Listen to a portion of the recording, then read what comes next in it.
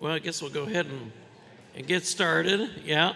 I don't know if I want to do the clap. The clap's too much energy in the morning, but I'll tell you what, let's all wake up and smell the pawpaws. Ah, it smells good. All right, so we're going to get started. We got a big day today. Lots going on, so we're starting a little earlier, although we're starting a little late. And we're going to start off and just kind of have a little quick coverage of some things at K-State, and then kind of maybe cover some material that's already kind of been covered, but in a different way. And then we're going to move on and talk about a lot of different topics today. Everything from the international aspect of Pawpaw, and we're going to have some other roundtables, and then we're going to have a whole group of different presentations. Excuse me if my voice holds up. And it should be a really interesting day. And then we have also an evening program, which I think will be quite good. So just to get started, just wanted to cover a few things that maybe we didn't get a chance to cover in some of the topics yesterday. But, we've all kind of talked about the native range of Pawpaw. I think we saw this and we've talked about Pawpaw, Simina triloba, of course. That's the one we're mostly working with. I had some parviflora down the hill for a while, and it finally died because it's not real well adapted to Kentucky. But we're working with Simina triloba. That's kind of the USDA map based on recorded reports of Pawpaw, but it's not real accurate. There's obviously going to be patches that they didn't find or find reports for, and are covered in that a little further. But that's kind of the map here that Sherry put together a little while on the right side that kind of is where Pawpaw is being grown right now in the United States. And so it's really across and outside of the native range, but in similar growing zones. I talked to a friend of mine here from Minnesota, and I guess Minneapolis, St. Paul, where I grew up, is now kind of zone 5, so which I'm sure it'll be a relief to my mom and sister. But anyways, but it's maybe now somewhere that we can grow Pawpaw too. So maybe the range is going up a little bit too. But we're going to face challenges with fluctuations of weather in these different places too. So anyways, because of that, and just the folks growing Pawpaw in a lot of different areas.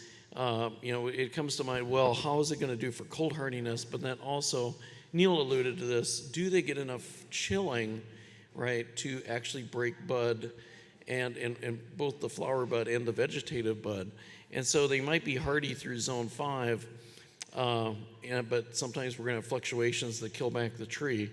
But we're also worried about dormancy release, right? And so dormancy release is basically the accumulation of hours of chilling kind of between about like 42, 45 degrees and about 35 degrees. If you get warmer, it subtracts. If it gets colder than like that, then it gets down below freezing, you actually don't add any chilling hours. It's the number of hours in that area. And of course, we've been getting these questions. A lot of the varieties that we talked about yesterday, they're selected from northern climates. Can we grow those in further south, or are they going to have trouble getting enough chilling and won't really break bud? And so we really wanted to do a little experiment, and this was a master's student of mine. They went out to the material that we have here and also to Ron Powell's place. I want to thank Ron for letting us use some of his cultivars too, up near Cincinnati. And we were sampling limbs every basically week, and then we were bringing those into the laboratory and putting them under lights and in jars of water. So we started doing that basically in late January, and so the idea is when they get enough chilling right out on the outside, and we can determine how much chilling they've gotten based on our weather stations, then we can see how many whether they've received enough chilling to be able to break bud inside. And so we're kind of looking at here's the dormant flower bud on the left side. Then we're looking for it to expand, and then we're calling that open, even though it's not really maroon, but you can see the female part of the flower is already receptive, so we're calling that open. And so we looked at that, and this is really some data from Jacob Vincent, who was also working on this, with another student. And this kind of gives you an idea then of how many hours. So they were just looking for like 25% bud break at the least. And that's kind of was the bar that we set to see if, when that's met. And that's kind of traditional in other fruit crops. And so if you look down the list, and it's a pretty long list, almost everything there was around either 650 to about 700. And we did this, a second student did another little study, similar study, and they did Susquehanna and Shenandoah, sunflower over here. And they had a little higher estimate, and that was for 30% bud break, so just a little bit of difference. And they were running around maybe 800 hours. So we can pretty much firmly say that almost all these varieties actually have a chilling requirement of somewhere around 650 to maybe up to the 800 area. So it's not as much chilling as we kind of thought they might require for being selected in some of the northern climates, really. And so it may be, also another student of mine kind of calculated how many heating hours, right? How many degree hours of heat they were getting. And that kind of became the determiner of when they flowered, we think. So they have their chilling satisfied maybe in February here in Kentucky, but they don't flower because they need to get a certain number of heat units then to get the machinery up and running, right? And then get the flowers to come out, say, in the first or second week of April here in Kentucky. And so that's also important. And actually, we saw some variation in the varieties of the number of heating hours that were required to get them to flower. So I think that's a whole nother thing to think about, besides chilling. So the good thing is, if you're in a really, if you're down in northern Florida, you're probably going to get maybe enough chilling most years to be able to have bud break. If you're further south, in like Miami, that's going to be a problem. But at least it gives us kind of an idea of how much chilling they need. I do know that we had folks growing down, and I went to a really great conference down in Violet, Louisiana last year. It was a really good conference, and folks were growing a lot of pawpaws down there. And I know that in Baton Rouge there was a planting, and sometimes they don't get enough chilling in Baton Rouge, but they would still break late, right? They'd still flower late, and they'd still get a crop.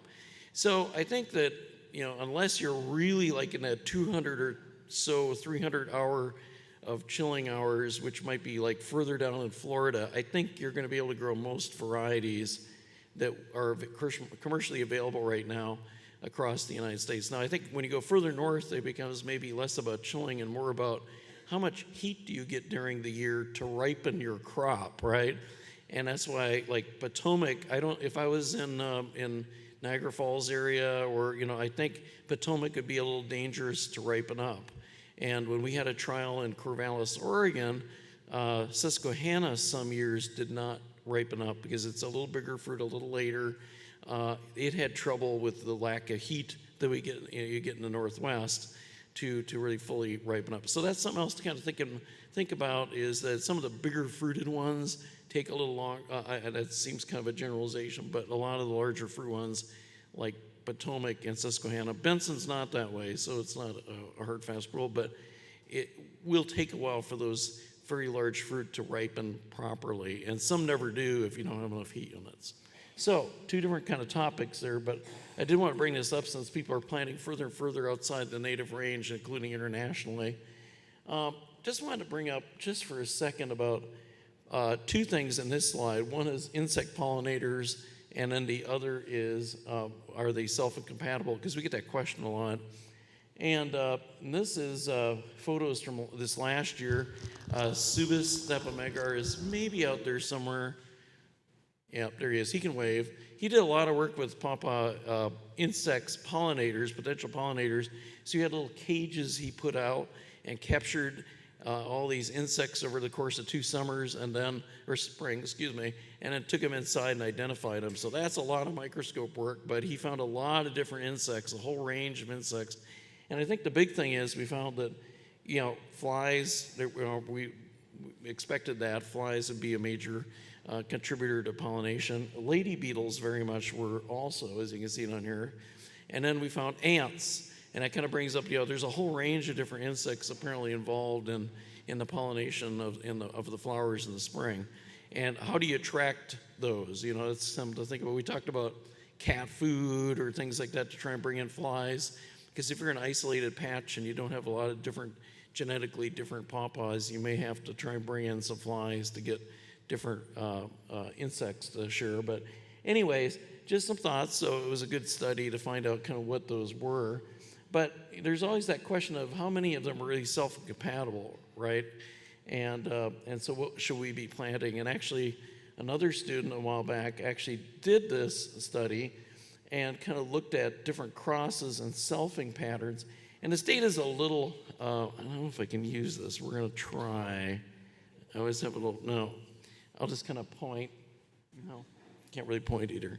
But up here we've got selfs, crosses, or other crosses, and then the number of trees.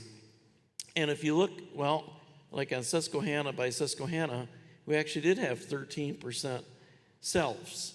So that was, higher than we thought, actually. It's higher than we thought it might be. With sunflower, we didn't have any selfs, and there have been reports in the literature before about selfing in sunflower, so we were a little surprised by that. But then we looked at some of the other unexpected crosses, and we actually, so I guess we'll go down here with sunflower by Susquehanna, and we actually saw selfs that matched up for selfing then. So you know how we have been saying we were pollinating without protecting the flower before or after we pollinated. So what that means is that 11%, at least in that group of plants, the seedlings matched for selfing. So there must have been some flies following up on us, and they actually selfed a few. So what you can conclude is we had maybe about 10% selfing in both sunflower and Susquehanna. And now we're kind of trying to get at this a different way now. We went and collected open pollinated, fruit just from the trees, germinated them, and now we're going to look at the DNA fingerprint, and we're going to see how many, just like out of 100 seeds from a tree, how many match the pattern of selfing. And that'll give us an idea of how many fruit really self, just without doing any hand pollinations too. So I think, based on this evidence and a little bit more that we already have that I'm not going to show you, some of these varieties maybe self at up to about 10%. Now, if you want to get a lot more fruit, you're going to want to have crossing. And so that means having genetically different cultivars next to each other with, flies. Or if you want to take and be the fly, right, take your paintbrush, move the pollen tree to tree, that you can do that too. So I do think it calls out that, you might get some selfing, and that's what we hear about. And we've got a pawpaw tree up in the Frankfurt Cemetery, which is kind of a big destination.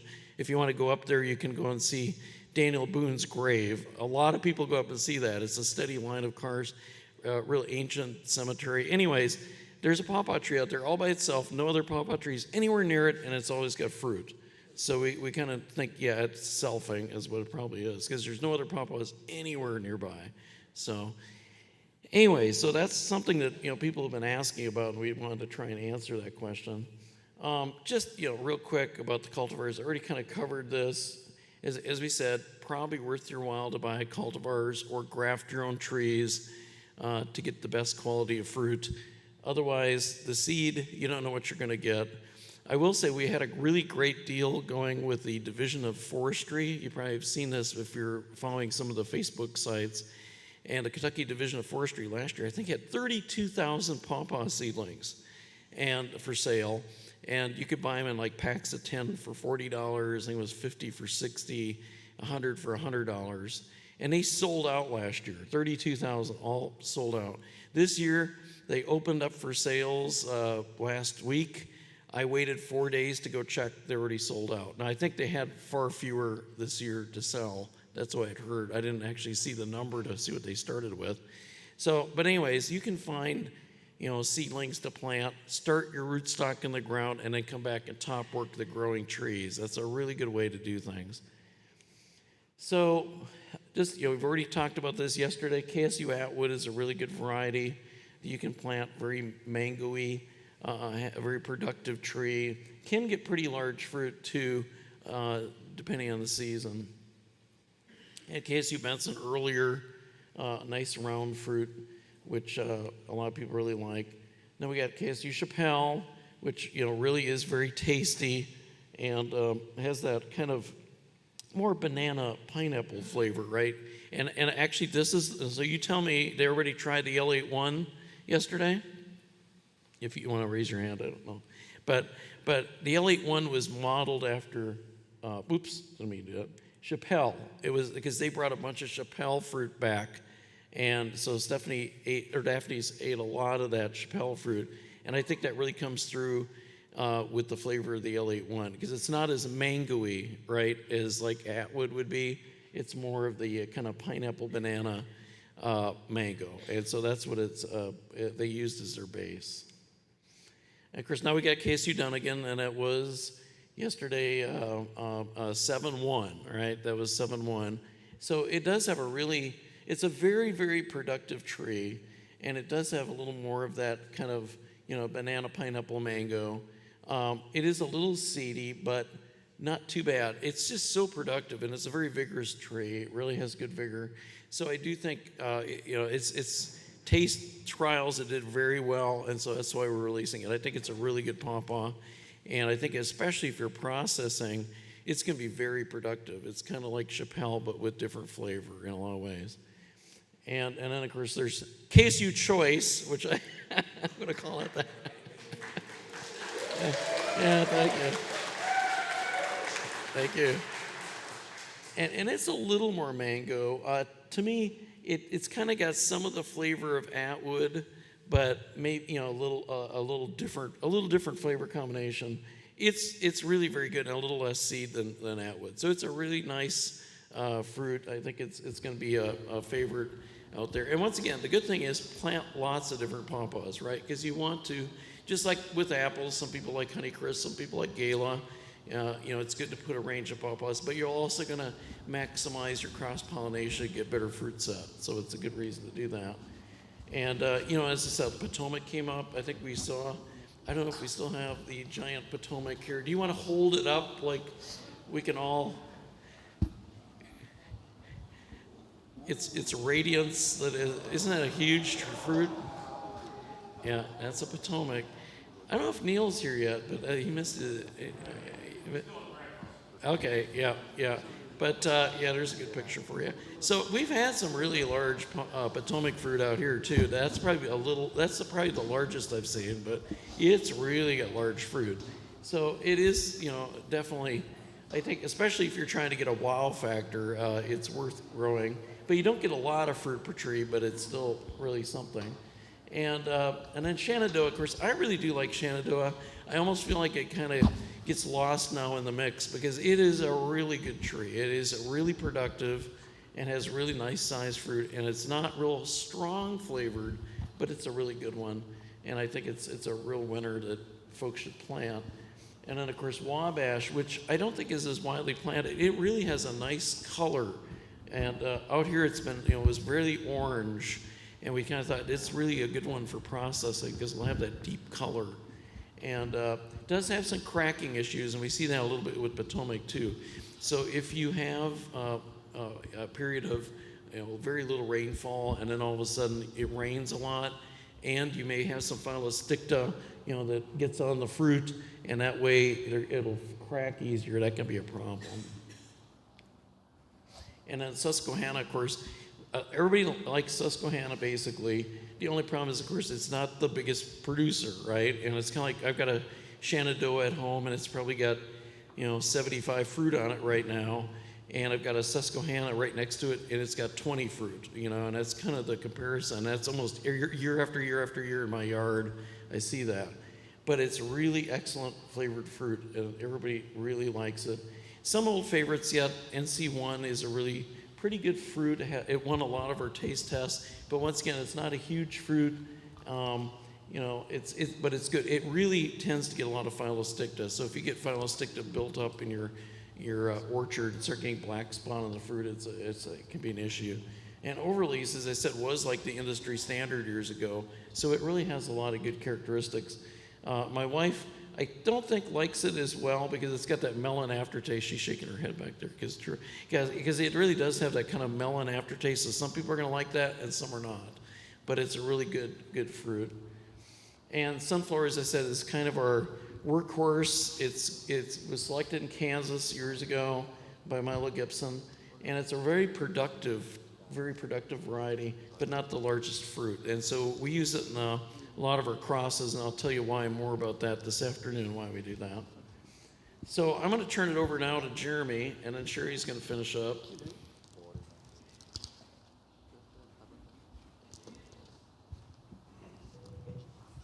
I think I'm going to go with the microphone since the podium one's not meant for people of my size. So for Pawpaw orchard sites, I'm going to go through this kind of quick. We are doing an orchard tour this afternoon, and so we're welcome to cover any of this again this afternoon when we're out there at the orchard and look at it in person. So for site selections, air drainage is something to think about. So you kind of want to avoid low-lying areas. So back on the backside of our farm, there's kind of lots of slopes and there's kind of a low spot. The cold air will flow just like water. It's denser and it will flow down those hills and pile up in the bottom. And I've actually seen down there in some frost events where you looked at the trees and from say shoulder height down, all the flowers were dead and everything above that was all fine. And that's because that's how much the cold air piled up and there was a sharp line there. Sherry and I always joke like everything likes a deep, fertile, well-drained soil almost, but yeah, Pawpaw, it's a forest understory tree, so it likes a deep, fertile soil. Weed control is important. You would think that Pawpaw, since it's an understory tree in its natural habitat, it'd be really good about competing with stuff because it's kind of used to competing for light and resources in the forest. They do not compete well with weeds though, so especially when you plant your trees and they're young, you really need to have weed control. Water for irrigation is also important, especially when the trees are young. We'll talk about that a little bit more later. And then full sun. When trees are small, so if they're like under 18 inches, they need some shade. Once they get above that, they will grow fine in full sun. You'll actually get more fruit production in full sun. So planting, you can plant spring or fall. So don't plant in June. That's something we struggle with here because with our clay soils, you don't want to plant when it's really wet because you can get kind of like a glazed pot effect inside the holes if it's a wet clay soil. Then the roots have trouble getting through with that. So here, our springs, a lot of times it's pretty wet in May yet, and so by the time it really dries out, we're getting into June. That is like too hot for them and too sunny. And so when you put the trees out in June, they really struggle with that. So we've planted trees in early November. That did great. We've planted them in mid-March when they were also dormant. That did great. Otherwise, if they've leafed out, at least here in Kentucky, it's basically early May, after the chance of frost has passed because you don't want to burn the foliage off in a frost event. And again, irrigation. So for our spacing, we do 8 by 18 is what our spacing is for tree and row. You don't want to go further than 30 foot apart because, again, pawpaws are pollinated by flies and beetles, and they don't fly as far as like what a honeybee will. And so if you've got trees really far apart, you're not going to get as much cross-pollination as what you would like to have. At 8 foot spacing, which is what ours are, I will tell you they will grow together at that. So if you've got trees just on an 8 foot spacing, the canopies will grow together. If you don't want that, you can space them, 12 foot apart or so. And then you can get about 300 trees an acre. And then if you don't prune them, we normally top them a little bit, but they can get about 25 foot tall out in full sun. We've got a couple trees out here in the orchard that we've never topped, that you can see kind of how big they will get. Weed manage it is important. Again, like I said, Pawpaw does not compete well with weeds, and so it's really important to do that. So we've tried a couple different things. We've tried, hay or wood chips, just mechanical cultivation, flame cultivation, which we have some fun horror stories of like burning down pawpaw orchards with flame cultivation, and string trimmer. So what we do here now is early spring, like when they're flowering, we'll go through with a string trimmer and take the stuff out, and then after that we apply herbicide until it gets close to harvest, and then if we need to go in and do some weed control again, we'll go back in with a string trimmer and do it. And so that's what we're doing here. So fertilization and irrigation. So the trees really like irrigation. They like a moist habitat, and so they don't want to sit waterlogged, but they need irrigation. And so what we do is we've got trickle emitters on them, and we have two 1 gallon per hour trickle emitters, and so they're getting a total of 2 gallon per hour. I may actually put a little bit bigger emitters in there, because like right now, even irrigating, it's hard to keep up with the water demands of like full-size trees with that. If you're not getting regular rain and it starts getting dry, you really need to be irrigating, especially when trees are young. Like the first couple years, it's imperative to have irrigation. We recommend irrigation all the time because, like now we probably wouldn't really have any fruit left on the trees if we didn't have irrigation on them. So for fertilization, when they're younger, you can hit them with 1 ounce of nitrogen per tree per year. After they get a couple years old, 3 to 4 ounces. So when the trees are in the greenhouses, we're hitting them with a 20-20-20 water soluble with micronutrients. Out in the field, what we're mostly using is urea now. You can also fertigate them out in the field as well with a water soluble. And again, you want to stop we don't fertilize after June, even in our houses, because you want the trees to shut down. If you're fertilizing later in the year, it invigorates them and they're not wanting to shut down.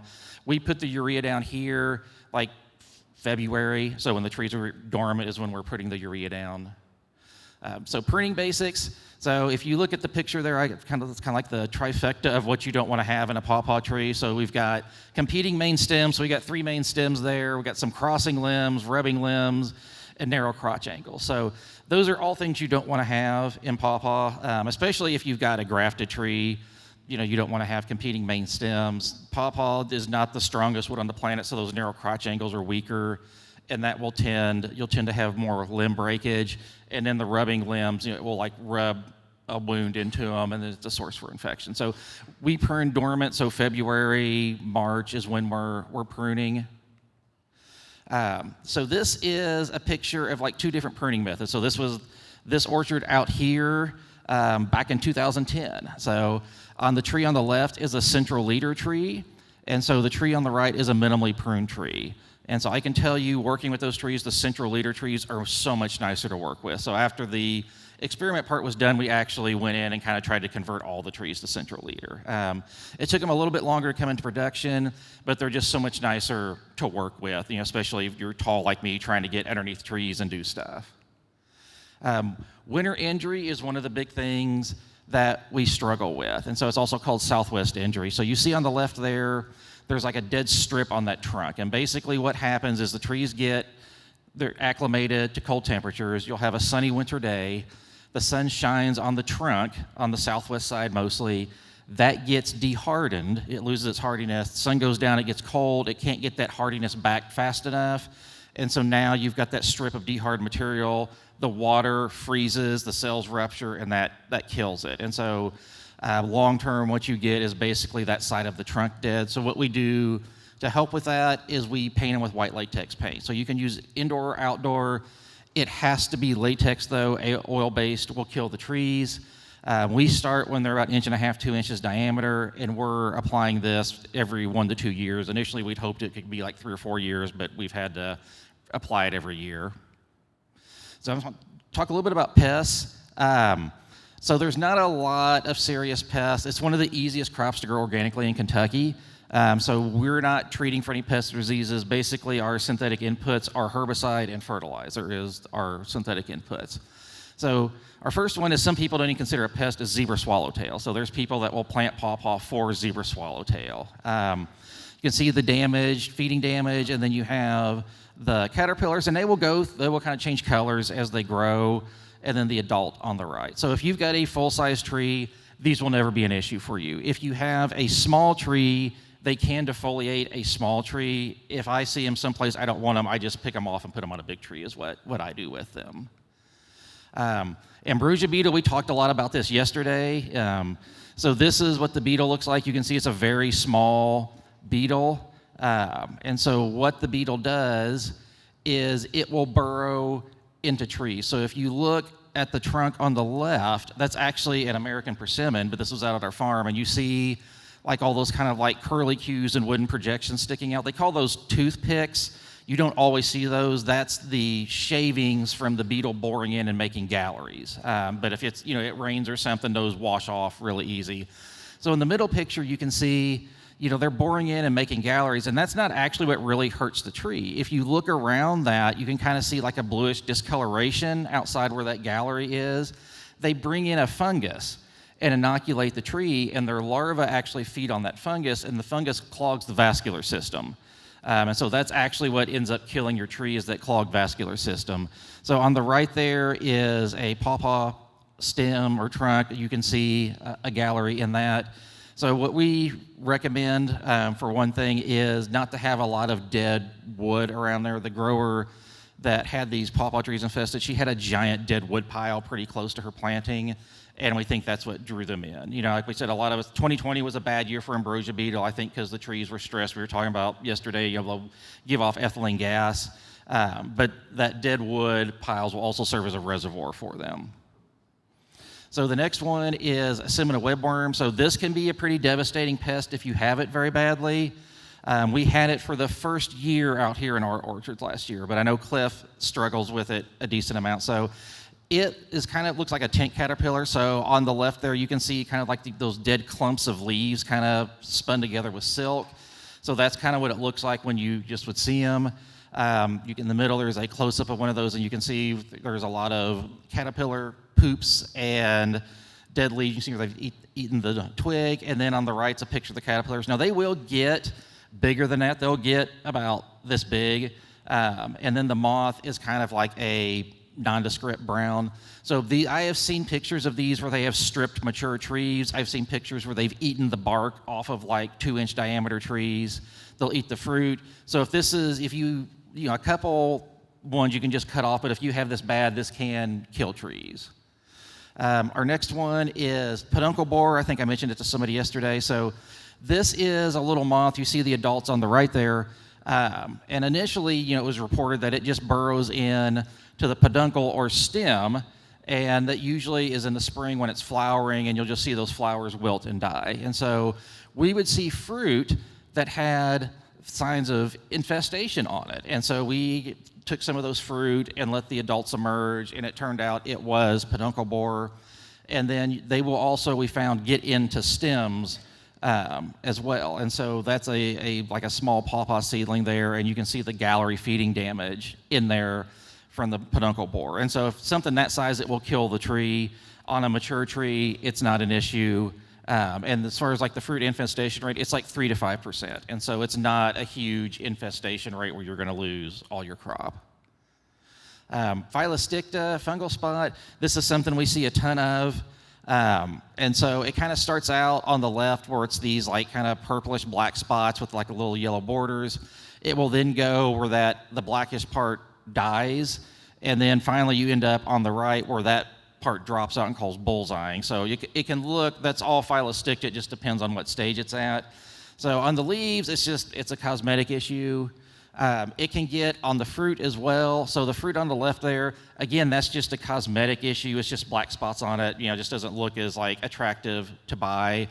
If you get very much Phylosticta, it will keep the epidermis from expanding, and so then when that fruit tries to size up, it will crack open, and at that point, that fruit's going to go bad quickly. And so in that case, it can be bad, like Dr. Pomper was talking about. If you've got like a large fruited variety and it's got a lot of Phylosticta and it gets a bunch of rain and it's been dry, you're going to have more cracking issues.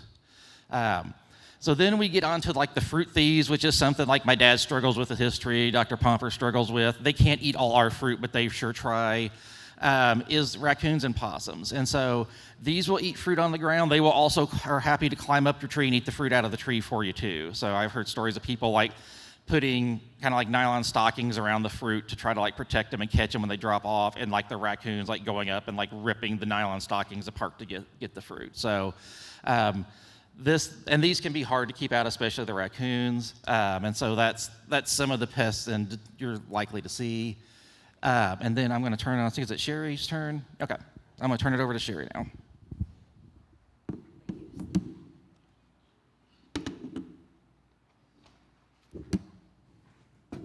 Thank you. So we'll move on into propagating pawpaws. There are two main methods to propagate pawpaws, pretty much any plant, and that's by seed or vegetatively. In pawpaw's case, that's by grafting. So one thing to know about starting pawpaws from seed, they're not true to type from seed, so they're not identical to their parent. I think Dr. Pomper made the comparison yesterday about being kind of like our children. You know, your child is not an exact clone of you. Your children have some characteristics of both parents, some characteristics of, family members. So if you eat, say, an Atwood fruit, you really love this, you say, oh, I want to grow Atwood at home, and you save the seed out of that. It's not going to be KSU Atwood, the seedling that you grow up. It will be a cross of Atwood and whatever pollinated it to create that fruit.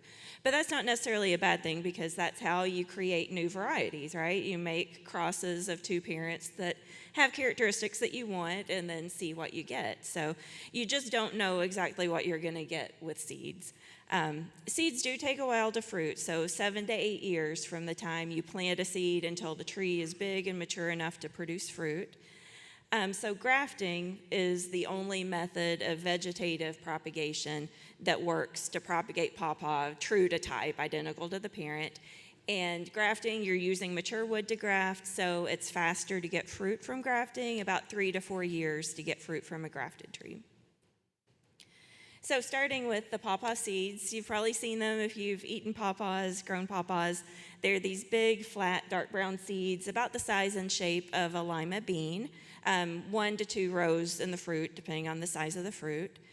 So to clean them, what we used to do, especially for smaller amounts, we would kind of soak them in water, and we would sometimes put them in these mesh bags and just have the seeds in this mesh bag and kind of use it to scrub it together to get the rest of the flesh off the seed, because the pawpaw flesh kind of wants to adhere to the seed. There's kind of that little seed sac around it, so sometimes it's hard to get that off. Then we would rinse them in a 10% bleach solution, then rinse it again with water to just prevent mold growth and storage. There are commercial seed cleaners, so for people with nurseries, or you're cleaning larger amounts of seed, there are big commercial seed cleaners available, which we have one now that we use that's Bolden and Lawson brand. But there's other brands out there. So they're big, kind of use water and tumble the old fruit around to float it off, and then you get the clean seed out. So the main thing for successfully propagating pawpaws by seed is storing them correctly. So pawpaws need this cool, moist stratification period in order to germinate. So the number one thing is you don't want to let the seeds dry out. There was an experiment where they left pawpaw seeds just open to room temperature air for only 5 days, and that reduced germination to just 5% in 5 days. So you don't want to leave them out where they can dry out. So we store them in damp peat moss in the refrigerator in resealable plastic bags to keep them moist. So they need to be in something to stay moist. And you don't want to freeze pawpaw seeds. Don't store them in the freezer, store them in the refrigerator. Storage in the freezer will kill the embryo in the seed and have basically 0% germination coming out of it.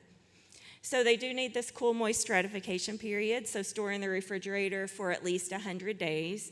Longer is okay if you aren't planting them till later in the spring and it's 150, 200 days, that's fine, because they can be stored for up to 2 years with pretty much no drop in germination. After that, germination will start to go down a little bit year by year. And so if you store them properly, we usually get 85 to 90% germination. So you should get pretty good germination if they're handled properly. Then the seeds are planted about 1 inch deep. I'll use, poke them in with your finger. I'll go up to like the first joint of my finger, which is close to 1 inch.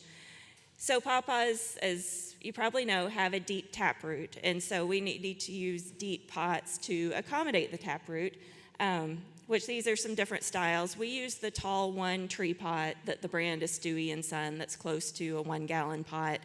They make 2 gallon, 3 gallon, up to I think 7 at least gallon versions if you're needing something larger, but something that is deep. So the ones that we use, the tall one, are 14 inches deep and 4 inches diameter. So the depth is what's important.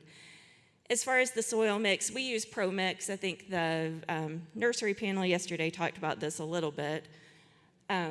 We use Pro Mix, which is a mix of 70% peat moss, 20% perlite, 10% vermiculite. So something slightly acid to neutral pH that has good water holding capacity but is well drained. As far as the ideal conditions to germinate pawpaw seeds, they do need pretty warm temperatures. So the ideal temperature is 75 to 85 Fahrenheit. We don't usually use bottom heat, but there were some experiments using bottom heat and did get faster germination using, those heat mats for seedling germination under the pots. And in our greenhouses, we do a 16-hour photo period. And also in our greenhouses, we use 30% shade cloth. When we did them outdoors, 50% shade cloth worked the best because it was just stronger sunlight outdoors, but the small seedlings do need shade. So remember, until they're about 18 inches tall, pawpaw seedlings are sensitive to UV light. So as far as irrigation, you want to keep them pretty evenly watered, so moist but not wet, well drained. Fertilization, we do a 20-20-20 water-soluble fertilizer. So Peters is the brand that we use, but Miracle Grow, there's lots of brands of the water-soluble fertilizer. We also do slow-release fertilizer like Osmocote to kind of top dress them. And you don't want to start doing that until the seedlings have a few leaves on them, because just the newly emerged seedlings, you can burn them with fertilizer. So we'll wait until they're a few inches tall, have 3 or 4 leaves on them. Pawpaws are fairly slow to germinate. The root comes out first, so the root will germinate in just 2 or 3 weeks, but you won't see a shoot emerge above ground for 8-10 weeks, sometimes more. People will kind of panic and say, my pawpaw seeds are not going to germinate. And then, it can take 2 or 3 months sometimes. Sometimes we'll even plant a seed in the spring, it won't germinate, and we'll just hold on to the pot, and the following spring it will germinate. I don't know why they do stuff like that sometimes. Usually you can get them up to a size that you want to graft or plant in 2 years. So one tricky thing is overwintering the pawpaws. Because they do need to go dormant in the winter. I think Neil mentioned yesterday somebody trying to grow pawpaws in like a subtropical climate where it was warm year-round. They couldn't go dormant. So they grew for a year and then they died. So they really need that dormancy in the wintertime. About 700 to 800 hours of chilling. So you think, oh, well, that's easy. Just put the pots outside. Pawpaws are pretty cold hardy, right? Well, the roots are not cold hardy. So if the pot freezes solid and the roots freeze, then that will kill the tree. So somewhere that is cool, but not a lot below freezing. So if you have a walk-in cooler, which I know most people don't, some people that have, bigger operations might, a walk-in cooler is what's really ideal because it's consistently cool temperatures and it's not below freezing. You're getting those chill hours consistently. Otherwise, somewhere like a root cellar, an unheated garage is good. Some people bury pots outdoors. We used to leave the pots outside here and surround them with hay bales and cover them with a tarp. And that worked most years until we got a year that got to 20 below Fahrenheit, and that killed all of them. So if you're farther south, you might be able to get away with leaving them outside and kind of mulching around them or straw around them and covering them. If you're somewhere farther north, then that's a little too risky. So then moving on from seed to vegetative propagation, which this is how we propagate cultivars true to type, identical to the parent. And there's been several methods that we've tried that we'll go through, but grafting and budding is what we currently use. So stem cuttings. In the biggest study, a graduate student at University of Kentucky and KSU did this. Out of over 5,300 stem cuttings that she did, only one of them produced roots. So obviously that's not a successful method. You don't want to, take 5,000 cuttings in order to get one. So 0.02% success. They did a little study with root cuttings, and about half of the root cuttings would produce shoots, but they didn't want to grow much more of a root system. And there's also some other things that make it, just not very, very useful, because a lot of the cultivars don't even exist on their own roots anymore. So if you wanted to propagate sunflower, the original sunflower doesn't exist anymore, so there's not any sunflower roots to dig up to attempt to do that. But they just didn't want to produce much root system, and it can also be hard to see which one you're digging up if the trees are close together. So layering, this is what, I actually did this for my master's thesis many years ago. So layering is a method of clonal propagation where you root the stem while it's still attached to the mother plant. So you might be most familiar with it with blackberry tip layering. You can bend the canes over and bury them, and they will produce roots, and you can dig them up. So this is used in a lot of difficult to root species. So we tried trench layering, pot layering, mound layering, and someone else did some air layering. So the trench layering, where you kind of lay the seedling down in a bed. Pot layering, which is similar to mound layering, but it's in a pot. It's like you have the tree in a pot, cut the bottom off another pot, and put it in top and fill it with some kind of medium, rooting medium. I just use sawdust. And mound layering, which is used a lot to produce apple rootstock. So we had between 10 and 20% success with this, which is better than the stem cuttings, but it's still not something that's really, commercially viable. And it may sound better than it was, like in the trench layering. It was only very young seedlings that rooted in trench layering. None of the grafted trees that use mature wood rooted in the trench layering. So it might have some promise, but it's still not a great method. Tissue culture is interesting. They can produce shoots in tissue culture, but they have difficulty rooting pawpaws in tissue culture. And there was a tissue culture company in Germany, I think some other people have worked on this, that said they had developed a protocol for rooting pawpaw in vitro, but we haven't really heard any more about it. So to be honest, I'm not sure what happened. I assume it was not really viable, that they either have a low success rate or just difficult to do, because that's not something that's done commercially. So how do we propagate pawpaws true to type then, since none of these methods work? We do grafting and budding. And so you can do this on trees in containers. You can do it on trees that are already in the field. And we'll go through some of these methods, but chip budding, whip and tongue grafts, cleft grafting, all work well with pawpaw. The only method that does not work well is T-budding. For some reason, does not work well with pawpaw. Can also do bark inlay grafts on larger trees.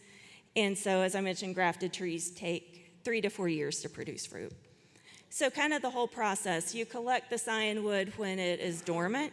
So we usually do it in February. So near the end of winter, when the chilling requirement's satisfied, but before the buds start expanding.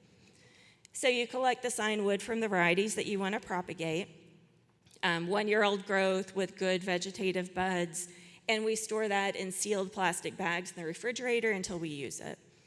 So the rootstock, basically any pawpaw seedling you can use for rootstock. You can't graft pawpaw onto an apple or a peach or something unrelated, but any pawpaw seedling will work.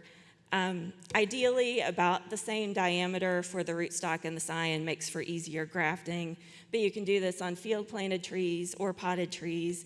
And we do this in the spring when they're actively growing and the bark's slipping, and it's when the leaves are usually, still growing out, but like 1 inch or 2 long leaves. So then again, you take that dormant scion wood out of the refrigerator and graft it onto the actively growing rootstock. And early May is the best time to do this in Kentucky because it's warming up, but it's not super hot yet. And you want to match up, so the cambial layer of plants is where cell division is taking place. So that needs to match up on one side. So if you have a size discrepancy between your rootstock and your scion, say you're doing a cleft graft, you don't want to stick the scion right in the middle of the rootstock. You want it to be off to the side where that cambial layer is going to line up on one side. So again, just good practices. Use a sharp knife, wrap it tightly so you've got that pressure kind of holding it together. Make sure you label it. And you'll see the buds start to expand pretty quickly, usually within a week, 2 weeks at least. But the complete healing can take, a month, month and a half. So you want to be careful, like when you're watering it, not to whack it with the watering wand and things like that, or it could knock your graft off. and take off any shoots. The rootstock will keep wanting to push leaves out, so rub off the leaves that are emerging on the rootstock. That will take, energy away from it. So these are the methods that we use. Chip budding. So budding, you just take a single bud from the plant you're going to propagate. This is good if you have a limited amount of scion So say you have a little stick. With chip budding, you might get 3 grafts out of it. With whip and tongue, you would only get 1 graft out of it. So that's one advantage to chip budding. Whip and tongue actually has the highest success rate, though. It's got a lot of surface area. It's really stable. So if you have enough scion wood, whip and tongue is a really good method for pawpaw. Bark inlay grafting is how you top work trees. So basically older trees that are bigger diameter, you can use this method to, you make kind of this little flap on the side of the bark. And Neil Peterson did a really good video with us demonstrating it, so you can search for that online. But so it's a large diameter trunk. It's kind of scary to cut an entire tree down, but it does work well. It works best on trees that are about 2 inches in diameter. So the bottom left photo you see, that's a pretty big diameter tree. That was some that we practiced on. And it never quite healed over on trees that were that big, like 4-inch diameter. It didn't really heal over well. So if they're about 2-inch diameter, even though it looks kind of crazy at first, the stump with a little twig on the side, if they're about 2 inches or so diameter, that will eventually grow and heal over that. And since you're grafting onto such a big root system, you get fruit produced really quickly. So about 2 years, you will get fruit from a bark inlay grafted tree versus the 3 to 4 for other grafting methods. If you're not as experienced, the grafting tools are really good that, kind of make the cut for you. So they make this V-shaped cut. So if you're not as comfortable using a knife yourself, the grafting tools are actually pretty good, and we have good success with them. I feel like I need to go a little faster because I wanted to talk a little bit about, change gears and talk about harvesting pawpaws, which I think a lot of you are probably familiar with and we've talked about, so we can go pretty quickly. As Dr. Pomper mentioned, skin color, unfortunately, is an indicator of ripeness, usually green when they're ripe. And how you know pawpaw fruit are getting ripe, they'll drop on the ground, but for hand harvest, they will come off easily in your hand. So you can basically just kind of gently wiggle the fruit, it'll drop off in your hand when it's ready to pick. And you do harvest for about a 3 to 4 week period off of a single tree, which here in Kentucky usually ends up being basically the month of September, late August through late September. So as you know, they have a very short shelf life, don't store very well. You can pick them when they're just starting to get a little bit ripe. So a lot of people say, well, they ripen off the tree. They have to be starting the ripening process. So if you pick a completely rock hard, unripe pawpaw fruit, it will not ripen off the tree. But if it's just starting to get even a tiny bit soft, the ripening process has started and it will ripen off the tree, and you can put it in the refrigerator to store it a little longer or freeze them. So we avoid, processing bruised fruit, discolored fruit. Look out for the pentacle borer larva that Jeremy mentioned. The seeds have alkaloid compounds in them that will make you sick, so you don't want to accidentally, if you're making a puree with it, in the food processor, make sure there are no seeds in that. They're going to get ground up in your pawpaw. And one important thing, you don't want to dehydrate, make fruit leather, freeze dry pawpaw. We're not sure what happens. There's apparently some chemical change that happens, but a lot of people get sick to their stomachs eating, pawpaw fruit leather, dried pawpaw. So just don't do that. Just freeze it to store it. So this is what we used to do for smaller amounts. Cut the fruit in half, scoop out the inside, and then use either a colander and push it through with a spoon or a mesh bag and kind of squeeze it through by hand. This is kind of the next step up, this Roma food processor. There's a lot of other brands. That's just the brand we happen to get. It's a type of food mill. So you do have to modify this for pawpaw. That red spiral is the grape spiral that removes grape seeds. And obviously, pawpaw seeds are a lot bigger than grape seeds. So we cut the last 2 spirals off of that so it's big enough for the pawpaw seeds to pass through. And use the middle size screen, which is the pumpkin squash screen. And again, you just cut the fruit in half, scoop out the insides, put it through the top and turn the crank. That spiral removes the seeds and it gets pushed through the screen to kind of puree it. You do end up running it through a few times. You see there's quite a bit of pulp still wants to adhere to the seeds. So run it through 2 or 3 times to get as much as possible off. And this is what we currently use. This is more of like a commercial piece of equipment. So if you have a bigger operation, you can, we'd be glad to tell you more about it. It's actually similar to the food mill. It's just a big commercial version of it. You still, either peel the fruit, cut in half, scoop out, and put it through the top. And the inside, that drum has kind of rubber paddles that turn around, and there's a mesh screen that the flesh gets pushed through and comes out one side, the seeds come out the other. But you see how clean the seeds are. So this does a lot better job of getting the seeds clean than the food mill does. So generally processing, you'll get about half the weight of the fruit in the processed product. So say you had a 200-gram pawpaw fruit, you would get about 100 grams of that, pureed pulp. Bigger fruit are better for processing. They just have a lower percent seed. You'll get more pulp out of them. And we just store them in freezer bags in the freezer, thawed in the refrigerator. And I want to show this just for a second, but if Rob Brannon is here, he actually did this work. You can talk with him about this. Is a nutritional study of pawpaw. It was quite similar to banana, if you look at the whole table, which is kind of small, but pretty similar to banana nutrition-wise, quite high in fiber. So pawpaw is pretty high in fiber, high in potassium, fairly high in carbohydrates, but the nutritional profile pretty similar to banana. And this is from Rob Brannon's work from a few years ago. As far as where to either sell, if you have fruit to sell, or buy pawpaws, usually because of the storage, shelf life shipping issue, it will be local farmers markets, local produce markets. A few people have tried some online sales, but value-added products and selling to restaurants, wineries, breweries is kind of one of the most popular ways kind of to get around the shelf life issue.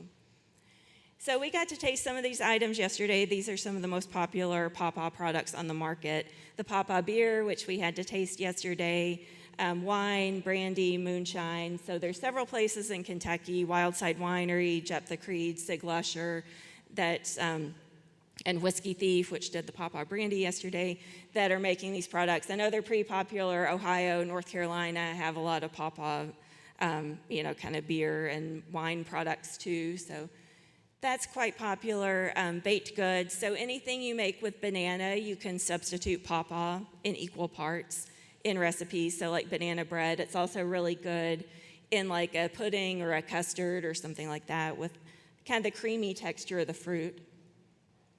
Hot sauces and salsas, something that you don't think about as much with pawpaws being so sweet, but there's recipes for mango hot sauce, peach salsa, things like that you can substitute pawpaw for. And I saw a pawpaw hot sauce bottle floating around yesterday. I'm not sure who's selling that, but there are some pawpaw hot sauces on the market. So pawpaw ice cream, we will have pawpaw ice cream for lunch today. So this is our recipe, and we also have recipe cards that are out there. I heard some claps, yes. So yeah, our famous pawpaw ice cream. If you want to make it yourself, this is the recipe. I like that recipe. It doesn't have eggs and stuff that you have to heat and make a custard and all that. So pawpaw jam. This is the jam recipe that we developed here, which we also have on some recipe cards out front. A really simple recipe. We experimented with some that used more spices and stuff like apple butter, but what people liked best was just the really simple where the pawpaw flavor comes through more. So that is our jam recipe. And that's actually the end of my presentation. And we're a little bit over, so I think we'll hold questions. Of course, Dr. Pomper, Jeremy, and I will be around all day, so if you have any questions about anything that we covered, then feel free to come up and ask any of us. Thank you.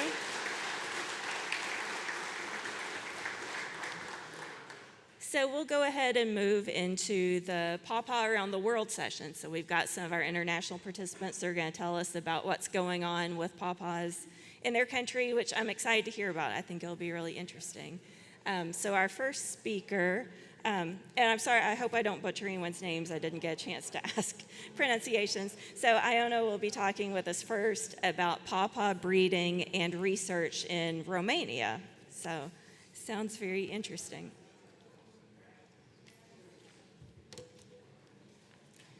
So you can use that mic or you can use that mic. You don't have to turn it on. They'll control it, and then that goes forward, that goes backward. So, yeah. I can point or I don't know if that's really worked. I tried to use it and it didn't work. okay, thank you.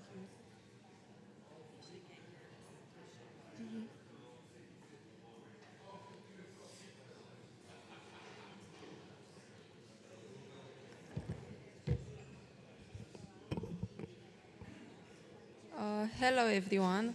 My name is Ioana Mihaela Mihalcioiu. I'm from the University of Agronomic Science and Veterinary Medicine of Bucharest from Romania, and today I want to present you some results and some research we are conducting in our university.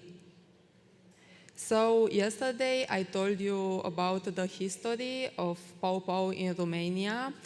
Here in the first picture you can see the family who brought in Romania Pawpaw. They are called the Suciu family, and in the right side you can see their house, and behind their house the first Pawpaw in Romania. The picture was done in 2011. Here you can see the development of Pawpaw collection in our university. Professor Florin Stănică brought the first varieties in our university in 2000, and he continued to bring new cultivars until 2019, and as you can see with the red color we lost some of them unfortunately, but we hope to bring them back and to grow our collection with many others. We have also our own varieties. This one is Simina, which is a cross between sunflower and overleaf. The hybridization was carried out in Italy at Vitro Plant Italia. Fruit weight it's 160 grams, and it's ripening in late August. The taste of the fruits, it's very sweet. After taste, it's still sweet, with very aromatic. This one is Artemis, which was obtained through open pollination. The fruit size is weight, it's 180. The average it's 180 grams, and it's ripening in early September. There is a lot of pulp. The number of seeds it's medium. This one is called Assyrius, is more elongated, and it was obtained through open pollination as well. At Montanari Nursery in Italy, the average of the fruit weight it's around 170 grams, and it's ripening in early September. The next one is Asteria, obtained as well through open pollination at Montanari Nursery in Italy, and the fruit weight it's the average it's 180 grams, and fruit ripening it's in late August. We tried also to some of our ongoing research on genetic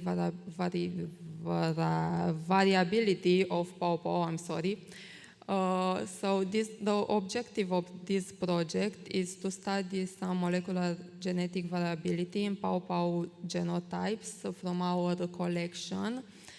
The current status of this project is the extraction of DNA from vegetative buds. The sampling was conducted in early April, and future steps are the amplification of SSR regions by PCR and analysis of genetic variation among genotypes. We are doing automatic extraction with INU Pure C16. Here you can see some results about the biochemical characterization of pawpaw fruits in different years. As you can see, in 2022, we obtain higher values regarding soluble solid content than the next years, especially on our hybrids. We did also some to obtain the values of acidity in the fruits, and as you can see in 2024, the acidity on the fruits was higher. And we try also to see the biochemical differences of fresh fruits and fruits preserved 3 weeks. Regarding soluble solid content, we saw that after 3 weeks the fruits become sweeter in some cases for some cultivars. The acidity is higher on the fresh fruits and dry matter as well. The biggest challenge we encountered in Romania is the sunburn on the leaves and also on the fruits, as you can see on the first pictures. So we come with some solutions. One of them is shadow net. It's not in the pictures, but another one, it's corn between shading the young plants, and the photovoltaic system, photovoltaic panels above the plants. So during the day they will make shadow on the plants. We tried also evaluation of light-induced stress with non-invasive spectroscopy techniques. So as you can see, there are 3 different cells with different light intensity. We have lamps that they closely simulate the solar light and radiation. So, and you use 3 different varieties: sunflower, Prima 1216, and Simina, Romanian cultivar. In the last picture, you can see the measurement with the spectrometer. Here are some preliminary results on this project. On the first graph, you can see the red age infection point, which indicates the chlorophyll content and vegetative health. The plants are healthy. I forgot to mention, these results are after the 3 months of in that cells, and the results are from Prima. As you can see, all the plants are healthy, but one plant has some pest infection. In the second graph, you can see the photochemical reflectance index, which measures photosynthetic efficacy and the detection plant stress. Here you can see very clear that the plants with medium light intensity are healthy. The plants in the first cell with low solar intensity, they are healthy, but they have some stress, so there is already a problem. And the plants on the last cell with the higher light intensity, they suffer very bad. We tried also, some propagation methods. I will start with propagation by seeds. We tried to expose the seeds to LED light. So in the first picture, you can see the control plot with the seeds sown under the normal conditions and the seeds sown under the LED light. Here are some results.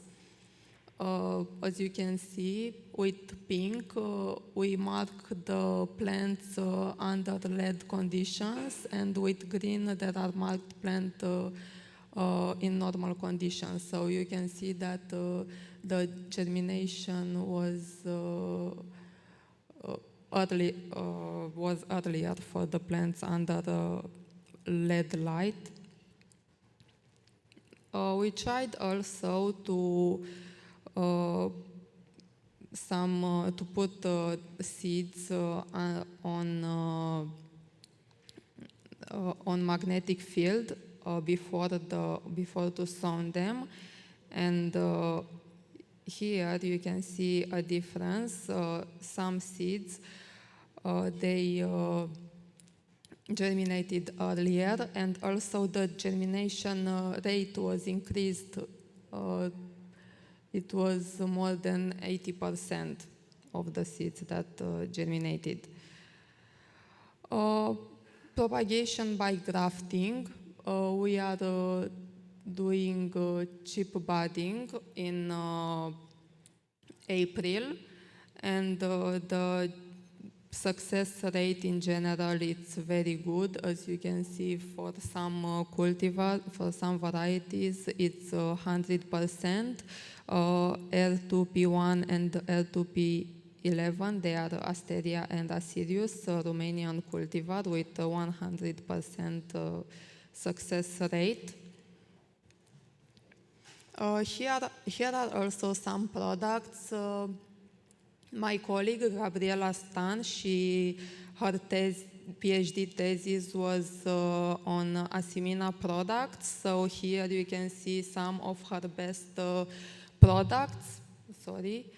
Yogurt with Pawpaw and cookies, yogurt with Pawpaw, cockberry and honey, sweet cottage cheese with Pawpaw and crackers, and yogurt with Pawpaw, sia, butter and honey. And you can see also some in these graphs you can see how the customers like it. She make also some candies with Pawpaw and oat, Pawpaw and coconut, and Pawpaw and oat and chocolate. Candies with Pawpaw and white dark chocolate, cookies with Pawpaw, smoothie with Pawpaw and kiwi and honey, Pawpaw liquor. Also some chocolate bars with Pawpaw and sweet potato, Pawpaw cake with jujube powder and sia butter. And the most appreciated by customers was Pawpaw ice cream in the different combinations. Pawpaw with honey, Pawpaw with butter and honey, also Pawpaw with cockberry and honey. And here you can see some events where we promote our products and Pawpaw fruits, Pawpaw plants. In the first picture, you can see Bucharest Horticulture Autumn, which we have it every year. Will be also this year at the beginning of October. Bucharest Horticulture Days, Hortus flower show in Romania, where we have Asimina plants, and people can come in our orchard and they can see our plants, and also some other conferences and workshops. On these events, we have also some testing sheets where the customers have to give grades and evaluate some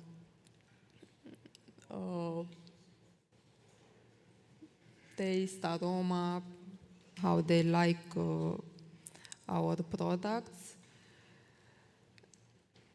And here are our next steps and research perspectives, which are the molecular analysis of genetic variability among Pawpaw genotypes cultivated in faculty experimental orchard, investigation of key factors involved in seed formation and development in Pawpaw fruit, determination of biochemical parameters in fruit, including the screening of potentially allergenic or emetic compounds, monitoring the biochemical evaluation of Pawpaw fruits during ripening, maturation, and post-harvest stages, analysis of volatile compounds contributing to fruit aroma and their dynamic changes, evaluation of Cooper-induced stress in Pawpaw plants using, not Cooper, that is another research, light-induced stress in Pawpaw plants using non-invasive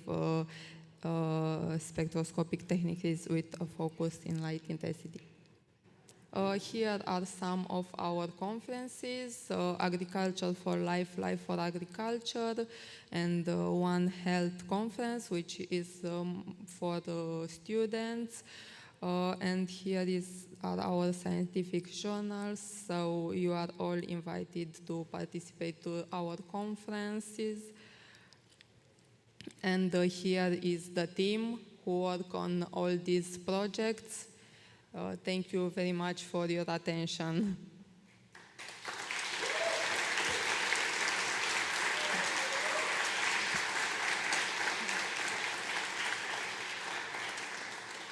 Thank you so much. If anyone has a question, maybe like one question while we're getting the next presentation loaded and the other person's coming to the front.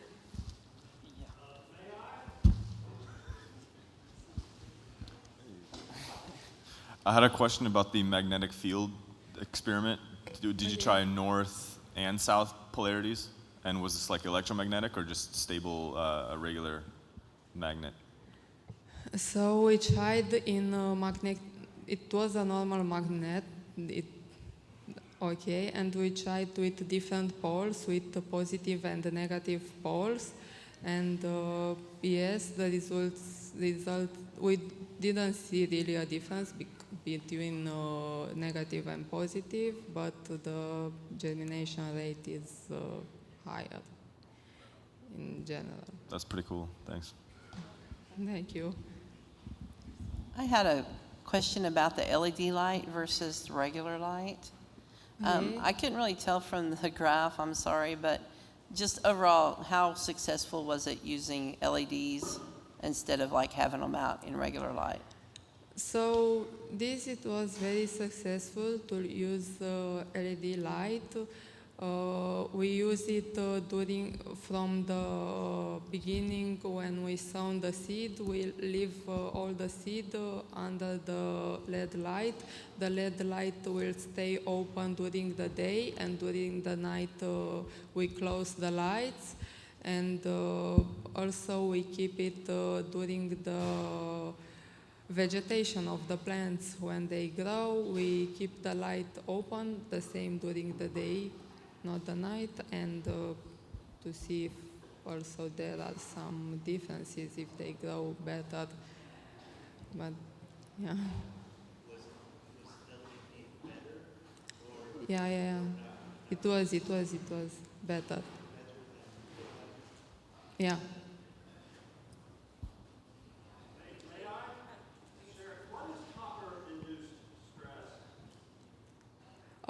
Copper-induced stress, this is another project.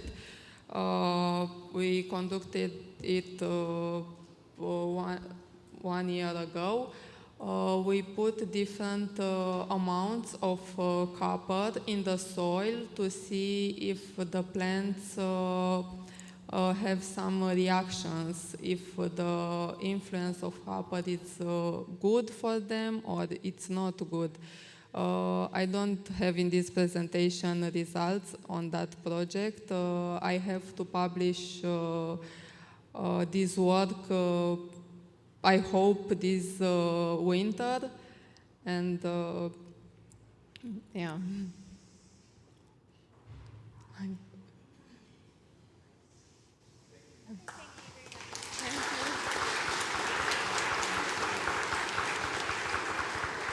Thank you so much. So our next speaker is Benjamin Bach, who will be speaking about pawpaws in France and Europe.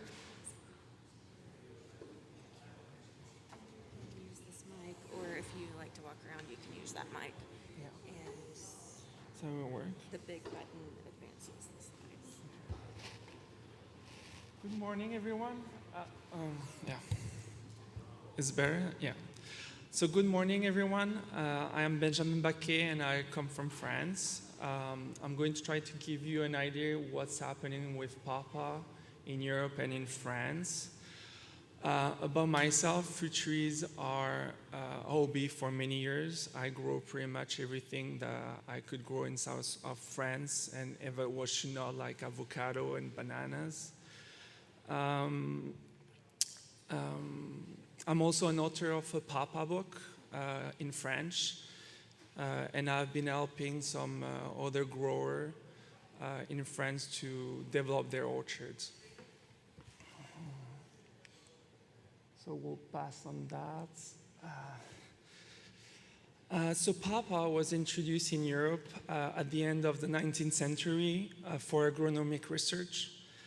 At that time, the explorer used to brought a lot of plant material from America and as well from the rest of the world to try to cultivate them in our European climates. But Pawpaw, contrary to some others, just stayed in private collection in botanical garden for a long time. There is today two cultivars that are popular in Europe, and they were selected in Europe. So you have Prima that was selected out of 800 seeds in Italy. The seeds came from Corvin Davis in Michigan. It's in that most of the seeds sent from Michigan were from the sunflower cultivar. Prima was released in 2007. He has a low seed ratio that you can compare to Shushke Anna from Neil Peterson. And he's self-fertile. That's why he's one of the most popular one. There's also Georgia. That's was found in Italy on the garden of an ambassador. It produces a good sized fruit with a good seed ratio, and it tastes delicious, that one. The other one too, but you know. Nursery in Europe, well, at least in France, they sell a lot of self-fertile varieties, and they're more successful for a couple of reasons. First, pawpaw are expensive trees, and people prefer to invest just in a single tree of something they never tasted before. And our winter is very mild, so we can grow pretty much any kind of fruits. We can have peach, we can have apricots, stuff like that. And people prefer to plant one pawpaw and plant some other trees, other kind of fruit trees if they're into that.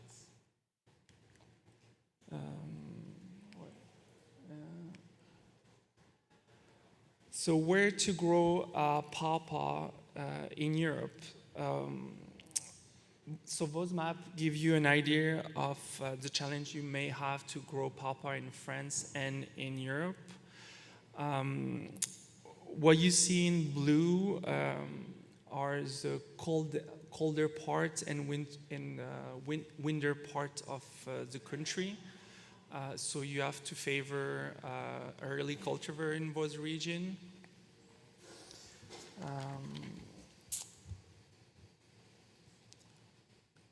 What you see in orange, that's altitudes, so it's more mountain and high place. So you need a good exposition on those one and early cultivar too. Sometimes, if it's too high, it doesn't work, of course. And what you see in red, that's the hot area is very dry there. There's not much humidity in the air, and it's difficult for pawpaw to work well there. For the Europe map, what you see in green is where you should be able to be successful with pawpaw, to be able to have fruits. But for the northern part, some people does it there, but they use often a greenhouse to help to have more heat and to prolong the season to have the fruit that mature.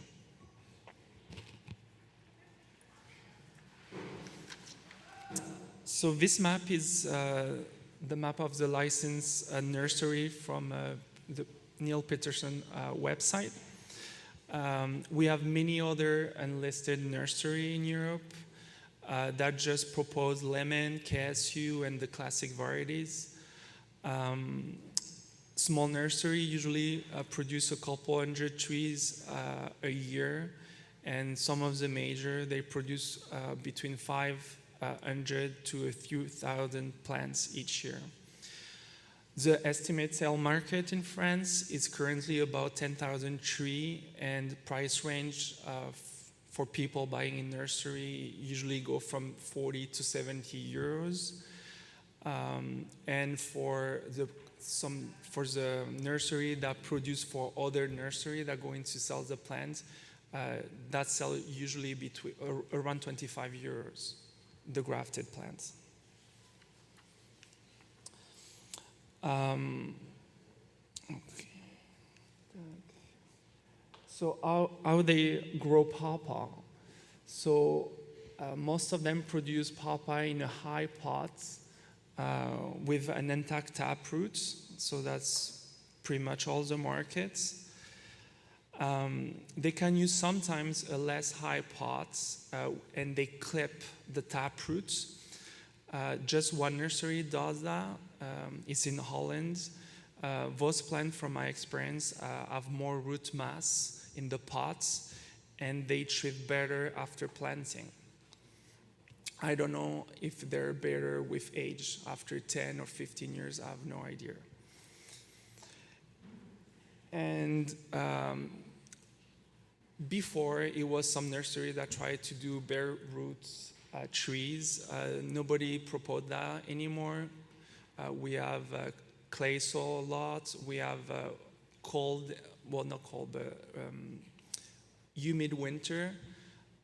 And if you injure the roots, it is problematic. And there's a low success rate for bare root trees, at least in our soil.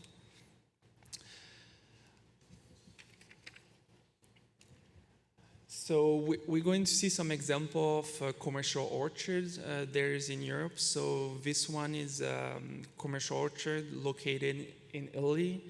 They have over 1,000 trees. It's mostly prima and sunflowers. They use tubex to protect the trunks, and they have a fruit tree net on top to provide some shade and also to increase the humidity. You guys here have a summer that usually humid in the air. We don't have that. It's more dry. At my place, it could go lower than 20%. So they use that net to as well protect from the sun and increase the humidity, and that way the pawpaw is more happy.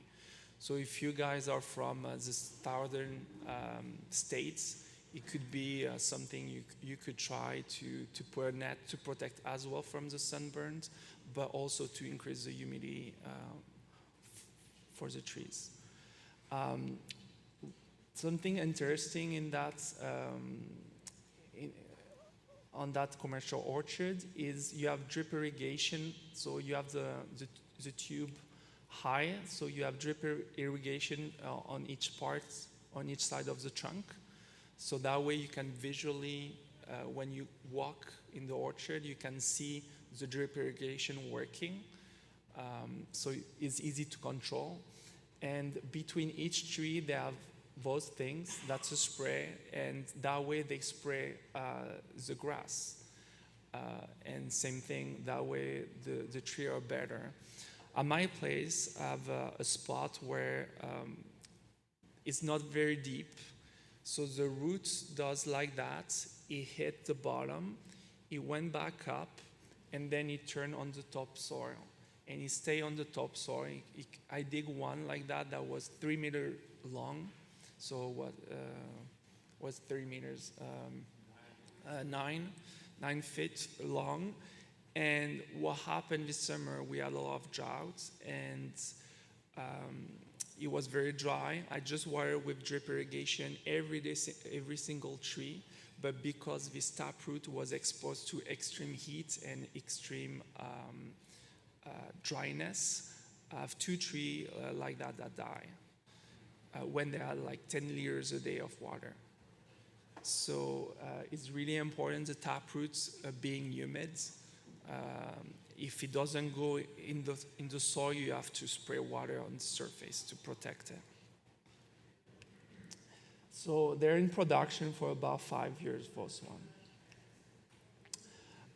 This is another example of a commercial orchard. This one is based in southwest of France. So we have the chance to have after a presentation from its owner, so I will pass. This is another commercial orchard. It's located in center of France. So it's 300 trees, mostly Atwood, Peterson, lemon. Is in production for about 5 years. There's not much here. There's no tree protection because there's not much sun. There's no problem with wildlife coming to eat the bark, so there's no protection. He has drip irrigation on the grounds. And there's all those orchards, they don't have grass control usually because they produce organically. Because it's easy for us to produce that organically when apple and some other fruits is more difficult. So people that want to produce organically like to do pawpaw. Another commercial orchard, this one have 100 trees, mostly Cashew Atwood, Peterson, and it is in production for 2 years. So this guy sell fruits and veggies locally. So people come to his farm, and every week he sell his production wherever it is. So we have a little of everything. So he used 2 bags to protect from the wildlife, and he have drip irrigation on the grounds. So this is a map of some known pawpaw orchard in France and in Europe. So you can see in green on France the professional orchards. You can see in blue some of the major pawpaw enthusiast people orchards. Some of them could go from 5 to 100 trees for enthusiast people. For professional, the maximum I know is 2,500 trees in France. And you have as well other commercial orchard in Romania, Croatia, Slovenia, Italy, Czechia, and Germany. So how do they market Pawpaw? So that's a small producer selling Pawpaw at the farmer market with the other products he does. So at that farmer market, it's about $5 a pound. That's Pawpaw from sold at health food chain store all over the country. So you go there, they don't have the Pawpaw, but you ask them, can I have Pawpaw? And they're going to order 6 pounds of Pawpaw. They're going to call you when it's ready, and you're going to leave the store with your 6 pounds of Pawpaw. That's the way they found to do shorts, to don't have the Pawpaw to be too long between picking up and being sold, so they do on demand. And that's another producer. He does express shipping, so shipping costs are not expensive because it's a small country.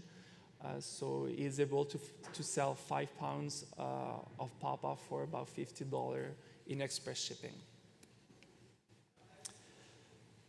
So what they do with the fruits, so some do some jam, they do of course some ice cream, and they do some pastry. So here's macaron, and they do some liquor too. So this image is from southeast of France in an area that was red on the previous map. They encounter intensive drought for around 10 years. Rain is not regular at all, and there's very low humidity in the air. And Pawpaw, they looks like that. So that's a 10 years old tree. That's lower than the man. It produces well. The fruits are often burned, but you see the Pawpaw is not happy. They need more humidity, even if they have drip irrigation every day is not sufficient. So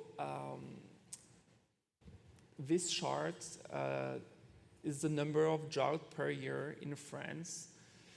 So during the 80s, we used to have one drought every 5 years. Before the 80s, sorry. During the 80s and 90s, it was almost a drought average every year. But during the past 10 years, we had almost an average of 2 heat waves a year. So for this year, we had 2 heat waves. The temperature were between 95 Fahrenheit and 108 Fahrenheit for a duration of 9 and 10 days. And we lost a lot of trees, even the native trees. There's places where the forest, you have like 50% of the oak tree that are dead because we didn't have rain. And because of this heat wave, they're so long and so hot that our vegetation is not meant for it. So that is going to be a challenge in my region for Pawpaw, because they like humidity, and that is not the case. So to get on a lighter subject, let's talk about pests. You can learn a lot at the Ohio Pawpaw Festival about the pests eating our Pawpaw with just looking at the logo. In Europe, Pawpaw are pretty much pest-free. So no zebra swallowtail, bird fly laying eggs in the peduncle of the fruits. I'm going to take where it is.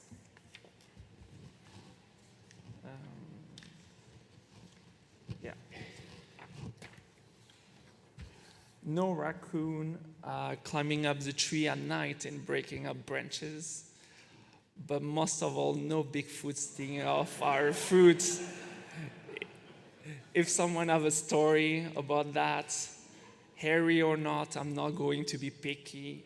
Please tell us during the question answer. But more seriously, there's no much problem with pests.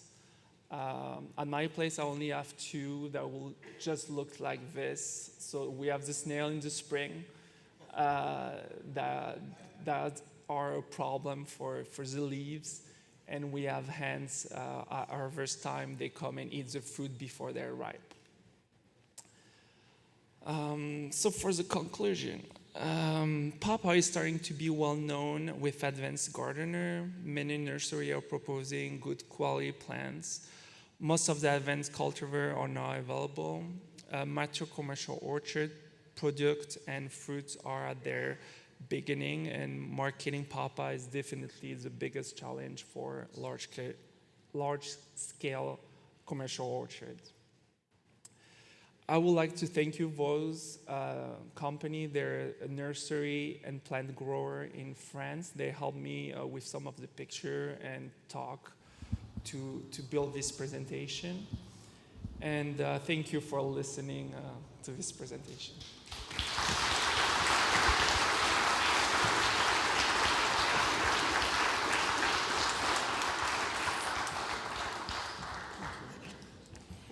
Thank you. Yeah, let's do again. Sorry, I know there's a lot of hands. Let's do one question while the next person makes their way up and we get the presentation queued up. And I'm sure Benjamin will be around to answer any others. So.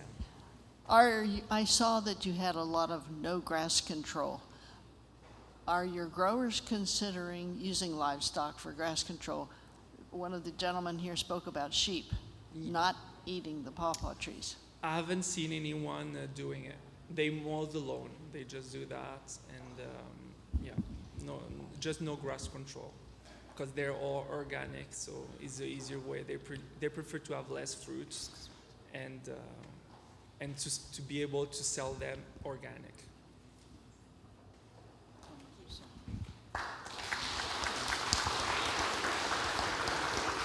Thanks very much. So our next speaker is also from France, Emmanuel Oz.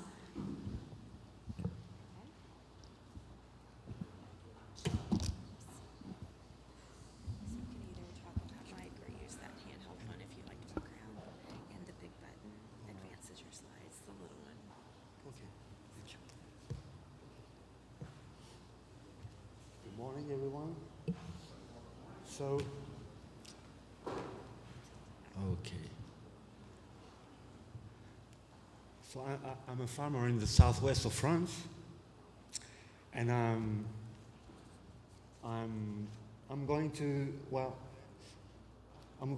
talk about two main subjects. Well, I would like to explain the context in which I started pawpaw production, because we have fruit production in France faces many problems at the moment, and maybe it could be interesting for you to represent this context, because it will describe how and why pawpaw production could spread in France and Europe in the next years. So I will tell you a short story of my farm, because it's quite representative, I think, of what's happening to fruit production in France at the moment. And then I will present how we produce pawpaw and how we produce grafted pawpaw in our new nursery, of which 2025 is the second year.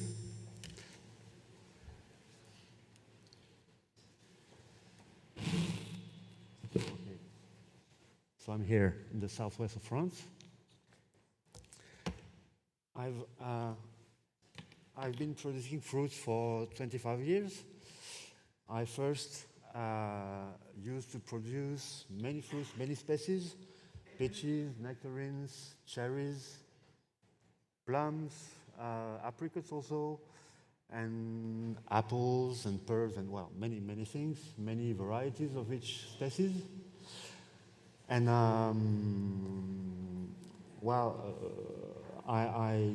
at the end of the years 2000, I decided to focus on summer fruits.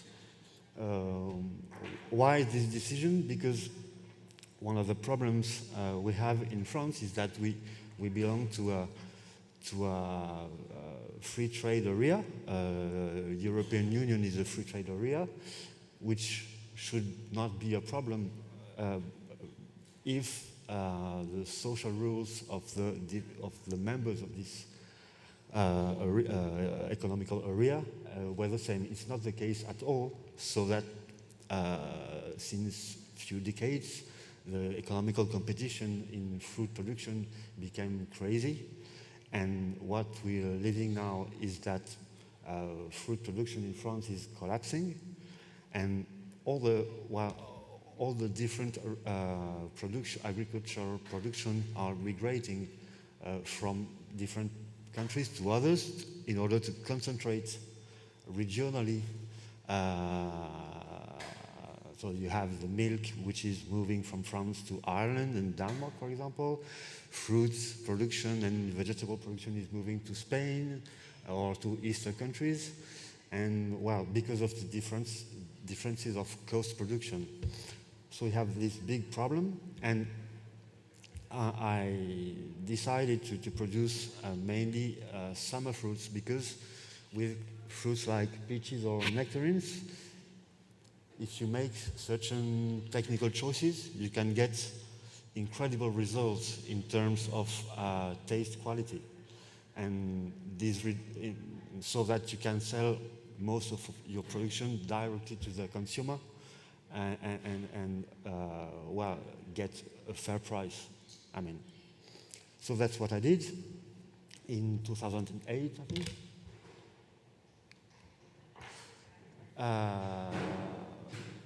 But what happened is that few years after, at the beginning of the years 2010, we had the first problems linked to climate change. We had new invasive insects, like Drosophila suzuki. I don't know if you know this monster. You have, four of you. Well, you know so that it attacks almost all fruits. And more recently, we had from Africa the brown marmorated sting bug, which attacks, well, a very wide range of fruits too. And we have this other problem, the wood pigeon. Well, not in all the French territory, but in my farm, that's what I had. This bird doesn't migrate anymore because it's not worth for him to go to West Africa, because Europe is one of the regions in the world where the climate is warming the faster. So it doesn't migrate anymore. It stays all year long in our region and eats the small fruits in April or May, and destroying full crops. So, well, there are technical solutions to face these new insects and these new birds' behaviors, but in the economical situation I was talking about, linked to competition, we don't have the possibility of investing in these technical solutions. So, well, little by little on my farm, the production decreased. And I forgot something very important. We have more and more late frosts. Personally, I lost 100% of my production in all fruits during 3 years between 2015 and 2018. So, well, my production system collapsed. And, well, I was wondering what to do to face at the same time climate change and its consequences. and this this commercial problem I was talking about, the imports pressure. I was wondering that when I was, for the first time, told about the existence of these marvelous fruits called Pawpaw, and then, well, I understood that it was a good candidate to help me survive economically. And so,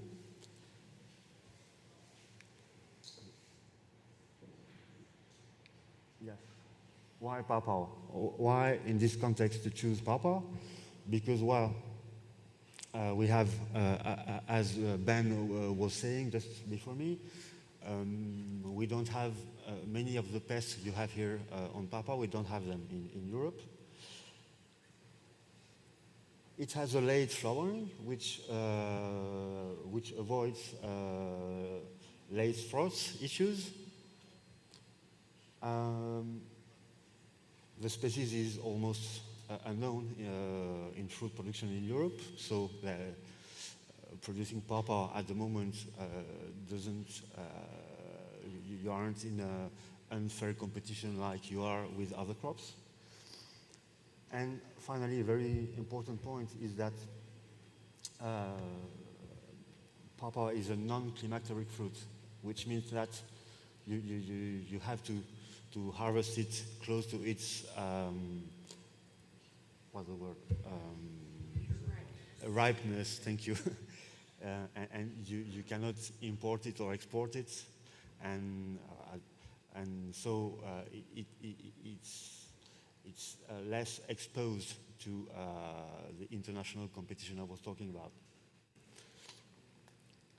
So I started planting pawpaws in 2020.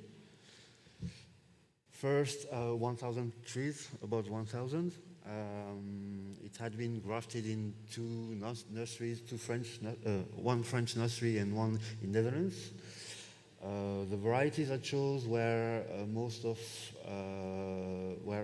Neil Peterson's varieties, the three KSU's varieties, and 3 or 4 Jerry Lemons varieties also, and other cultivars that Benjamin was talking about, the self-fertile. But well, it didn't work very well. I had immediately few problems because, well, quite many trees died very, very quick. Some of the others didn't grow very well, and we noticed that there had been a problem in the first year of production of these trees because the root system seemed to have been sort of compacted excessively in a too small pot maybe. So I decided to produce my own grafted trees the year after. And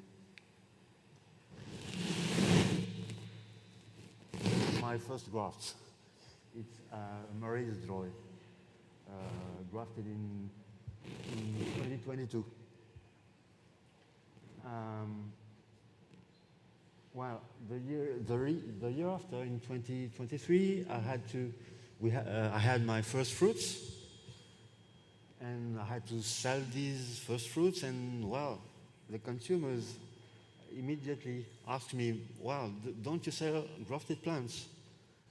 So, well, I decided to create my own nursery.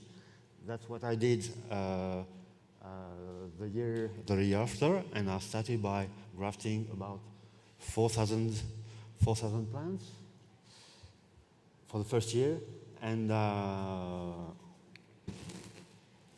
this year we grafted between 9,000 and 10,000 plants, most of lemons, KSUs, and Neil Peterson's varieties, some of Woody Walker also.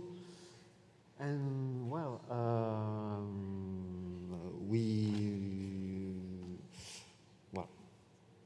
how we do? We graft 1-year-old seedlings. We don't graft 2 years old seedlings we first plant our rootstocks in 2 liters containers. Then we transplant it in 5 liters containers, and we then graft it by cleft grafting. We use drip irrigation, and then we sell it after, on average, 18 months after the seedling. So, the goal is to propose plants which as strong plants as possible, in fact, because we have a different climate than here.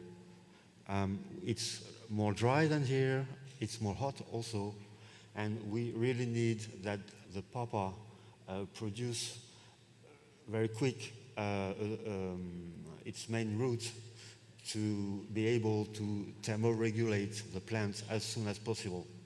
So it's better to propose to consumers strong plants. And we try to, this is I think it's a Benny's favorite, which has been grafted last month of May. And while we try to propose plants of 3 to 4 feet high, and we produce by late grafting smaller plants for online nurseries, because of course we can't sell so many plants directly to the consumer. 90% of our production is destined to professional. 3/4 of these professional people are resellers. 1/4 are food producers.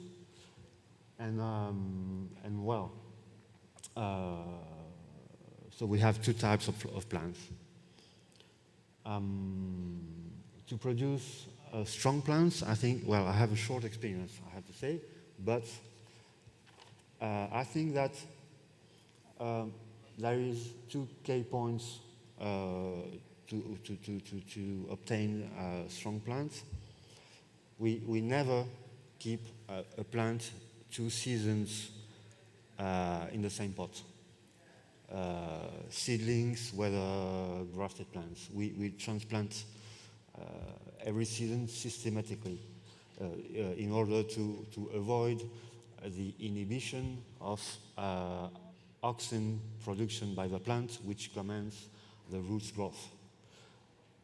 That was the first point. The second point is to maximize the quantity and the diversity of microorganisms in the soil, so that we use real soil. I mean, we don't use industrial mix. We're in organic farming, and we use real soil to which we add different organic additives of different sorts, and we think it's one of the keys also to have a very active soil.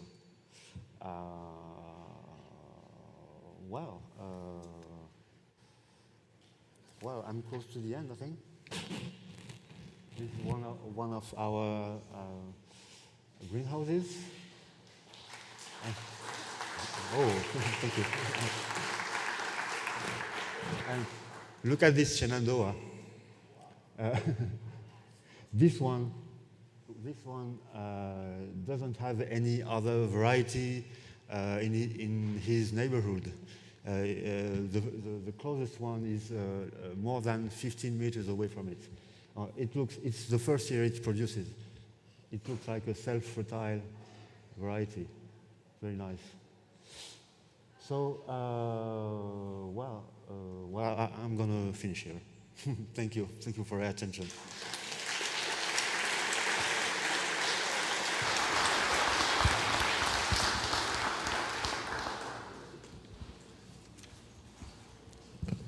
Thanks very much. Same thing, if anybody has a question, we can do one question while the next speaker makes their way up and gets loaded for one question for Emmanuel. Oh. Yeah. Thank you. So I'm almost caught everything you said, What I wanted to know, let's see, what am I pointing in the wrong direction here? What I want to know is, are you doing mostly nursery work now, or really do you have fruit? Are you selling fruit? Well, I don't really know.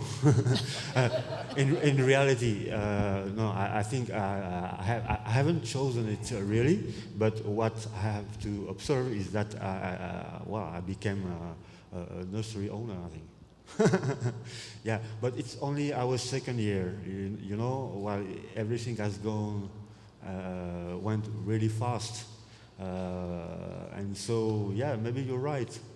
Maybe you're right. I wanted to say, I say it went really fast. I was helped by different people in this adventure. I wanted to thank you because pretty many of them are in this room. Ben Baquet, who has talked just before me. Andrei also, who is going to talk just after me. Andrei Krajna from Slovenia. Cliff England also. Neil Peterson. Well, thank you to all of you.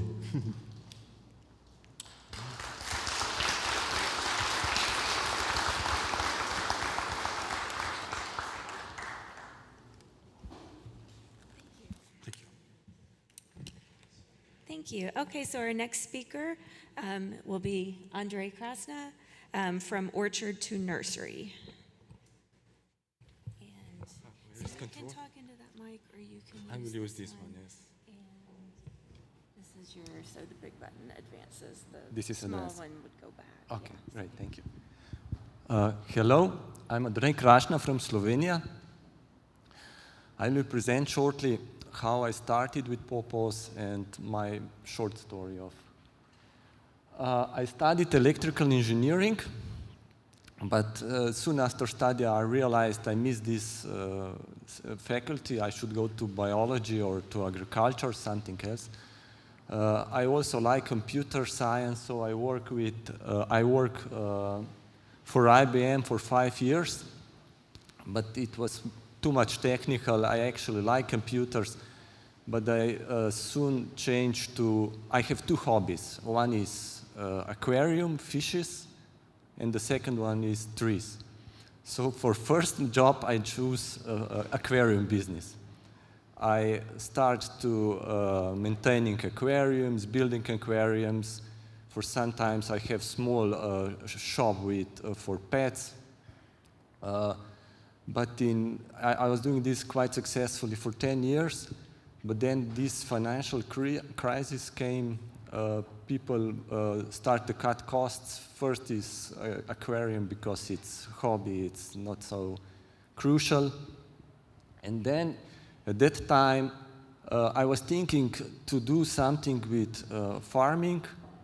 My first selection was blueberries, but luckily I didn't get good land to plant them. It's close to me. It's also land with acid soil suitable for blueberries. But I was not farmer. They were not willing to sell me, so I couldn't start.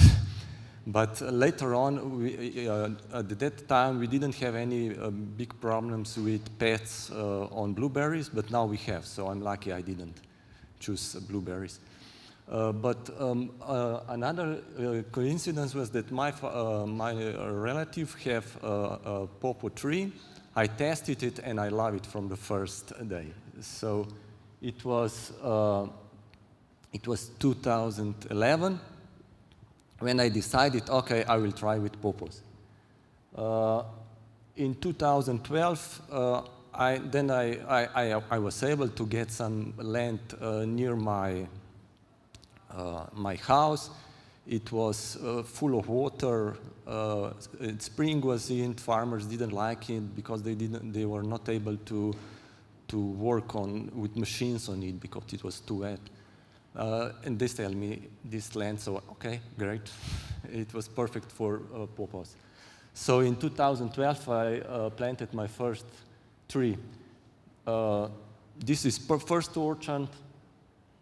30 plants. I bought on nurseries all plants they had. My first mistake was I was planting them in February, early February. It was cold. I think I lost, here it's written 10 plants. I think I lost almost half of them because I think it was my mistake because I was planting them when it was too cold. This was first. Oh, sorry, I need to go back. Then next year I got some more plants. I traveled all over Europe. I went to Slovakia and to Czech Republic. There we had some nurseries. And my second orchard is on the land also close to my house. It was 120 plants. At the moment, this is my main production orchard. I have irrigation. I try to do late frost protection. Here I collect 1 or 2 trees of each variety. It's growing very well. And this is one attempt how to protect, but it's not working. It's a failed project because it's flat and I cannot put a film on it without, I don't know, climbing on it, so it's not good. But this is my second orchard. And then third orchard was, it has space for around 750 plants. I planted 600 plants. It's on more, so this is what I build this, I don't know how to say, small hills to avoid water, to avoid too much water near plants. And these hills are a problem for maintaining. It's very hard to cut the grass. It's maybe another mistake.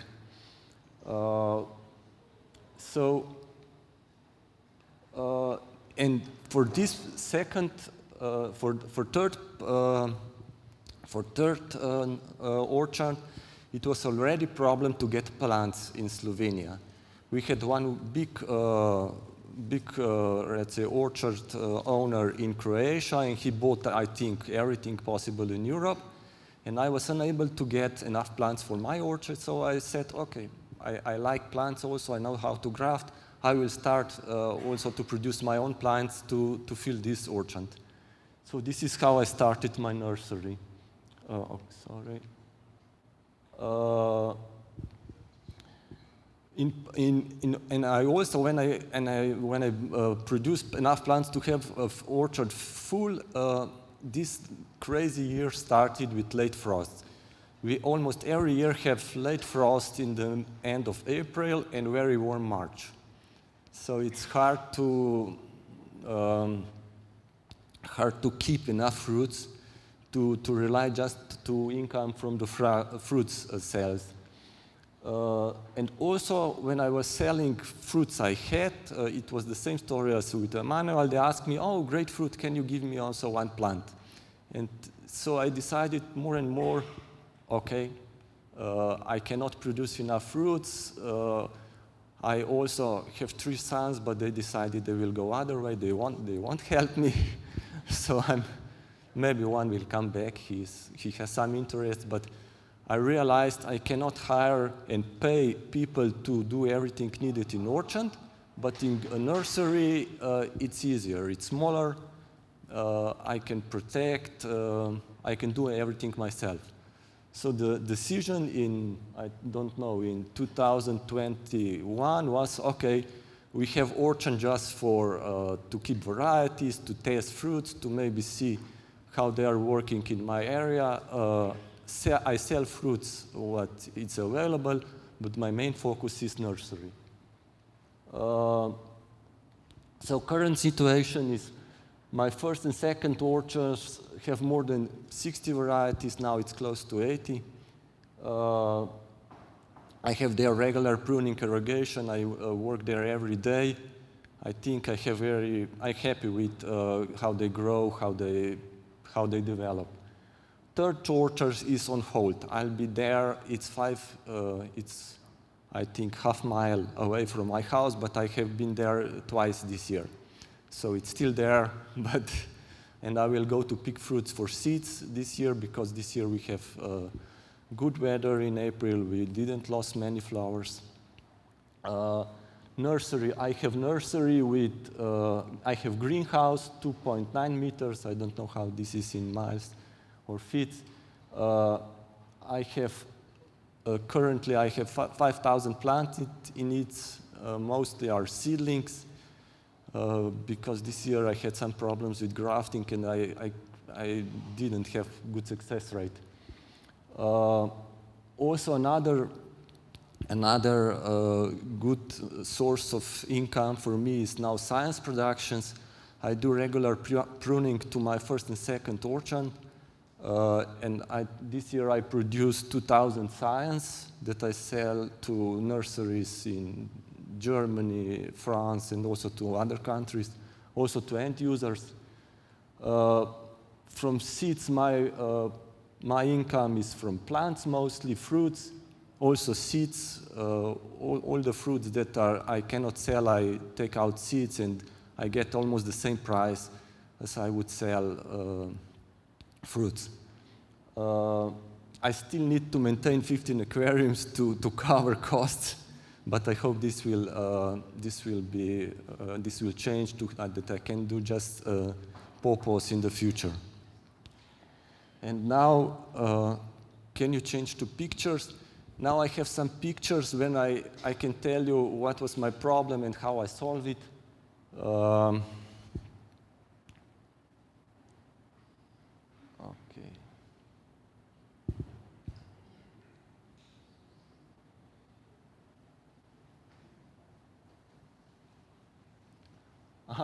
This is it's going. Okay, this is. We'll try to have not automatic. Yes, one. Try again. Problems were frost protection. It will be seen on the second picture. Is I found out that the only good protection is if I cover. Good. Oh no, this is not good. No, this is not good. No. I just find, sorry. Yeah.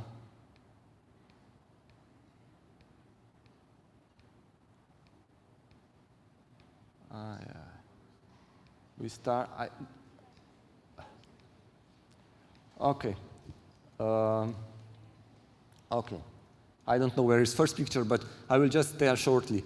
For third orchard, I realized that I can protect against this late frost only if I cover the plants. Nothing else helped, at least at that time. So I built 11 tunnels. In one tunnel, there are 2 rows of, I think, 40 plants. And the plan was to cover it with film. We covered it first one, that was on one picture before, but then there I realized I would need, I don't know, 5 people and some equipment to cover it, because one set of film is around 250 kilos. I don't know how this is in your measurement, but it's too heavy, and I cannot do it alone, so I decided, okay, I won't cover it. Another big problem we have is with snails and slugs. They are eating small plants, they are eating fruits when they drop on the ground. You have to remove it somehow. And first solution was ducks. They are good if they have waters, but the problem is that they don't go to shelter during the night. So the fox slowly eliminate them. And I found out that these white chickens also eat slugs. They eat everything. So I just put them into the orchard for 2 or 3 weeks, and the grounds are clear, nothing left. They eat everything. This is a picture of how I produce 1-year seedlings now. Before I started germination, and I put them in very small pots. 0.7 liter. It's quite small. And if I have these pots for 1 year, it's quite a big chance that during this time I will do a mistake that will last 2 or 3 days, and this can be already too long for this small volume of soil in the pots. And then they stop growing and I lose 1 year. So now I'm testing with to this common bed to put them all together and then transplant them immediately to 2 liters or 5 liters pots. I hope this will be better. These are 1 year seedlings. If I pull them out from this new way how I produce.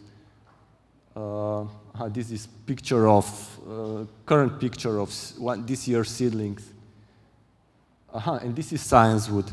I do regular every year. I do quite strong pruning, and this is the size of science I can get from these trees all every year. And another thing I'm practicing is grafting on root suckers. Also from these new varieties, I get very small science wood. And first I try to graft them on pots, and then I do mistakes with pot scare, and I lost everything in 2 or 3 years. Or I didn't have enough science wood to propagate further. If I graft it on root suckers, I get first year its plants more than 2 meters height. And I cut it, I have a good seedling, good science wood for next season, and I think this way propagation will be much faster. This is also this year graft. Root suckers grafted on the bottom of this, how much it grew in 1 year. And this is how I prune. This is before pruning. When you are a tree, for me it's everything clear, but from picture it's quite hard to see. But this is after pruning. And this year it will be again so many. And so from one tree I get from 30 to 50 science wood each year. And this is another example, before pruning, and this is after pruning. This is example of my nursery before. This is old nursery. Old nursery was when I have this shedding mesh inside.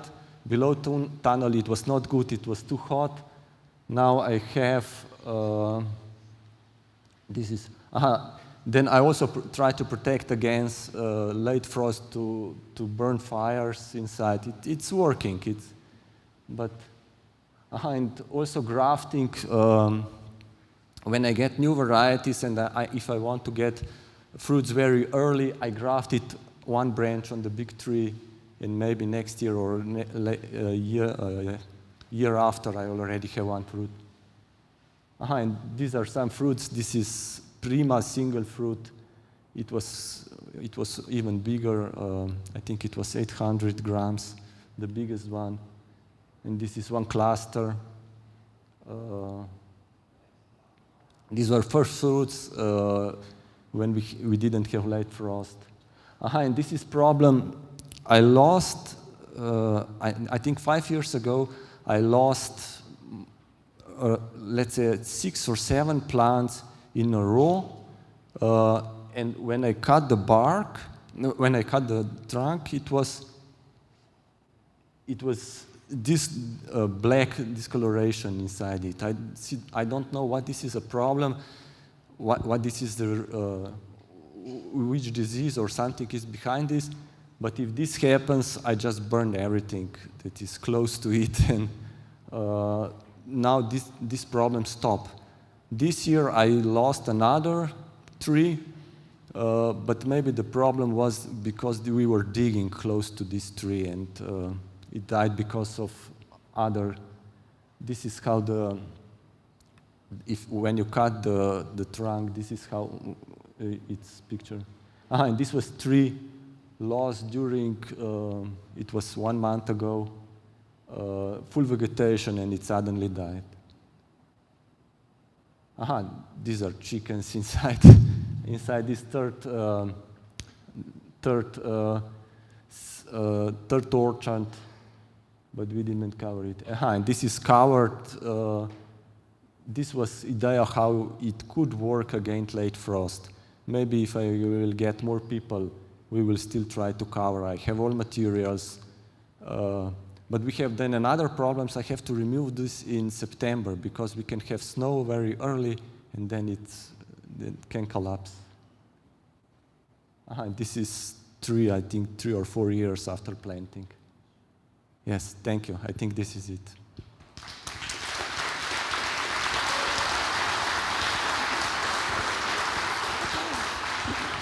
Well, thank you very much. So again, we'll take one question while we get the next presentation loaded. See a couple over here. And again, everybody will be around during the day, so if you have questions that don't get answered, I'm sure you'd be glad to talk with some people at lunch. Okay. Thanks for the great presentation. What would you say, that there's a lot of demand for pawpaws in your local community? And also, I was just curious, what's your favorite cultivar? Sorry, if you...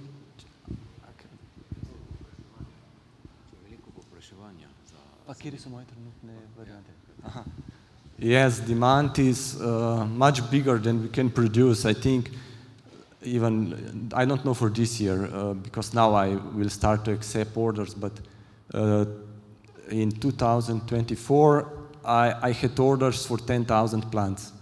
And my production last year was, I think, 800. So then I decided I will mostly sell to end users because I can get higher price. Varieties, you ask also about varieties I have. I have favorite. Problem is that I have top 10, top 5, but the problem is this is maybe not so really not fair list because I didn't have fruits from all I have.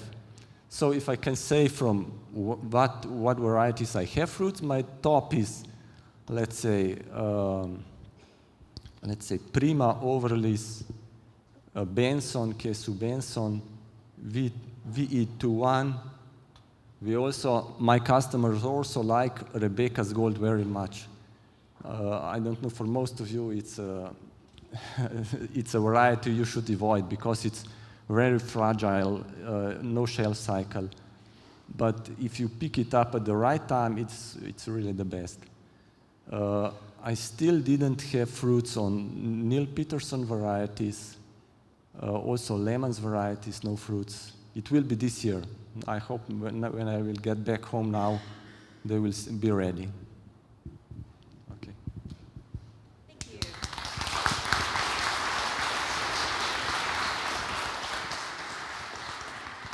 All right.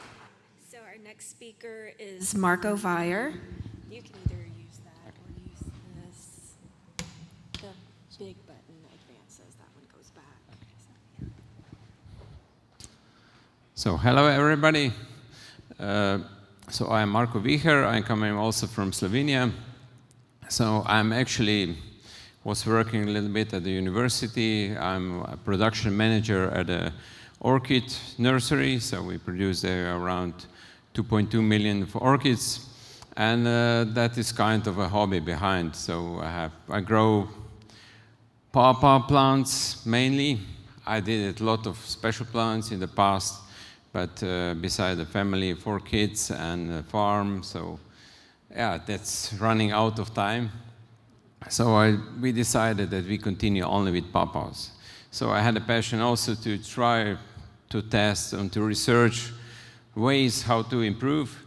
So I will show here 2 examples. So one, it is hot colossing. So, and another thing it is what I also look for it. It's alignment with the lunar cycle.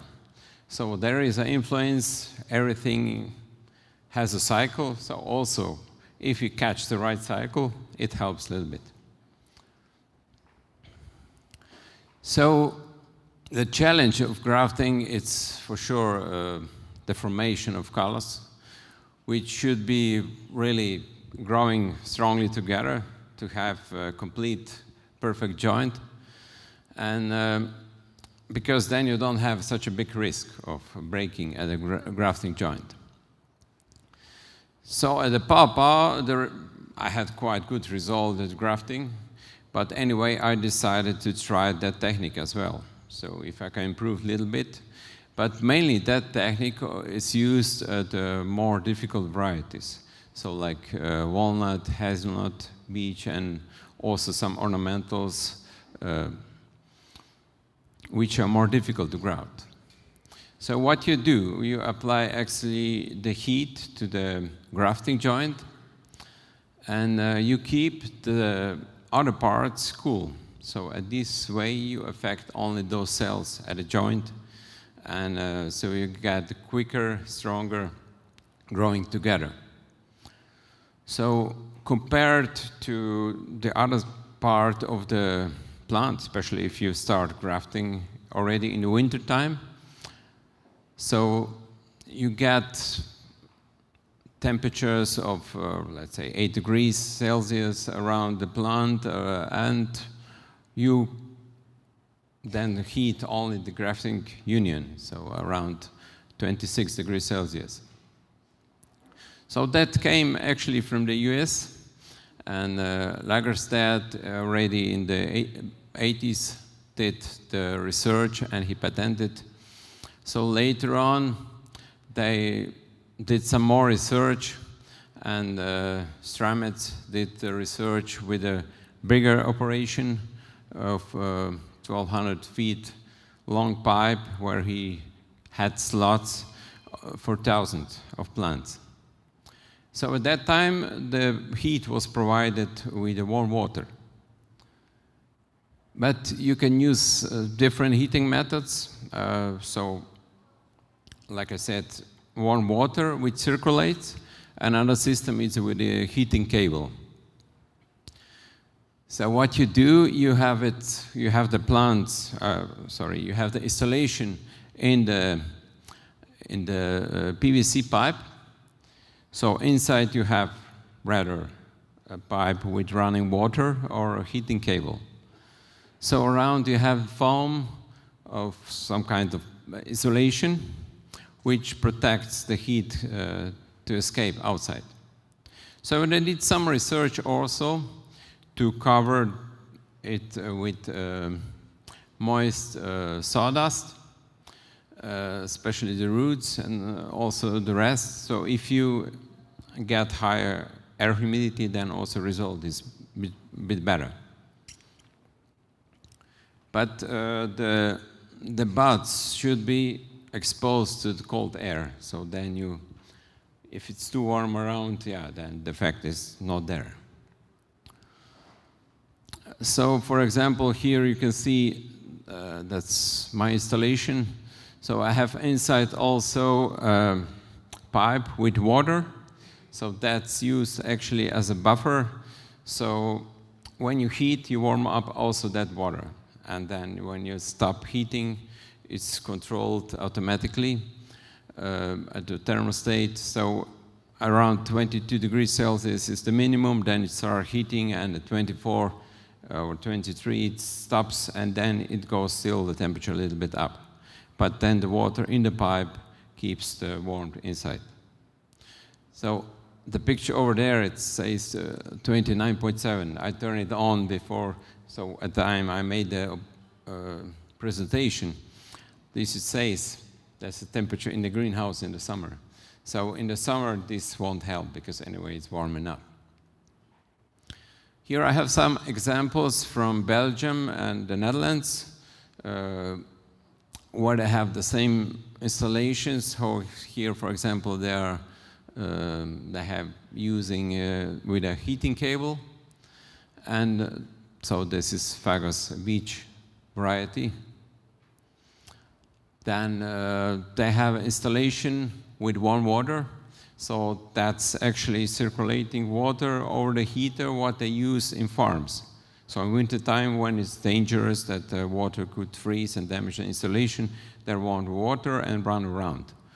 So that guy has it that way, and he has so the pots without, the young plants without pots, or you could use also bare-rooted plants. So then you heat it up, he covers it, and yeah, it's working pretty well. Only maybe here I can show, yeah. So his temperatures are lower, so he heats around 14 degrees Celsius. But I did it around 23 for Pawpaw. So there is another installation, which is also controlled with a heating cable. And so what it is, the advantage, yeah, you don't need a lot of space, especially if it's like this. He used just CC trolleys. He connected the installation over there, and you can cover it. You can practically do it even outside, I say. I didn't try, just on the field. So actually, for the very easy species, it's not really beneficial to do it, like for apple trees, cherries. But really a major breakthrough was for the difficult varieties, like walnuts, English or black walnut, hazelnut, and especially a lot of ornamental plants, difficult to graft varieties of conifers. So there you have really a better effect. So it can be really even from 30, you get to 70, or, okay, here in the graph I have from 50, it goes to 85. So it's really a big effect. And what is very important, I think, for Pawpaw, what I see, because already in 1 week, you get it grown together.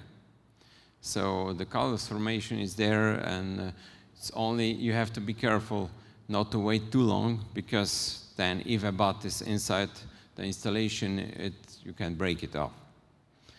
So it's really making a strong joint, especially at the varieties which are more difficult to graft. We know there are some of those around. This helps. But for the rest, which are very easy, that's not such a big difference.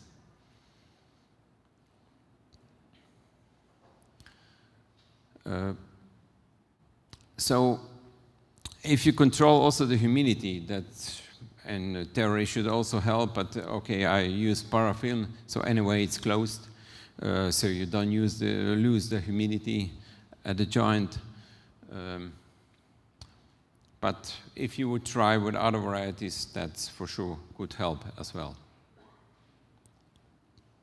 So it's a simple idea, and also I can say it's cheap. If you would heat the whole greenhouse to warm up the plants, this would cost a lot, especially those last years when the energy costs went up a lot. And like I said, for difficult varieties, it's really useful. And yeah, you apply the heat there where you need it, and you don't lose a lot.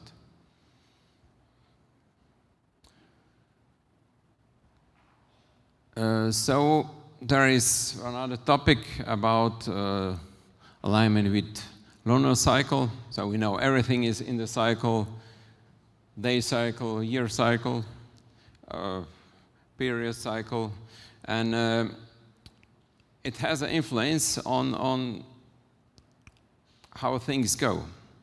So let's say scientifically that is not really proven, but we know from the past already all the people, they were using that for cutting wood. For example, if they want to make roof, they knew at what time, what stage of the moon they should cut it, so the wood lasts longer. So there are different effects, we know. Okay, we know some people, they're walking around full moon.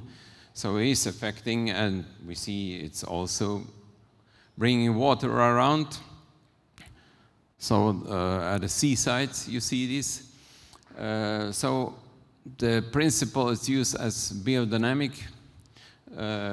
Growers, they use it mainly, but it's also used for grafting. So I found some literature about this. And yeah, I try to organize my grafting and already collecting the wood alignment with it. So already I tried to collect the cyan wood at those times. What is helping? So if you look for time at waxing moon near the full moon, then the sap goes up. And at that time, so also more energy is stored in the cyan wood. And then especially if you use the days of fruit, so like Arias, Leo, Sagittarius, then at those days, it is then collecting more energy, let's say, for later. So the sap flow is then stronger, and it's improving also the graft union. But if you're too late, then it's also, you can use ascending moon also on fruit days. So ideal times, it is important that you choose really the right days. It's also, but it's not only that. It's also, you can look from year to year. If it was a wet year or it's not so wet year, so if it was really dry before, better to wait for rain and do the cyan wood collection after the rain, because then it's really soaked out more. So it's really important that you look for everything, what's possible, and try to benefit from all the, let's say, cycles which are around us, so that which can help then. So I read out some words of Book of Corinthians. So each of us does the work which the Lord gave him to do. I planted the tree, the seeds. Apollos watered the plant, but it was God who made the plant grow. The ones who plant and the one who waters really do not matter. It is God who matters because he makes the plant grow. So God bless you all on your work.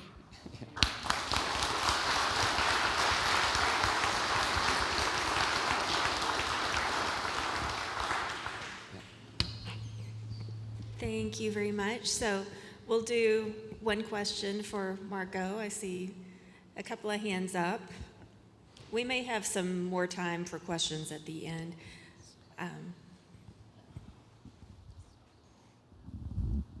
Did you use Maria Toon's work to correlate your biodynamic stuff? In the lunar cycles, did you use the author Maria Toon's work? She's a German biodynamics person, has a calendar. So her, Maria Thun and Steiner, they actually developing that biodynamics. So I use the tool. So it is connected with what I'm doing, and yeah, it helps. But it's also, you can use this at production of vegetables or other things. Yeah.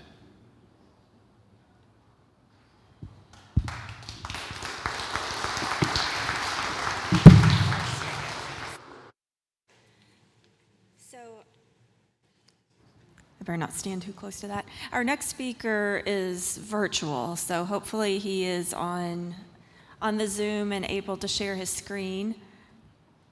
He wasn't able to join us in person. It will be Ivan Sulog, who will be speaking about second generation growing pawpaw in Croatia. I think they had their own kind of pawpaw festival going on there in addition to harvest season. So yes, I see he's with us on Zoom. So let's welcome Ivan Sulog.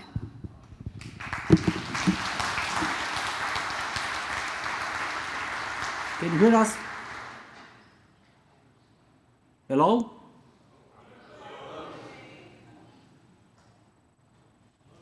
Can you hear us?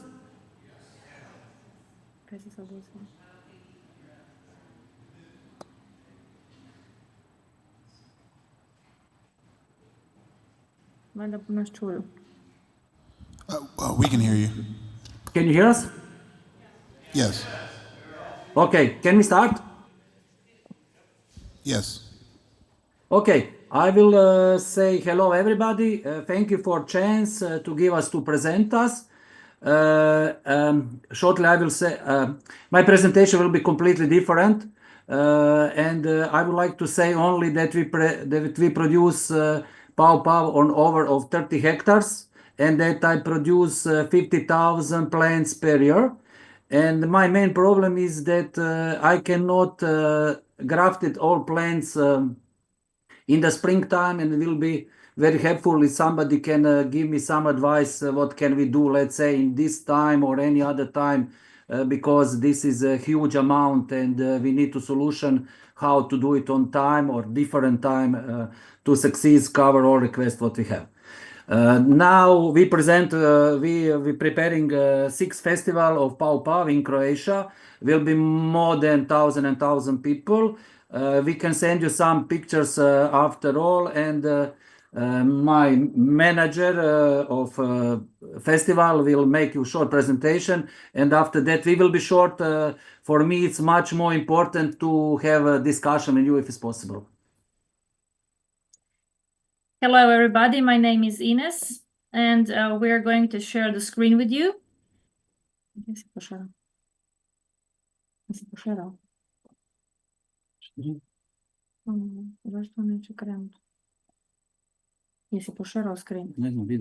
Do you see the presentation?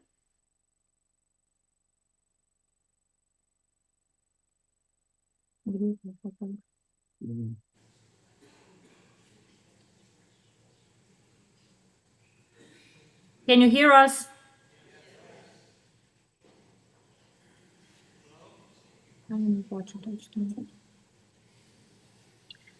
Okay, so the Pawpaw in Croatia has started with the brand Exotic King. We are a company with 15 years of experience, and we have over 30 hectares of Pawpaw. We are the biggest developers of an Indian bananas in Croatia, and we are also very proud that our second family generation is continuing our business. And of course, according to that, our motto is that we never stop. So at the beginning, it was only Mr. and Mrs. Shulok, and it was very important that family is united and that works together. So we are very, very proud that no matter what happens, we always carry a smile on our face and produce good products. We started business as a couple with very big enthusiasm and trust in our story. So in picture, you can see here Mr. Ivan Shulog and his wife, Martina Pereshin Shulog. So the Pawpaw family, all together, 2 generations. On the picture are Mr. Shulog, his wife, and his 4 daughters, Maya, Jelena, Ivana, and Gabriela, and they are all working on the project and in the company and with Pawpaw, of course, and many other fruits. So Maya Shulog is the 2nd generation, a daughter of Mr. Shulog, and has accepted the award for the best Croatian farmer for 2025 year with the Pawpaw project exactly.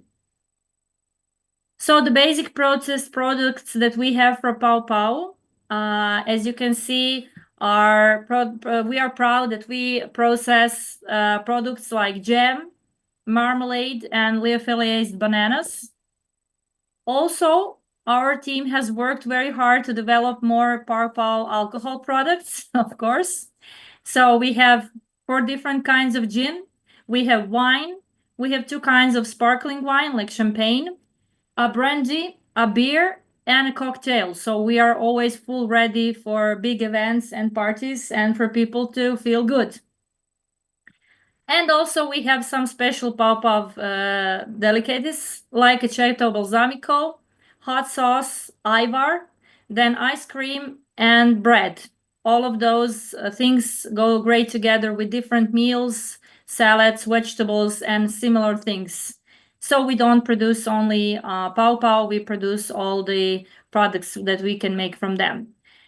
So where you can find us in the USA, part of our products you can find in Pawpaw Museum in Ohio, thanks to Chris Kmiel and Rob Brennan. And at the end of this short presentation, we will say that the Exotic King will not stop at the current mission of 365-day availability. It will continue with a minimum of 365 years and on 1 million pages. So thank you very much for your attention for this short presentation. And now we move on forward with speaking with you directly.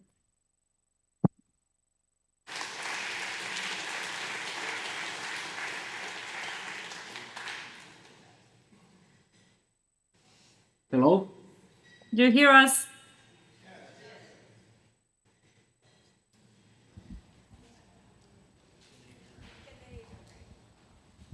So can you hear me when I talk through this Now microphone? we Okay, heard good, you. good. I didn't know if It we was could- line okay? Yes, we can see and hear you fine. You should have permission to share your screen if you would like to show any slides or picture. Okay. I don't even know how to. So you did not saw our presentation? No, I'm sorry. We could hear you and see you, but it's, yeah, just the camera on you. We didn't see your slides or pictures. Okay. We can, you already have our presentation, we can send and you can We transfer can all. send it on to people, but yeah, I mean, you still have a few minutes if you want to try to share your screen again to show your slides. There should be a button that says share screen at the bottom. Yes. And choose, I think it'll bring up some options and choose your PowerPoint slides or whatever. Yeah, we format already that's did in. it, so I don't know why it didn't happen. Let me try it again. Do you see it now? Okay, it says you've started screen sharing. Okay, yes, we see them now. Perfect. Thank you.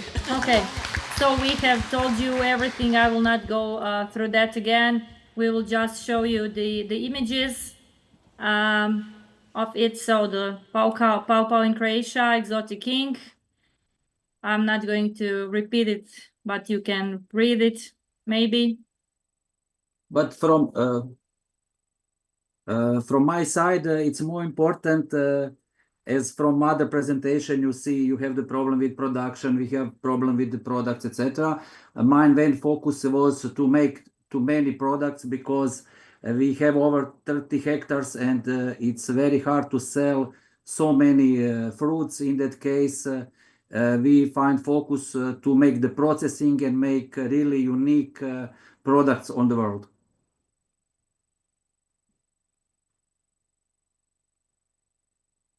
So you see the slides now? Yes, we see them. Okay, thank you. This is some of our products here. If you, as you can see, the gin, beer, bread. Can you show? Yeah, so these are our alcohol products. As I was saying, we are always prepared for good party in Croatia. So we are very proud on these projects also. And some special delicates like we have here, some bread, ice cream, ajvar, hot sauce, and ceto balsamico. So you can combine all these products on one great table in Croatia and also around the world.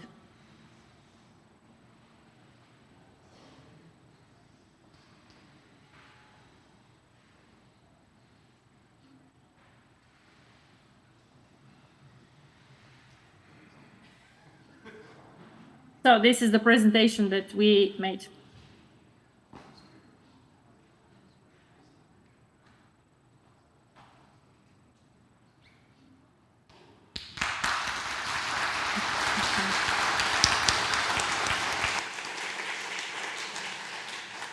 Thank you. Can you Yes, hear we could see your slides now. Dr. Pomper had a question for you of how many acres of pawpaws you have or hectares. 60 acres, 60 acres. No, 300 acres because acres is 100 square meters, correct? 1,000 square meters. Nice, thank you.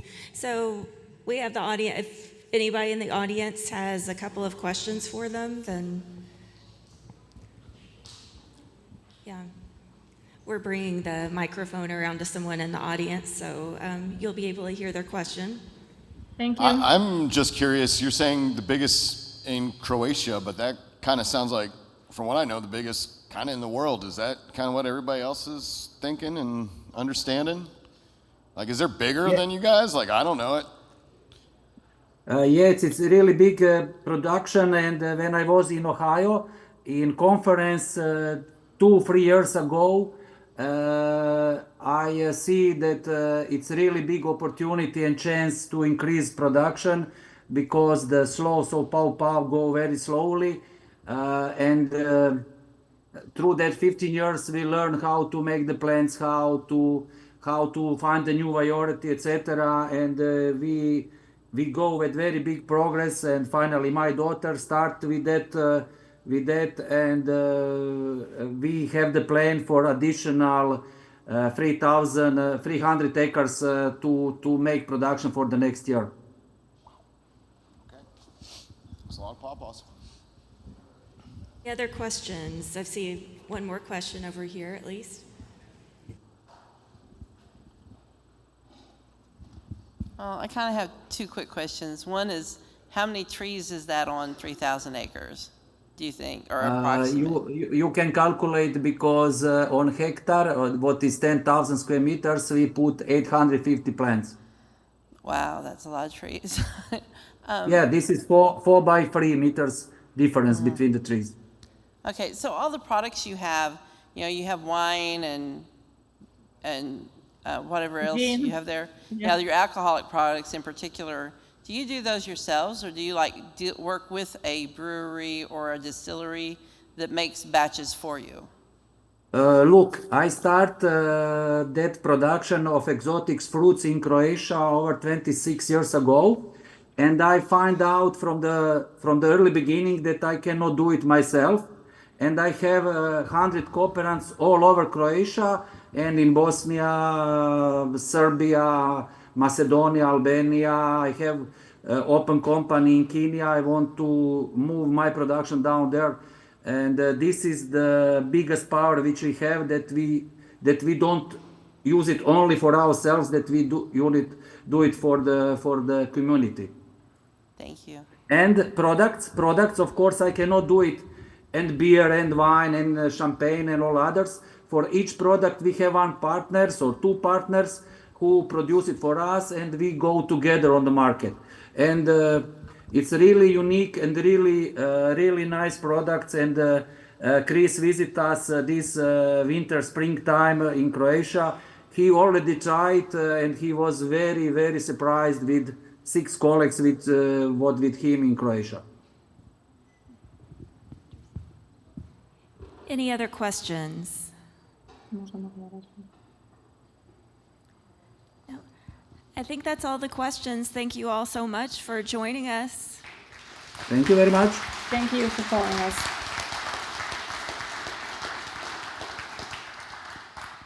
Very interesting.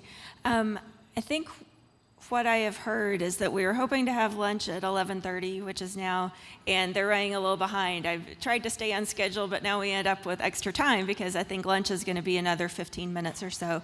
So actually, since we didn't have time for questions for a lot of the other participants, if all of the speakers from the Pawpaw Around the World session want to just come up front, and then if the the audience has questions for you, we can just ask all of you all some questions that didn't have a chance to be asked earlier.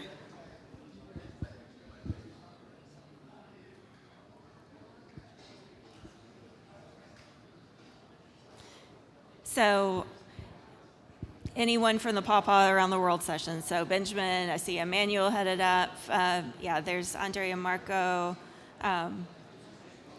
Iona. Right. Okay. So I guess just you can pass the mic among yourselves. No, we wait for the questions. Yeah, people will. Okay. So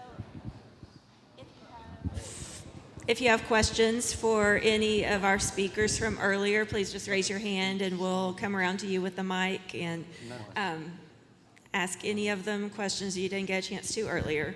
So I see one in the back. What is the difficulty in getting plants and seeds between Europe and the United States? Are there a lot of issues getting stock shared between, or is it fairly easy?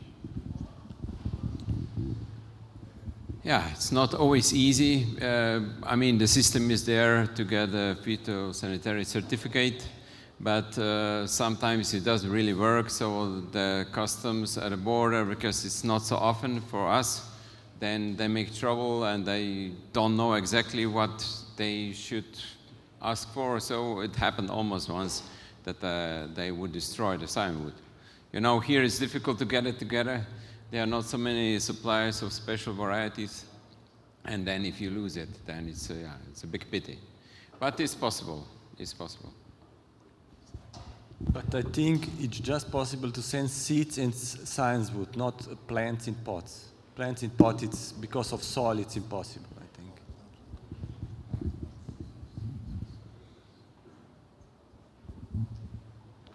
I have a question for Marco. You were talking about the callus pipe method. I was curious, after you graft, how long is there, you can graft it immediately and then put it right in there? Or is there a handling issue and you should wait 7 days or something? Or? No, after you graft, you just put it immediately in the slots. So what is also at installation, choose the slot distance, how the pots are. You put it in and it's just working. So it's going very fast.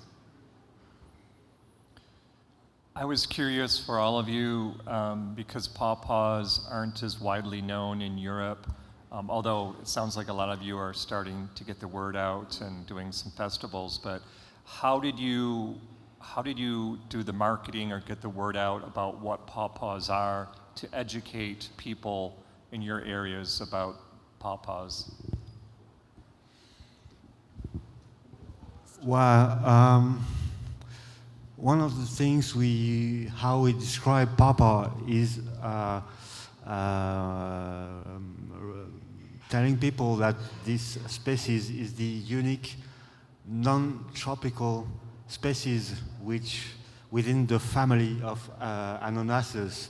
You know, in France, for example, we have some overseas territories in the Caribbean Sea and the Guadeloupe and the Martinique, in which people eat a lot and know very well sugar apple, corosol. I don't know if maybe you have another word to designate this fruit.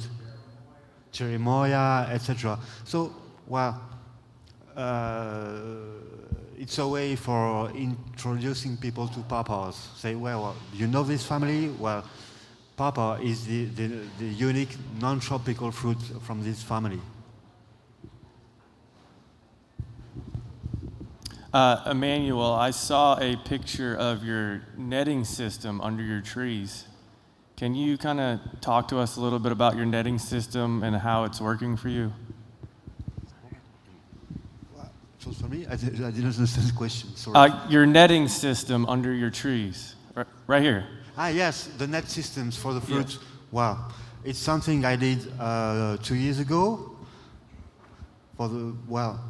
It works pretty well. It's quite quick to be installed, but I think I'm gonna stop waiting for the fruit to fall naturally, because pawpaw season in France, in my region, is too hot. You can't let half a day the fruit in the net like this. There can be a terrible sun and a terrible heat.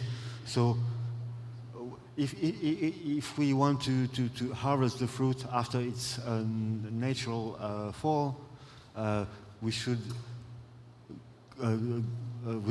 pick it up, harvest it every 3 hours. In fact, it's not possible. I think we have to change completely the method and to pick it on the tree directly. But it's not easy either.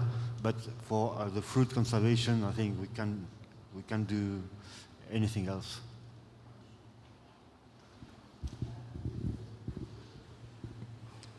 Okay, yep. Sure. This is really a question for Ben Baquet, but he's not up there. Maybe you can answer it. He said on the Prima and I think one of the Shenandoah varieties, he was listing those as both being self-fruitful. Now, is he talking about that he thinks that they are able to pollinate themselves, or what was his indication by that? Does Prima tend to be a self-fruitful variety that doesn't need another pollinator or outcrossing? So we know people which, like he said, like to plant only one plant in the yard. And there are those varieties which they successfully plant only one and they bear fruit. So it is working. We know for sunflower, for Prima, it's also Shenandoah, so fertile, but the pollination is better if you can plant two plants. Or like somebody said yesterday, if you allow one branch or grafted another variety, or I think also like in the Pawpaw patch, you can plant a half a meter away, another one, and they grow together, the canopy can be, and it's also a solution. But it's working. Self-pollinating varieties are really bearing fruit.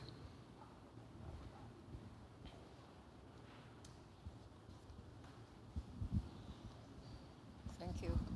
Now, this is $1 million question applied to all of you. Well, I'm impressed with you all guys, all the effort. Now, he said, what happened in another 20, 50 years down the road? What's your outlook in your market? Well, in America, we already go through that about 100 years. And you guys, just what, within the last 10, 20 years, maybe? So what is your outlook? I mean, outlook on that, what's the future with Pawpaw? You don't want to put everything in one basket, right? So what your plan in 20 years?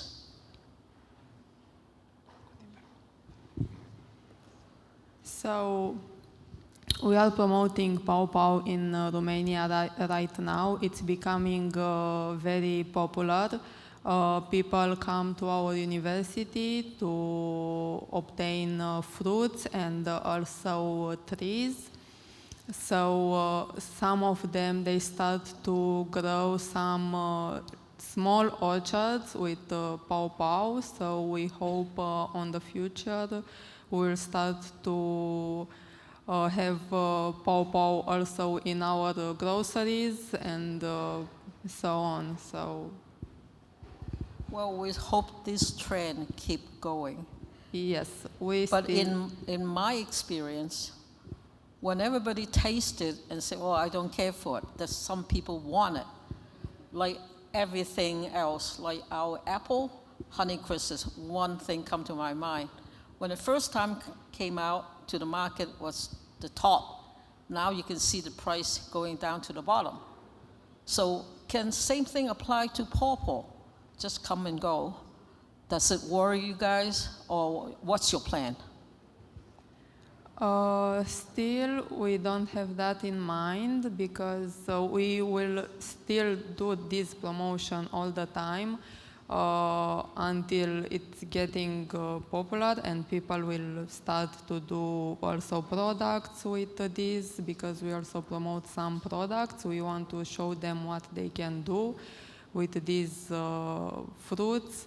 We have also in a YouTube channel where we educate people how to grow Pawpaw, how to make also some products with Pawpaw, so they can just access that these videos and learn what to do with these plants. So we'll see in the future. Yeah, that we're always waiting, we'll see. Mm-hmm. Right now in my little circle, I find most of the people want to find out, buy it, and it's curiosity. I think in Europe, more likely because it's American fruit, maybe that's one of the biggest draw. When that's, being find out what is it, just, that's like other fruits too. Okay. So from my point of view, I'm actually coming from ornamental plants. So I like the Pawpaw because it has a nice canopy, the flower is also interesting and nice autumn color. But yeah, very important it is the young plant quality. So if the young plant quality and the spot is good, very potted, it is a perfect plant for a garden. It's not a too big tree, so you can prune it also, and it's not sensitive to any diseases or don't have any pests all place. So it's people like it because it's ornamental, but then what is also beneficial, you don't need to spray it. So people would like to grow also part of the food themselves. It's their awareness possible to be also self-efficient, but that's not really possible. But in autumn, you can pick some of your fruits, your own fruits, and it's very healthy, it's delicious. Okay, we know some people like the taste of the fruit, some don't. But it's a kind of fashion or also for people to try new things. I think it's still not spread so much all over that they will stop it. It can happen in the future. They say, okay, we search for something new once. But there is a potential, still a lot of potential. I would just like to answer your question, what if price will drop, you also asked. I think this will never happen to Pawpaw because it's very hard to propagate, very hard to grow, very hard to bring it to the customer. So you will never have it in my country. We will never have it in big shops for more than 1 or 2 days.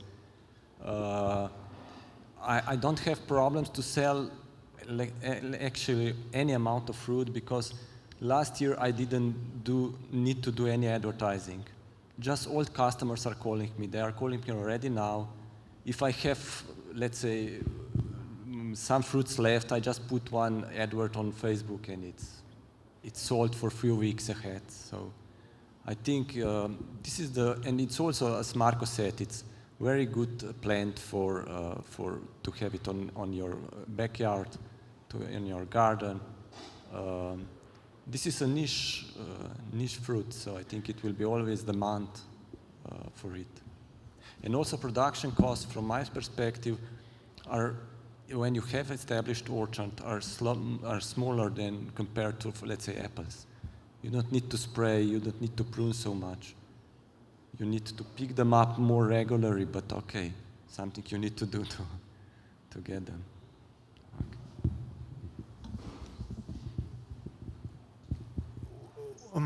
Well, and if it happens were you talking about, when we were talking about prices, you were talking about prices of fruits or grafted plants?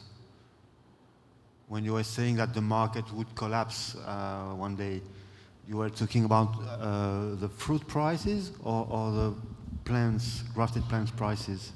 Yeah, I think to do with when the market's saturated, I feel that pawpaw have better chance than other fruit because the culture practice much easier. And why the price drop? One is your curiosity is over. I taste it so okay, there's something better, but if you can grow it, anything you get from your own tree, I think that will keep the interest going. I find that out. Yours always better if from your own tree, it tastes better. That's kind of nature, human. I think you can keep it small. Yeah, well. I think eventually overproduction happens in most agricultural crops, and 50 years from now will not be like this year. But let's get through the next 10 and 20 years. Things will start to change. Oh, I'll be gone. My question is regarding snails and slugs. We don't have that problem here in the US. But boy, that appears to be the major pest problem in Europe. I wonder why that is. I mean, I guess it's different species of slugs and snails than we have, but there's just, on the West Coast, there's been reports of some problems with slugs. But in the native range of Asimina triloba, we don't have that problem.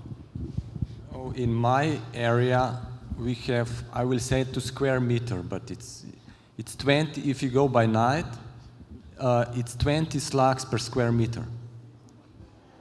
This is the density of population, and they are They are not native, they are invasive from, I don't know from where, I think it's from Spain, This size, red slugs. And they have no enemies, instead white chickens, in our area. No other normal chickens and birds are eating our local slugs, if they catch them, but this one not. So, and this is, I think it's problem also in Croatia, in our area, but they need more water. They need, in such a weather like now, they will be in the ground. They will waiting for to weather and to get rain. And when it rains up, they eat everything.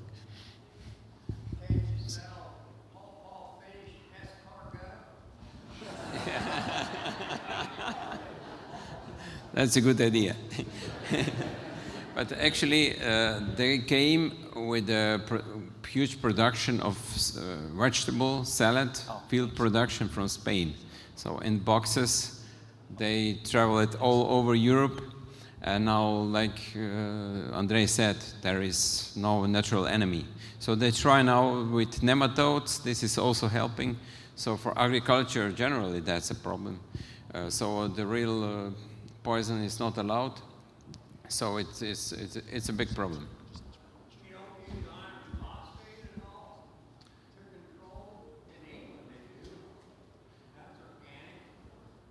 Yeah, it is. But, you know, with the first rain, then it's gone. You have to apply it again. So it is helping, but not really to eliminate. But the pawpaw is already, the new orchard, it's dangerous. They eat the bark off. So far, the plant can die off. Not only that eat the fruit.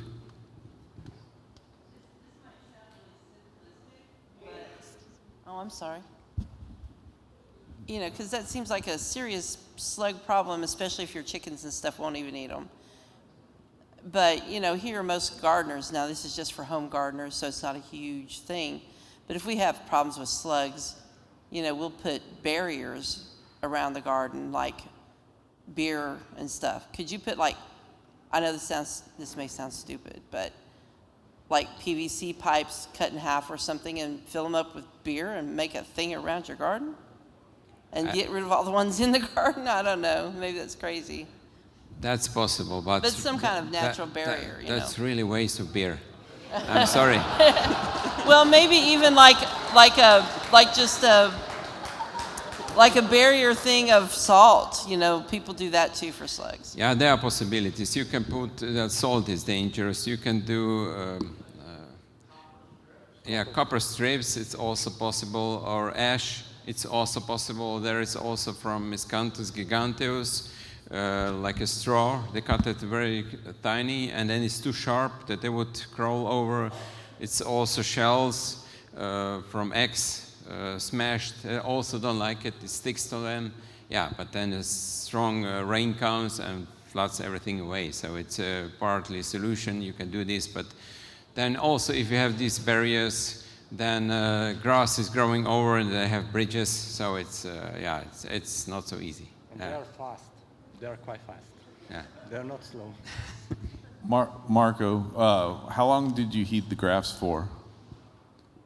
The grafts, I heat them for 2 weeks. It's enough. Thank you.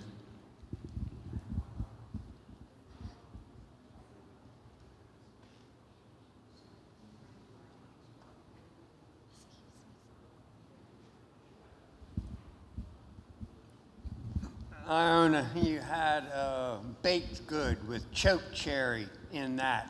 Is that Aronia? About my products? Yeah. We use aronia in ice cream with pawpaw because pawpaw it's very sweet. So some people they don't like this sweetness. So we try to put aronia inside, and also we have the color is more interesting for them, and also the taste. It's not that sweet. And is that what you were calling choke cherry or choke berry? I mean, Yeah. That's aronia. Okay.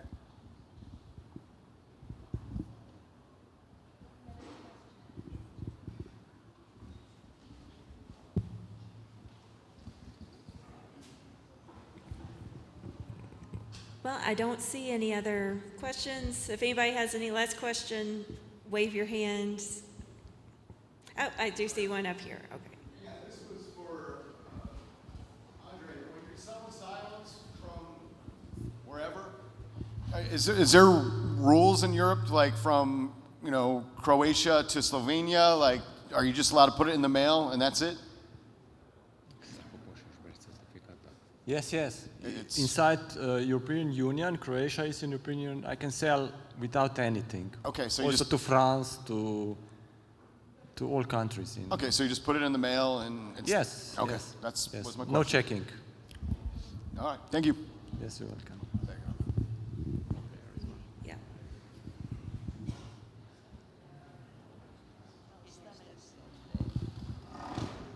Thank you. This question for Iona. When you grow the corns along with the pawpaw to attempt to do a natural shading method, did it affect the pawpaw growth or did it work, overall? And how long did you do it for? Yes, it's a good method. We come with this method because some farmers, they don't want to spend so much money for the shading net. So we come with this idea, and it works for small plants because when the summer comes and the sun is strong, the corn will already be bigger than the plants. We also use some now because the plants become also bigger, they grow. So we use some taller varieties of corn. Yeah, did you do a control where you can see that whether it affects the growth of the pawpaw itself? Because it's competing with nutrients and all that stuff. We did some research, we analyzed the plants without corn before to plant it, and in July there is the period when the radiation become toxic for the plants and they start to have burns on the leaves. So we try to plant the corn in spring to have to be big already in July. Thank you. And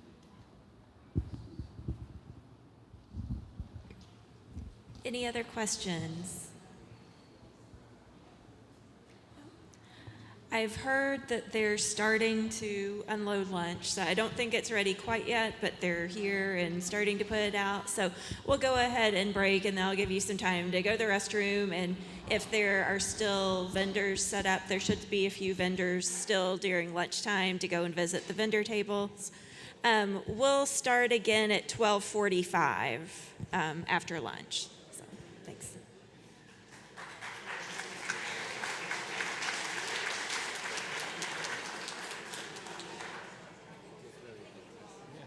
I like your presentation.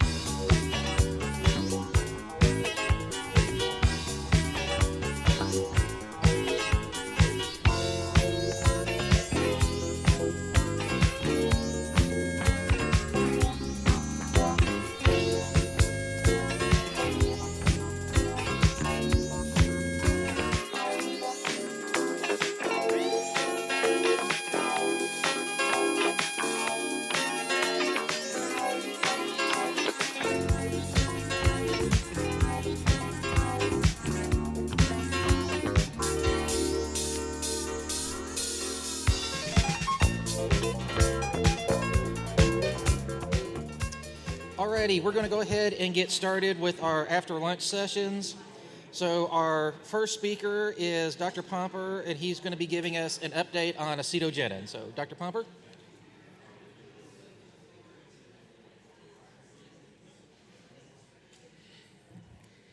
All right, so I've got the dreaded right after lunch spot, which everybody's just about ready to settle into your chair.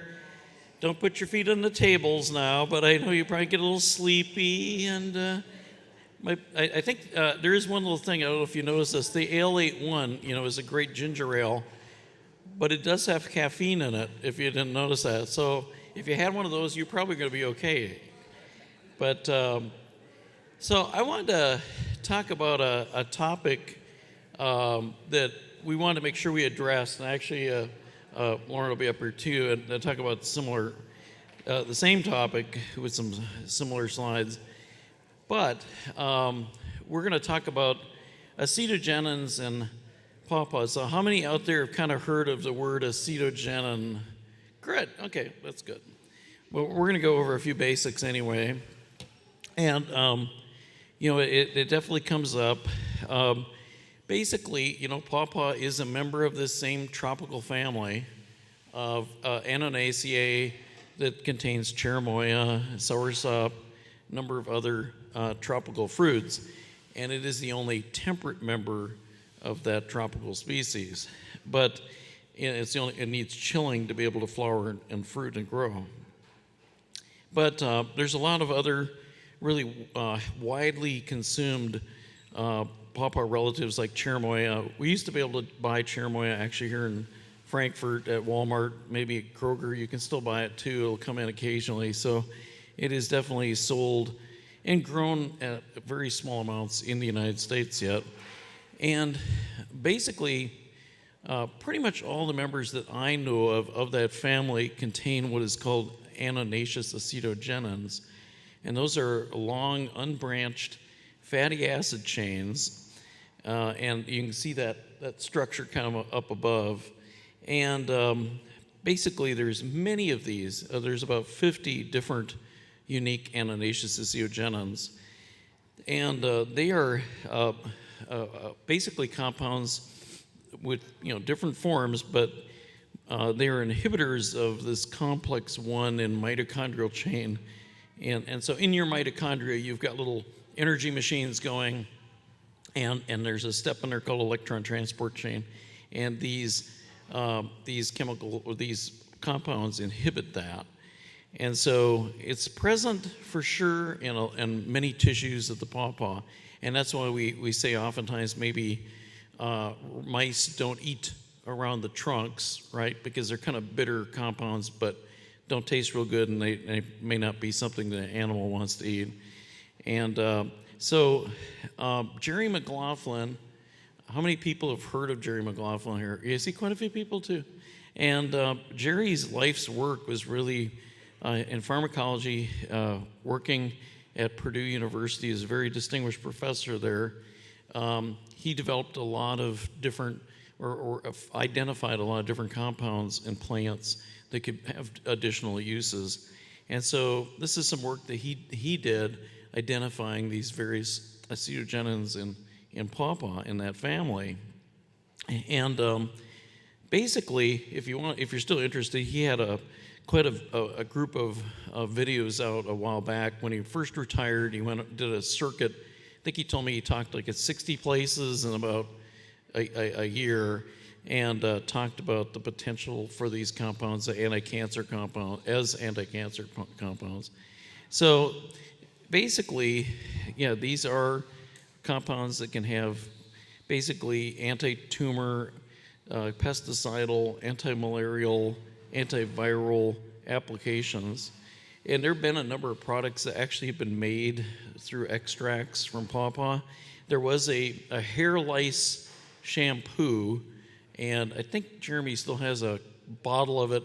Not that he's using it, but he's got a bottle of it up above in his office. Yep. It's a display model. And I don't think it's sold anymore, but it did have a short run because, once again, it has that insecticidal quality. There are some other pesticidal sprays that have been made from it. We actually had a colleague, John Solocek, who worked with this too, trying to use some of these extracts as kind of deterrents or insecticides against, I think it was potato beetle, if I remember right, wasn't it? I think it was potato beetle. Cucumber beetle, that's what it was. And it wasn't real effective. In fact, I actually kidded John, and John looks a lot like me, so they used to confuse us a lot on campus. It's kind of funny. I told him it would be more effective if he took this pawpaw and threw it at the cucumber beetle to kill it than the pesticide. So there you go. And that's about the way it was. So, but yeah, there have been different ointments made from it and a number of things. And you can still, I think I removed this slide, but there's I'm going to call it, is it Pawpaw? I cannot remember the name of the product right now. It's basically a herbal supplement of pawpaw.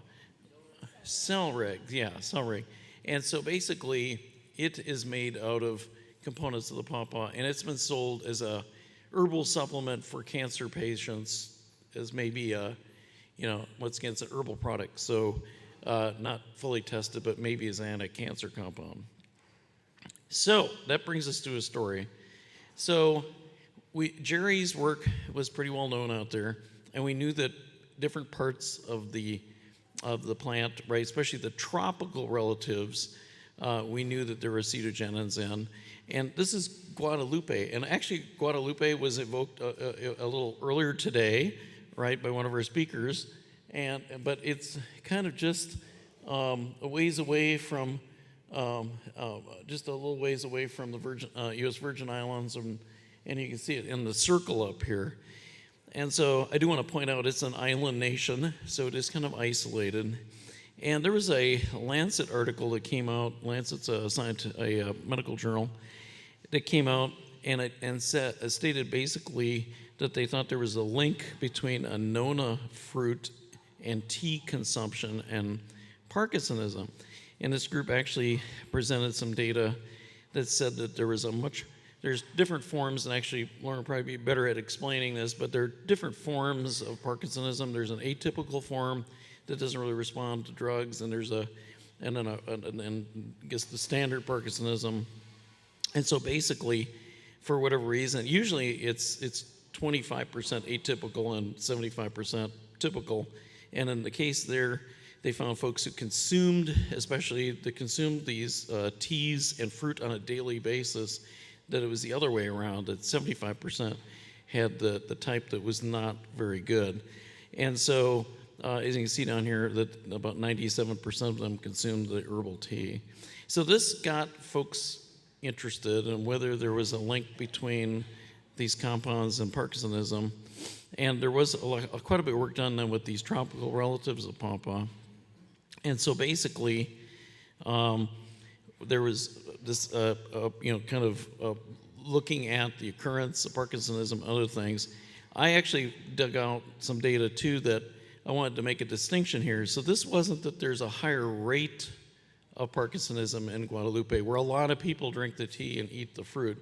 It's just that the people who displayed Parkinsonism basically more likely displayed the atypical type, right? So once again, maybe only about 150 people out of 100,000 here in the United States have occurrence of Parkinson, and it's about the same rate, right, in Guadalupe. So it's not like you're seeing more Parkinsonism. You just saw some of those people displaying worse symptoms who had Parkinsonism. So I want to draw that distinction. And then when some of those folks stopped eating the fruit and drinking the tea, they saw a reversal of their symptoms, which is another key point. So, some things to think about. Basically, as I said, it's kind of a difference between atypical Parkinsonism and Parkinsonism, not that there's a higher rate of Parkinsonism. And then also, it's an island nation, and so it's a different, it's a localized population. There had been some other work done showing some, haploid differences in mitochondrial genes, and so they may have different abilities to metabolize different things, and so respond differently to the fruit than folks in the United States. Now, there was some additional work that was done, and this is a nonasin. There are several, I will say that there are several different acetogenins in fruit, like a nonasin and a simicin and bladicin. Doesn't it sound good? I don't know. But there's about 15, according to the group that actually isolated, about 15 milligrams of anonicin in an average fruit, and that was in a cherimoya fruit, by the way. And so basically, they wanted to find out what the amount of that compound actually gets in to the body, and they also wanted to know how much, if they extracted it out of the fruit and injected rats, and this is where we always get in trouble when we're working with test tubes or rats. So if they took a nonasin out of the fruit, out of that tropical fruit, and injected the rats, and actually I think Lauren could say better about this, but it's basically pumped in continuously at this rate of 7.6 milligrams per day for 28 days, right? So that was about the equivalent of what one person would eat in a year, and for the rat to get it in that 28 days. And they did observe some of these like tau proteins, which are basically, would be what you might expect in Parkinsonism development. So if you shoot up the rats, you will damage their brains. That's kind of the take home there, but it's a pretty high amount. So here's another fact, though. They also found that only if you were going to eat it, totally different thing. If it's consumed and digested through the digestive tract, then only 3.2% actually gets into the blood. So instead of injecting, the rats, this was consumed. So very low bioavailability. And I guess that's something you think about when you eat something, how much actually gets into your bloodstream is absorbed in the gut, how much is it degraded as it's moving in, and then how much does your body metabolize. And that's why drugs, even that you take, or medications, break down, your body consumes them. So let's do some math. I know it's kind of heavily math, but here you go. So the question I put to you, so if we know this, and I am going to show you some other data, we do know that this pawpaw fruit does have a nonasin. It does have that acetogenin in it. And we actually are, here at K-State, are the ones that found that, because Jerry McLaughlin, for whatever reason, he tested the roots, he tested the twigs, the bark and the leaves and the young fruit, and found acetogenic compounds. And then I asked him, but what about the ripe fruit? I never tested that. And so we were the first to try that. And I'll show you some results at the end of this. But we did find it. And so we were the first to publish that it was in the fruit. So we do know it's in the fruit, and then a Louisville group also worked with it at one point. So knowing that, let's do the math. So to get the amount that damaged the rat brain, basic or neuron tissue, it would be 7.6 milligrams per kilogram. And I used 200-pound person here as just the benchmark. So that's, per kilogram, that's about 90.7 kilograms per person. That means to get that level in the bloodstream, it would take 690 milligrams, right, to get into you. Okay, so that's the first thing to think about. Here's the second thing. So we know that only about 3.2% of what you actually eat actually gets into the bloodstream, right? So that means you'd have to have 21.6 grams, right, which is actually 2,160 milligrams. You'd have to eat a lot of anonicin in that pulp. And so we know from POTS, which was the Louisville group, that there's 0.07 milligrams per gram of pulp, okay? And so that's actually 308 kilograms of pulp. So, and so if you think each fruit that weighs about 120 grams maybe has about 8.4 milligrams of anonicin, that means, and I'll show you it this way, I guess, you'd have to eat 2,600 pawpaw fruit a day for 28 straight days to get that level in your bloodstream.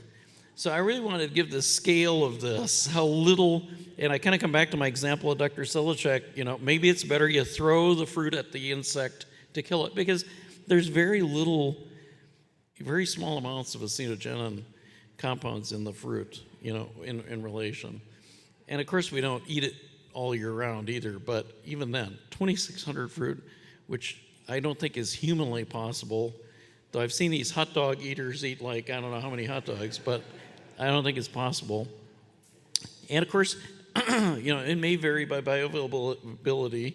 There may be some additional acetogenins in the fruit, but anyways, a lot is what it would be. Now, I do want to point out another thing. There are acetogenins in other plants. And so this is avocado. And avocado also has annonaceous acetogenins. Now, they are different structures, as you can see up here. But there are 3 of those. You can see the A, B, and C up here, which have the same mechanism of electron transport chain, inhibiting. And so I'm just saying there's other things out there like, your guacamole that has some of this in, and we're not really talking about that. So, at this point, it takes a lot of fruit for you to get anything near the levels that they were concerned about. But that said, at K-State, I'm always wanting to make sure that we're doing. I would never work with anything that I thought was dangerous, right? And so I am not concerned myself about. I'm more concerned about how many fruit I can eat because I can't get enough than getting less. But I do think that it's a good idea for us to breed for lower acetogenin content. And just so if people are concerned about it, then we can say we've got lower amounts in the fruit. And ironically, the very first time we ran this experiment to see what the levels of acetogenin are in the fruit, sunflower came up as the lowest. And even after all the other pawpaws we've looked at, that's still the lowest one out there right now. And so sunflower is a very low acetogenin selection.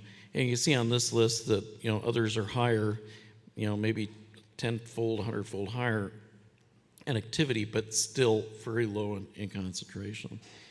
So I did go to FDA when we found out about this a number of years ago, and I asked them, what they thought of this situation. And they actually issued a statement email, which is, I guess I found out later it was a little unusual, but they actually sent an email and they said that basically their conclusion was that Pawpaw has a long history of food use, and the FDA does not currently have any evidence that Pawpaw is unsafe to eat. So that was their edict on it. So I did want to bring that up because, once again, you hear about people do tend to sensationalize things, right? And they want to get in the news. And I know there are inevitably every Pawpaw season I get, and Sherry and I get half a dozen emails about neurotoxicity in fruit. And it's also really sad that people use those terms, and some have used them kind of sensationally, I think, to talk about this issue. But there are some high, there are some low. We're going to continue to work with the lower ones as in our breeding, because of that, but also because sunflower is a very productive parent, and I think that's why we're going to continue to use it. But I just wanted to kind of cover that. I know that Lauren's going to also cover this, but basically, do you have any questions or concerns that you want to talk about? Yes, we have someone over here.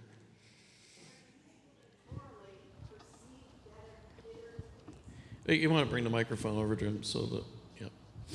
Are you able to correlate perceived bitter taste to acetogenin content? I'm one of those people, I can't stand pawpaws. They taste bitter and rotten to me, but it's really useful. We're screening cultivars in our own farm, so I'll be going down and tasting them and finding the ones that taste okay to me. Can you correlate perceived taste to acetogenin concentration? We don't know the answer to that. Is there a correlation really between the acetogenin taste and the pawpaw flavor? So at this point, I don't know. Alkaloids would tend to be very highly correlated.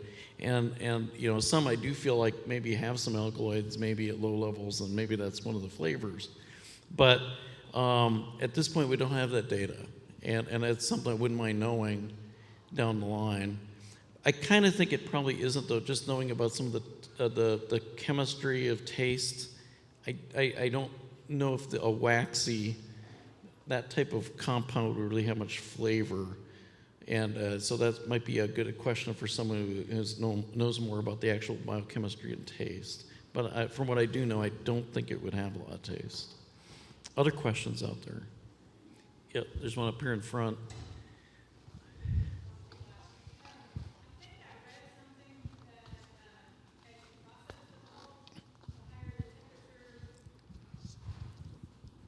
Well, there's some thought that maybe there's some temperature sensitivity for acetogenin, although we tried a few experiments with that and didn't really see that. Jerry McLaughlin thought they might not be real heat stable. I think it's possible that we did do some work and didn't really find that, but it is possible. The other thing is that they probably are, their substances would probably be consumed pretty quickly. So like in fermentation, they're probably eaten up by the yeast. You know, that's a problem makes it not a problem with winemaking too, I think. But so, yeah, any other questions? Yeah. One last comment on the Guadalupe study. It was a 99 study showing correlation with atypical Parkinsonism with tropical fruit consumption. Yeah. Of interest is the more recent information is that paraquat is probably associated with that. And interestingly enough, paraquat was used uniformly on all the fruit plantations in Guadalupe up until 2007 when it was finally outlawed. So this may have been a paraquat effect more than anything else. Right. Yeah. And in case you don't know, paraquat is still legal in the United States, although supposedly in selected instances. It's illegal in most countries of the world, including the European Union, but they all can still manufacture it and sell it to us. Yeah, and rotenone is also exactly the same mechanism, and there's some thought that they use rotenone maybe to harvest fish, right? They throw the rotenone in and then harvest the fish, but then there's rotenone contamination in the fish tissues that they eat too. So yes, I think that's a really good point, and that could be what's actually leading to some of those, you know, the cases of atypical Parkinsonism, and then whether, you know, maybe it's edged over by having lost the ability to metabolize things. Lots of speculation here, but anyways. So I'll leave it to the next speaker. I think we're out of time, so thank you very much.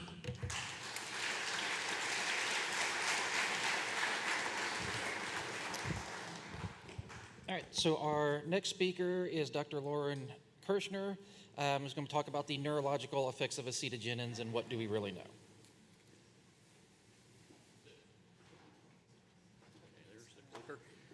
No pointer. The big one is forward, and then the small one's back. Okay. Hey, you know what's really nice is Kirk got like half of my stuff, so I have about a minute's worth of things. I'll cram it into 15. How's that? Yeah. So I got just a few questions to start out with. First off, I'm Dr. Lauren Kirchner. I'm an internal medicine physician, a critical care physician. Was an old Army doc for many years as well, and also a pawpaw grower. So been involved in pawpaws for about 25 years. So I have had kind of the intimate experience of reading all that literature as it's come out over the years, and it was always interesting to me. But the fact that I'm still here is, I think, is very helpful. I haven't had that much of a concern, but I wonder, prior to today, who has had any concerns about this issue of any significance to the point where you might make some decision making about whether you grew them or not? Hold them up. I saw a few at least. So this issue to me is one of those that I'm an old Army guy for years. My brother was a Navy guy. I'm going to point him out. And I look at these things from a Navy standpoint as a torpedo under the water sometimes. So I'm looking at it from the future of the industry. And I think while I don't have any specific concerns about it, and the FDA I know has issued that statement in the past, and the nature of the development of this literature base has really died off, okay? But still, in order to move an industry forward, I just look at this as one of those that it's like a torpedo under the water. It doesn't care, but at some point it's going to hit the ship, right? And it doesn't matter where it came from, it still causes the same, it has that potential to cause the same destruction. I think that if folks were interested in developing higher quantities of fruit, or eventually doing, more mass use of fruit, this could potentially become another issue. Recently, Dan, back here someplace, forwarded me a little video clip on YouTube about this once again. Somebody resurrected, it was a physician who wrote an article. I looked at it. It was interesting. I've read all that literature before. But it's like these little torpedo, them little ones out there. Anyone see that, by the way? It was a YouTube, not recently, pretty recently. Pardon? Yeah, he's like a nutrition sort of person and all that type of stuff. So you're really looking at this. I'm going to take this just a little bit different direction. I want to highlight towards the end of it, actually, where I think a lot of the problem is, actually, if there is an issue at all with this, with acetogenins. So let me see what I can do here. And if it doesn't interest you too much, you can at least look at our pollinators. So they got woven there, okay? So I'm going to hit some of those, couple more points on the brief history of this, and a very brief look at acetogenins, and a whole bunch of black boxes, if you will, about where the problems actually might be, if there are any, once again. So again, you got to look back to the 90s to this. It's actually earlier than that, even, when people recognize that they're really kind of just broadening this out. Worldwide, there were a number of clusters of Parkinson's, and particularly in islands in the Pacific, but also in Guadalupe, that were identified. And there was about 11 of them, of which publications came out of, about concerns, first off, about clusters of this atypical Parkinson's type of syndromes, okay? And focusing in specifically about the Guadalupe experience, they tried to make some of the correlations, and I have to give them folks credit for at least looking at this, right? Because it was of concern. So, these are what I refer to as, in a sense, epidemiological types of studies. These were case control types of things where people were looking at, so many cases of atypical Parkinson's and matching them up with a control person, a control patient who doesn't have the symptoms, and then seeing what they were doing, if you will, that might impact why they have a problem. So the case control types of studies, they are great for hypothesis generation.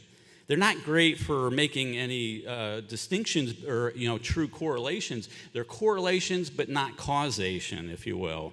Right? Correlation, but not causation. So you're looking to, but at least generate hypotheses about what you might want to look at. So acetogenins came up. Oops, I went back. There we go. So, and particularly at the bottom here, because a lot of these clusters that they were looking at didn't have clear genetic causes. We know that in terms of Parkinson's, there's actually some genetic basis to this, at least in a number of cases. PSP, which is called progressive supranuclear palsy, and that's what we're referring to as the atypical Parkinson's. Okay, it has some features of Parkinson's, but it's not. And I kind of hit a few of the the symptomatology of it on the next slide here. But they were looking at, because there was no clear genetic basis, what might in the environment be involved here. So busy, and I'm going to skip through some of this, but the atypical Parkinson's is the second sort of box there. That's kind of the distinction. So you got these clinicians who are trying to figure out, based on somebody walking in with a certain neurologic problem, trying to decipher, is this person got Parkinson's? Is this kind of an atypical Parkinson's? They're all today referred as neurodegenerative conditions. It means that certain parts of the brain are actually deteriorating. Alzheimer's, the most common form of dementia in the world, is a neurodegenerative condition. A lot of this depends on what parts of the brain are actually being affected by the neurodegeneration, right? So this is no different from that in the sense, but they found those high numbers of PSP patients in Guadalupe and started having concerns about that. If one wants to look at those original studies that are available out in the literature, and actually they're free, so you could look on, websites at those and read those original papers, the case control studies. It's kind of backed up a little bit initially with some ananascent experiments where they're injecting rats and kind of, Kirk was talking about some of that stuff. And it kind of confirmed, that they were actually developing pathology in the brain that was resembling PSP. So that was an important key component. What is referred to for PSP as, quote, tau pathology, tau protein. It's a specific protein in the brain, in certain parts of the brain, neurons. So it was being affected. So that's kind of what kind of propelled that forward. Acetogenins, I'm going to skip mostly through because Kirk hit most of that information. I find that there's actually maybe a lot higher numbers, but there's also been a lot of synthetic acetogenins released, people synthesizing, trying to look at, from a cancer standpoint, more toxic type of acetogenins, even above and beyond what you find in nature. What's interesting to me is, so structurally, as Kirk pointed out, or Dr. Pomper pointed out, they're moderately large, they're lipophilic compounds, they're fat compounds, they're fat derivatives, and that plays a big part in pharmacology and pharmacokinetics. Is there any pharmacology people? Any? No, good. Then I can say what I want. No, I'm just kidding. So pharmacology is very important here, but these are moderately large in their lipophilic compounds. That lipophilic means that they're going to have an easier time penetrating fat layers, okay? And that's particularly important because every cell in everybody's body here, every cell that they have has a fat component, right? The cell membranes are fat components, and so you get those compounds through lipophilic if they're lipophilic. So they're easier to get into cells, okay? And that's important. But it also has some other things about it we'll talk about next. Acetogenins, once again, they have been shown to be this mitochondrial respiratory chain, one component, the first component of that. And what happens if you have a mitochondrial complex 1 inhibitor, it basically binds either reversibly or irreversibly to that, and it grinds the production of what is referred to as ATP to a halt. ATP is the energy currency of our cells, okay? It's the currency, if you will, of the energy movement throughout cells. If you grind that to a halt, the cells die. Simple, okay? Now, interestingly enough, somebody doesn't have to admit to this, but when I think about drugs, and I was bringing this up to Kirk, who on here, somebody in here, statistically speaking, should be on metformin? Was? Anybody else willing to, anyone heard of metformin? For diabetes? Okay. Well, metformin is a complex 1 inhibitor, by the way. And there's other drugs that are that way. And a lot of other compounds, and rotenone, and paraquat, and diquat, and a whole hodgepodge of other ones out there in the world. Did they all cause, problems? Not necessarily. So, but this was the initial linkage. They wanted to make that connection potentially because it made some sense logically that might be the ultimate reason why the cells were dying. So, and leading to this tau pathology. So, and again, if we know in that next slide there, if you do this in a petri dish, so to speak, acetogenins will cause cells in cell culture to develop, neurons specifically in cell culture to develop tau pathology. So there seems to be some linkage that way as well. So, But again, other compounds, lots of them out there. A lot of compounds in the world do this, inhibit. Some are reversible, some are irreversible inhibitors, et cetera. Okay, so that's acetogenins. Now, just taking, we know that acetogenins in test tubes, in petri dishes, can kill neurons. It can cause tau pathology. Where do we go from here? So there's some giant black boxes here, right? And that is called, okay, put something into your mouth and have it go into your gut, and what happens to it? Lots of stuff goes on there, right? It is not as simple as saying, I put it into my gut and I'm going to absorb it. Dr. Pomper pointed out that it's actually a fairly low rate of absorption through the GI tract, and actually enter into the bloodstream, okay? That's important because in order to get to the brain, if it's going to cause brain pathology, it has to go through a lot of different steps here. So I'm going to take you a brief little walk through some of the pharmacology, if you will, of what happens here. So first off, you would classify these compounds as what they call class 4. I think this will come up. There we go. Class 4. On a classification scale, this is important because class 1, which I now blocked, they have a high solubility and a high permeability, which means permeable means I can get it through the cell membranes. High solubility means it's going to dissolve in water, aqueous solutions, and that's very important to get drugs into your body. So a lot of this is always a nightmare for developing new drugs because you have to figure out how to get it into the cells you want it to get it to, right, ultimately, without it being broken down. So class 4 is referred to as low solubility, low permeability. The low solubility is because it's a fat type of substance, so it won't go into water well.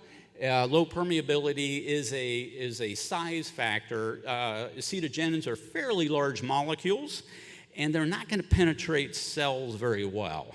So that's a first barrier. It's very likely that these things, why it accounts for that 3.2% getting into the bloodstream, that's into the bloodstream part. That's part of it. So you put that much, if you ate your 30 pawpaws today and you got to absorb all of that and you get just a low amount that actually makes it through the GI tract into the bloodstream ultimately, a lot of it's due to that. Got to get through those first hurdles. If you go a little bit busy slide up here, but then you got another step. So if you look all the way to the left, just kind of a diagram of the gut, but a blow up in the center part of that where it says gut microbiome or microbes, that's the representative of the gut wall. You got to get this through the gut wall. You got to get it into what we call the portal system. It's going to go from there to the liver, and then the liver is known as our what? Great detoxifier. Right? It has great capacity to detoxify a lot of different substances. That one, to my knowledge, I'll read it back to myself here. To my knowledge, there are no major studies that have documented acetogenins and how they're metabolized in the liver. None. Do you know of any, Dr. Pomper? I know of nothing. That's a big issue, okay? We don't know what the liver does with them, and the liver is our one of our major detoxifiers, so we don't know that. The next part of that, systemically it's before that, is we don't know what the pH in the stomach does to these things at all. This is another big black box. So a lot of getting drugs into the system, you got to get it through the GI tract, right? You got to get it through the acid environment of the stomach. Then it's got to get into that portal system. It's got to get through the liver before it gets to the bloodstream. And then, after all that, you got to get it through something called the blood-brain barrier. We have something, and all other animals do, you have something called the blood-brain barrier. It is going to block most things from getting into your brain. That's crucial, okay? And it's a big step, it's a big hurdle. So anyone who does any drug research looking at sort of, quote, brain active compounds knows this. It's a very difficult industry to work in because you got to get through the blood-brain barrier. The brain is very, very particular about what's going to get in. If you would try to predict this, blood-brain barrier diffusion is possible based on what we call that lipophilicity, where it could go through fats.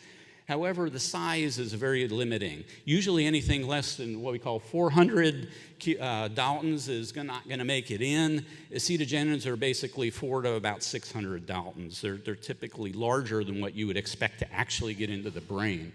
To my knowledge, there's nothing published about getting drugs or getting acetogenins at all across the blood-brain barrier. So while you can put acetogenins in a petri dish, that is not physiology. That's not, right? That's not how the human body works. So there's other things going on, and that's actually what's much more interesting here. So at least everybody, most people in here, hopefully, are at least somewhat knowledgeable right now about the gut microbiome. Anybody interested in that? Anybody hear of it? Anybody using probiotics that are enhancing that maybe, or that type of thing? So the gut bacteria and the gut microbiome is a key part of this, this whole process. So you put something into your gut, it is not sterile, right? It is not sterile in there. And there's a ton of things goes on with whatever you eat, whatever you consume, whatever you put in here, the interaction between the gut bacteria and what's going to be some type of outcome, for whatever you put in there. If you skipping across all those other things, that's some of the things that the gut microbiome do. But it's a big one about detoxification and metabolism of what are referred to as xenobiotics. These are compounds. Xenobiotic would be something that's not naturally inside of me. Acetogenins would not naturally be inside of me. We would call this a xenobiotic that way. So there's a lot of detoxification things that goes into there, that happens in the stomach, okay? Now, if you look at this from a different perspective for just a second, and this is the most interesting piece, and I got like a couple of slides and then I'll be finished up here. Anyone heard of the term gut dysbiosis at this point in time? Dysbiosis.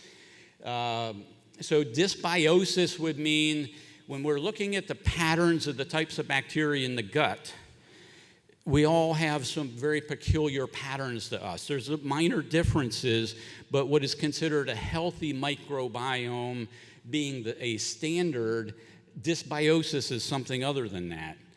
If you had an antibiotic recently, you would at least transiently have a dysbiosis. You can't avoid it. I can't avoid that, right? It happens. So in other words, I put an antibiotic into my gut that selectively kills off certain strains of bacteria. I've got a dysbiosis going on, at least temporarily. And eventually, it tends to rectify themselves. It just depends. Anybody heard of C. difficile diarrhea? C. diff diarrhea. And anybody had it yet? So antibiotic-associated diarrhea, C. diff, is a huge problem in the medical community, where somebody's received an antibiotic, and next thing you know, they had an overgrowth of a certain bacteria in the gut called C. difficile, and it causes some major havoc and ultimately life-threatening. That's a form of a dysbiosis. It happens on a much minor scale, but it still happens. But dysbiosis leads to some very interesting things called the leak. Particularly what's interesting here is the leaky gut.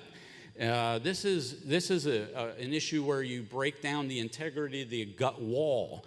And this makes all the difference, because with Parkinson's, there's a lot of studies right now that have clearly shown that virtually everybody with Parkinson's disease has a gut dysbiosis. It's an issue in most people with Alzheimer's, a gut dysbiosis. And there's a lot of other problems that are associated with this. And what it does, when you stop and you think about this, what's probably going on, I can't prove this yet, okay? And I don't know whether we'll ever get to be able to prove this with the acetogenins in particularly, but if you break down and you open up the gut barrier against these types of potential toxins, that's where you potentially could be getting significant amounts of acetogenins into the bloodstream. Again, we don't know what the liver does with them. We don't know, but that's not associated necessarily with gut dysbiosis. But the finding of Parkinson's in having the majority of folks with Parkinson's having gut dysbiosis, that's a critical piece. And why do I say that is because it's very interesting. And it's been, again, it's also been shown in PSP as well to have the dysbiosis issue. But if you look at, there's a few very interesting studies, particularly one where in an animal model that we use for developing, that we can use that looks like PSP, looks like, in a sense, Parkinson's. It's called the MPTP model. This is a mitochondrial toxin, the complex 1 toxin as well. And it has been very highly linked to PSP and Parkinson's development. It's just a research type of compound now. But if you induce Parkinson's disease in animals and then induce a dysbiosis, one, you worsen their symptoms. Again, a dysbiosis meaning with an antibiotic, I screw up their gut barrier. They worsen their Parkinson's symptoms. If you then fix that, then you reverse it back. Now, if you go a different direction and you use what we call germ-free animals, then you do something very interesting there. So germ-free animals have no gut bacteria. They have to be maintained in a cage in a very specific manner. They can have no contact with outside world. They're maintaining a totally sterile gut all their life, okay? But if you induce Parkinson's in those animals and then, in a sense, recolonize or colonize them with gut bacteria, even though that you set them up for having Parkinson's, you genetically breed them to have Parkinson's. If they're in a germ-free environment, they have no symptoms. If you put gut bacteria into them and cause a dysbiosis, in a sense, then you get Parkinson's to show up, which is really kind of putting all this stuff together. It's kind of like that is probably what's going on with a lot of this. I think that ultimately we know that we're moving forward as far as Parkinson's goes, and actually Parkinson's treatments and things like that, by using fecal microbial transplant, for instance, to actually reverse Parkinson's disease if you catch it early enough. It's actually effective at doing that. So there's a number of studies, a number of trials that actually have shown that. Again, my sense of this right now is that probably the biggest issue is it's a fecal microbiome issue, a dysbiosis issue. Then you come along with a toxic substance, and that probably is what, with that dysbiosis, you're allowing that toxins to get into the bloodstream and allowing the disease to develop ultimately. This would also explain why, because in Guadalupe, an extensive number of people eat soursop and cherimoya and those type of things, and they eat all these ananaceous foods. If you look at the original study, and somebody pointed out that somebody raised their hand who actually read it. Who was it? Oh, back here. And it's very interesting because if you look back in those original studies, they had the case and the control. And about 2/3 of their controls actually consumed about the same amount of pawpaw, or the same amount of ananaceous acetogenins as the study group did. So why didn't they get sick? I don't know. So it's a hypothetical. Does that make sense? Right? Hopefully it made sense. The argument there. In other words, a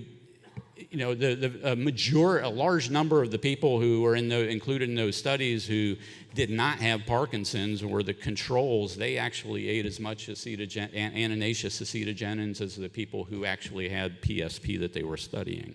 So it's very interesting. I think that this is ultimately where this is going to go. I would look at this as saying, I'm going to skip forward.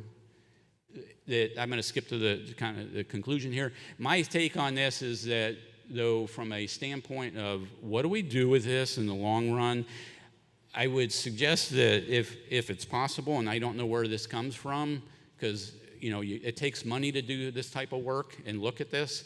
I know the horticulture industry, it's not their duty in a sense necessarily. It's not their expertise. But somewhere along the way, someone needs to, I think, take this up and look at the acetogenins in terms of the basic pharmacology, answer the questions, and then move on.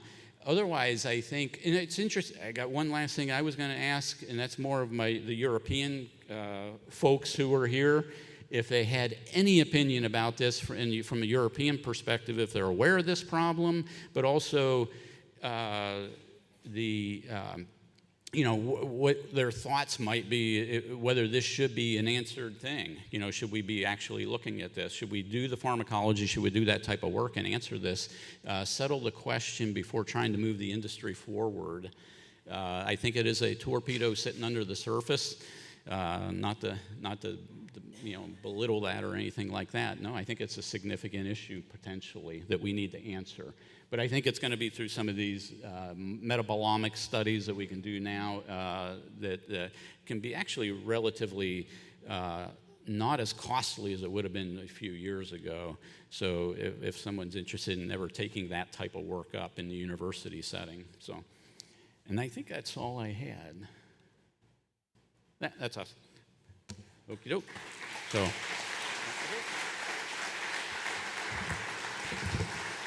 So we'll take one question if there's anybody who's got tons of questions there.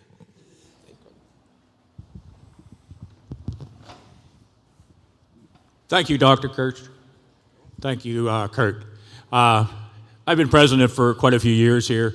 It takes a lot of time putting things together, and this hits my mailbox constantly. And I reach out to Lauren on this. It took 3 years for us to present this. And then I had said earlier at this podium when it started, there's a lot of professionals here that will be a lot better than for me to explain. But I also said to look around. You are our future.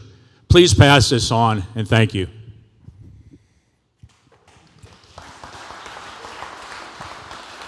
Go ahead. One more? Yeah. Okay. So as a fat-soluble, alcohol-soluble molecule, how does the integration into products like brandy or ice cream, how do you think that affects dosage and solubility? The only thing I can say about that is I had some Jephthah Creek last year, and it was very good. Just a little sip of the Jephthah Creek brandy. I don't know. It's a very good question. I don't know enough about that side of the industry, so to speak. Yeah, as a lipid soluble substance. I think when you distill it, right, it's going to be distilled. There won't be probably nothing left at that point. With the wine, it's hard to say, right? But if you distilled it, it's not going to be anything there. I suppose it's going to go off in a lot of it will go out in the distillation process, I would think. But it tastes good. I just wanted to say, so basically the conclusion is that we're far more susceptible to be overdosing on brandy than the acetogenins. Probably. Yeah. I would say keep your consumption down to like maybe 30 fruit per day. I had a little comment on the Parkinson's thing too, is our brains are 60% fat by weight and 40% is water, salt, and a couple other minerals. And so 60% is fat, but the majority of it's cholesterol and saturated fat. So when the doctor tells you that your cholesterol is bad, he's misinformed, and you should not take statins because you need the cholesterol. Cholesterol is good for you. Your cell walls are made out of it. Everything's perfect with a lot of fat. So eat butter and Pawpaw and you'll be good. All right, we're going to move on to our next presentation. That's going to be from Matt Menegado about starting a Pawpaw orchard. Matt?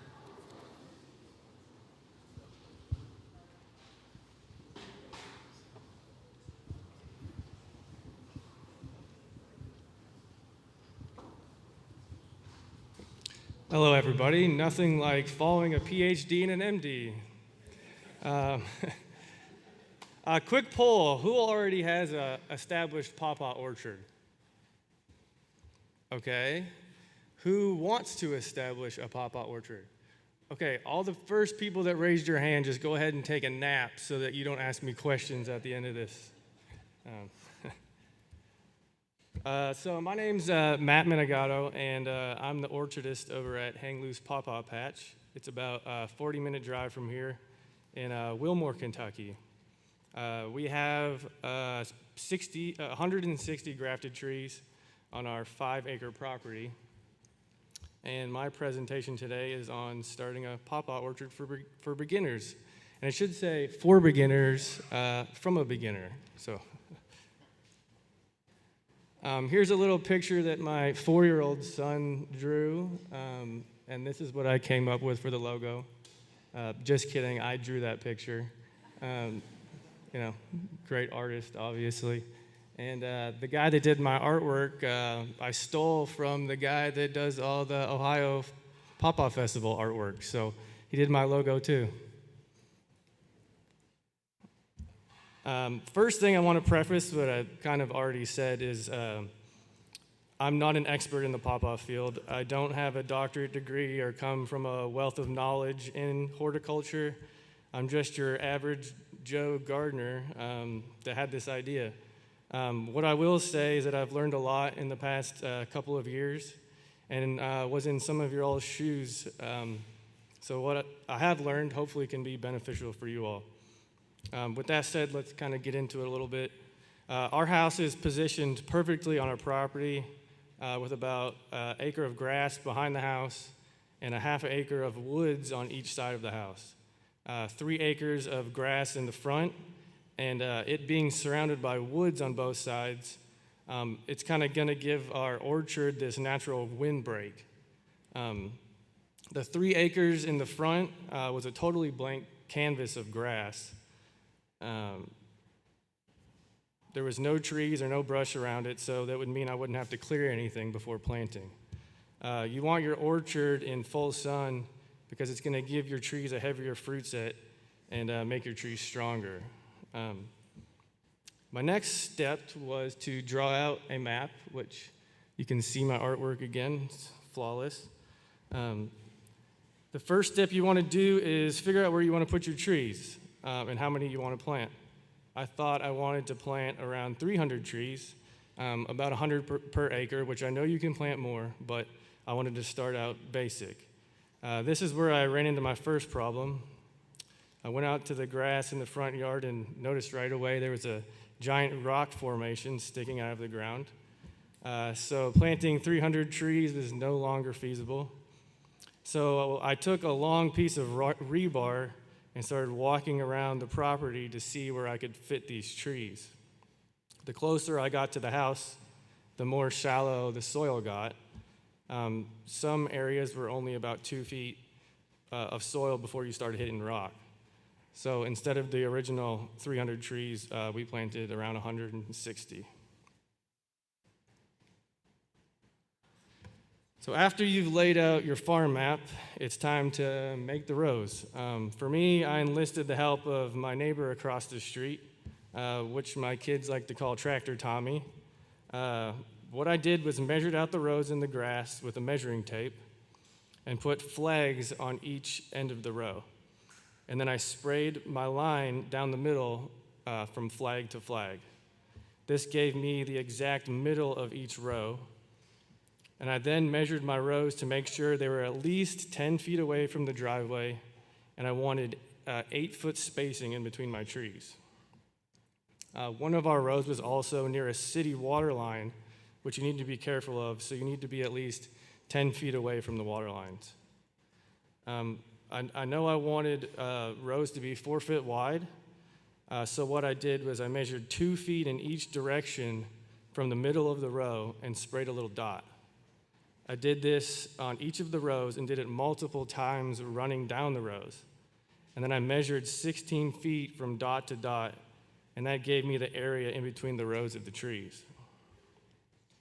Make sure you're measuring this in multiple places so that all your rows can be at least 16 feet from each other. After that, as you can see from that picture, Tommy just put the tiller on its lowest setting and let it rip down the row. We did the tilling twice with 6 weeks in between. And then if you have the time, lay down some landscape fabric before winter to kill off the grass. It'll make things a lot easier for you. So after all your tilling is done, you want to get on these steps pretty quickly afterwards. I call this the layering method. The first layer you want to put down on your tilled soil is a heavy layer of compost or properly aged manure. I made friends with the equine program director at our local university down the street. He gives me all the manure I can handle. Just make sure when you're looking for a supplier that they use no herbicides or pesticides on their farm, or it's in the hay that they feed the horses. The more compost and manure you put down on this layer, the better. So on top of that layer, next you want to cover your compost and manure with a thick layer of cardboard. The main source for my cardboard was my wife's Amazon orders for 2 years. But even that wasn't enough, which really surprised me. So I contacted my local dollar store. And then after that cardboard layer, you want to lay down a thick layer of mulch. The thicker, the better. I have another buddy with a dump truck. I have a lot of buddies. So we drove straight down the road with his dump truck, and I was in the back just dumping out all the mulch. After you've completed this step, I aged my rows for a year. I know a lot of people suggest maybe aging them for 2 years. I think that might have been better, but it was fine just aging it a year. So after that, you're ready to plant. So while your rows are aging, you need to decide on what kind of trees you want to order. For me, this was a no-brainer. I ordered grafted name cultivars. If some of you that are rookies don't know what a grafted tree is, it's true to taste. You're taking a piece of an existing tree that has proven to be a heavy producer and will taste just like the tree you took the graft from. Another plus with the grafted trees will be that they tend to produce sooner. For me, it was 4 years in the ground. Tree age is another key component on choosing which trees to order. Being a natural understory tree, pawpaws are very susceptible to sun damage in its first year or two of life. Many people struggle with planting younger trees, and most of the time they will die if not properly taken care of. If you wanted to go a cheaper route and buy smaller trees, you'll need to protect them for their first 2 years of life or until they're over 18 inches tall in the ground. You can do this in many different ways. I suggest high quality breathable tree tubes or maybe a tomato cage with a shade cloth wrapped around it. And then after those first 2 years in the ground, they should be able to tolerate full sun and survive a lot easier. The next thing you should think about is potted versus bare root trees. For me, this was another no-brainer. Quick lesson for those of you who don't know what bare root trees are. They're trees that were in the ground and then dug up and then shipped to you. Pawpaws have a very long taproot and a very delicate root system.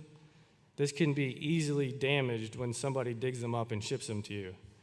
If they aren't damaged when they're dug up, then they could easily be damaged when they're shipped to you. I 100% would buy pawpaws that have been grown in pots. But you need to make sure that these pots have aged with the tree. With the taproot being so big, it can easily be damaged if they weren't transferred to the correct size as the tree aged out. So always ask what size pots your pawpaws are coming in.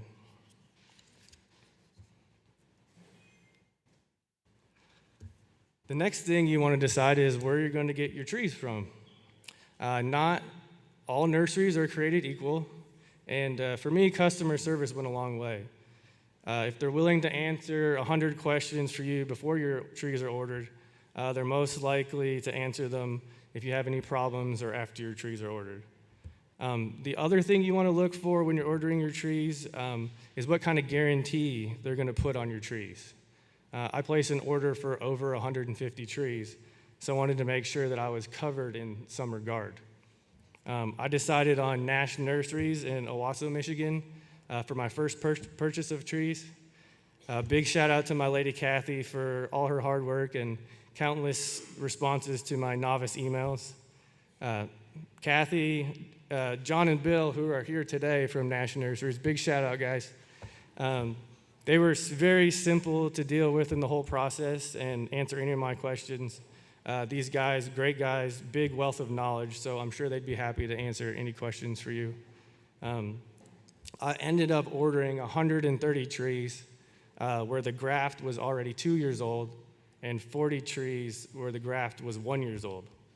And that's my initial order right there. The guarantee that I got from Nash was that the trees were guaranteed to arrive healthy and leafed out and survive before planting. And then after planting, they were guaranteed for 50% of the purchase price to survive for up to a year, which I thought was more than fair. All right, tree planting. The first thing you want to do before planting is decide on a date. I would pick a Saturday or Sunday after the last frost when it's still a bit cool outside, but the nights are not too chilly. We picked a Saturday and Sunday in the first weekend of May in Kentucky, and we timed it perfectly, and I coordinated it with my nursery to have the trees delivered on a Friday, and we began planting on that Saturday.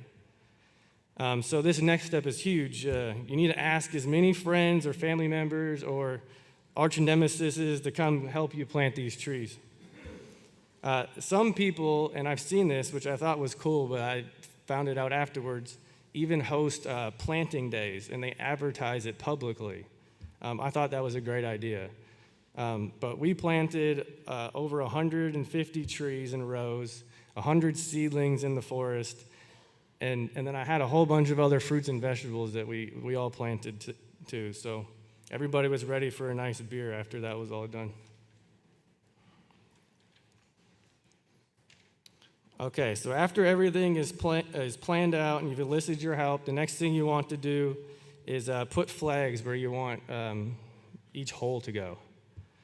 I would do this a couple days before your help, and trees are going to show up.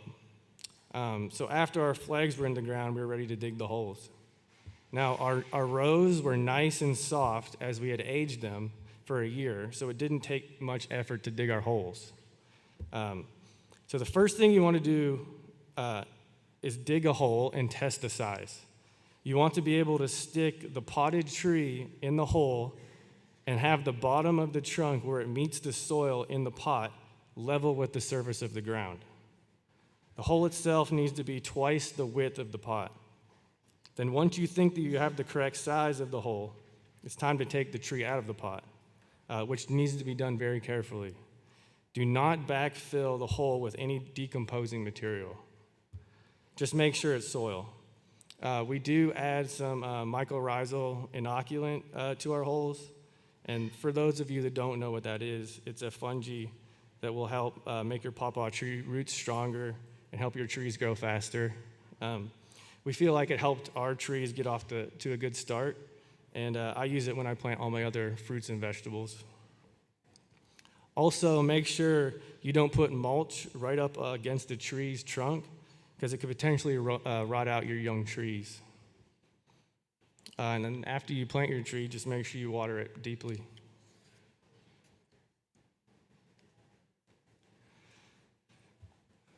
So installing an irrigation system isn't necessary if you only have a couple of trees. Some pawpaw orchards don't install an irrigation system at all. But for me, having 150 trees and 3 young boys under the age of 3, I thought this was absolutely necessary. Pawpaw trees need about an inch of rain per week, sometimes a little more when it's really hot outside. So we have this drip irrigation system lined up to release a gallon of water per hour. We water 4 times a week for 30 minutes at a time, Monday, Wednesday, Friday, Saturday.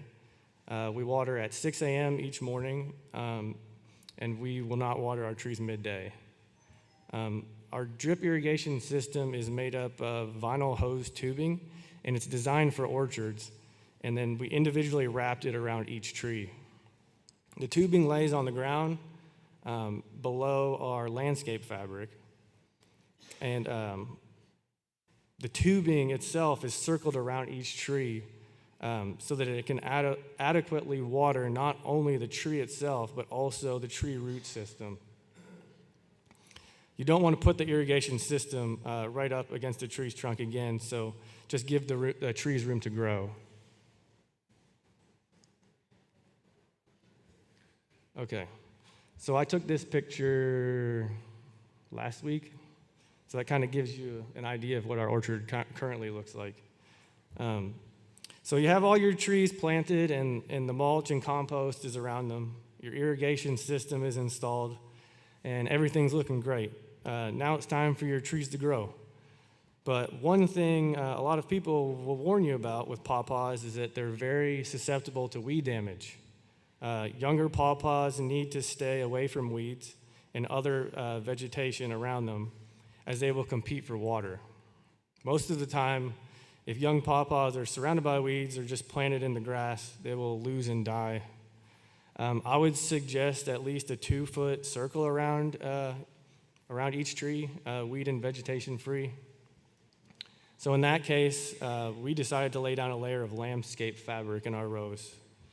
I did a lot of research for what I thought might be the best fabric to lay down, and I decided on, it's called Do It Sunbelt 4-foot wide weed barrier landscape ground cover. I was told that this should last 5 to 7 years before it needs to be replaced.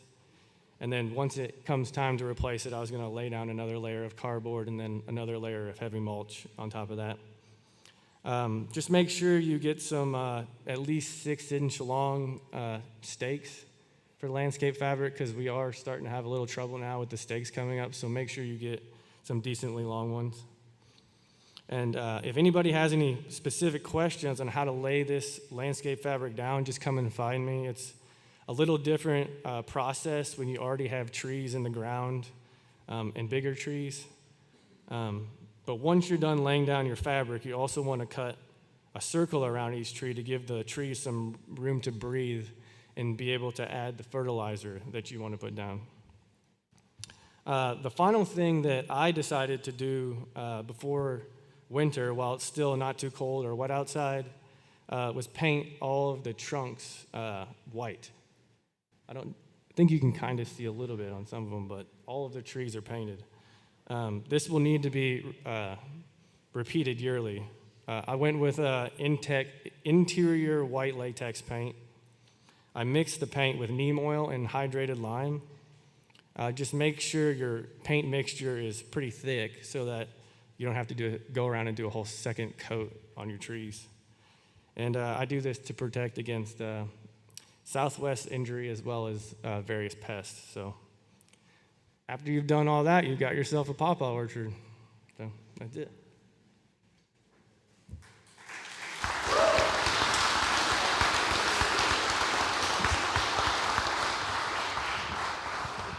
Do we have any? We have time for a question. If anybody's got a question,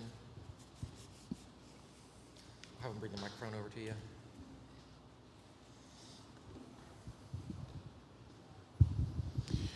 Can you talk a little bit about financing this, and also how do you convince your wife to let you do this? That's a very good question. I prefer not to answer it. Just kidding. I supported my wife for a very long time, so when we moved back to Kentucky, she was like, you can do whatever you want. So that's kind of what I'm rolling with now, but that's it. All right, thank you. We'll move on to our next talk, which is Blake Cothran talking about diseases in pawpaw.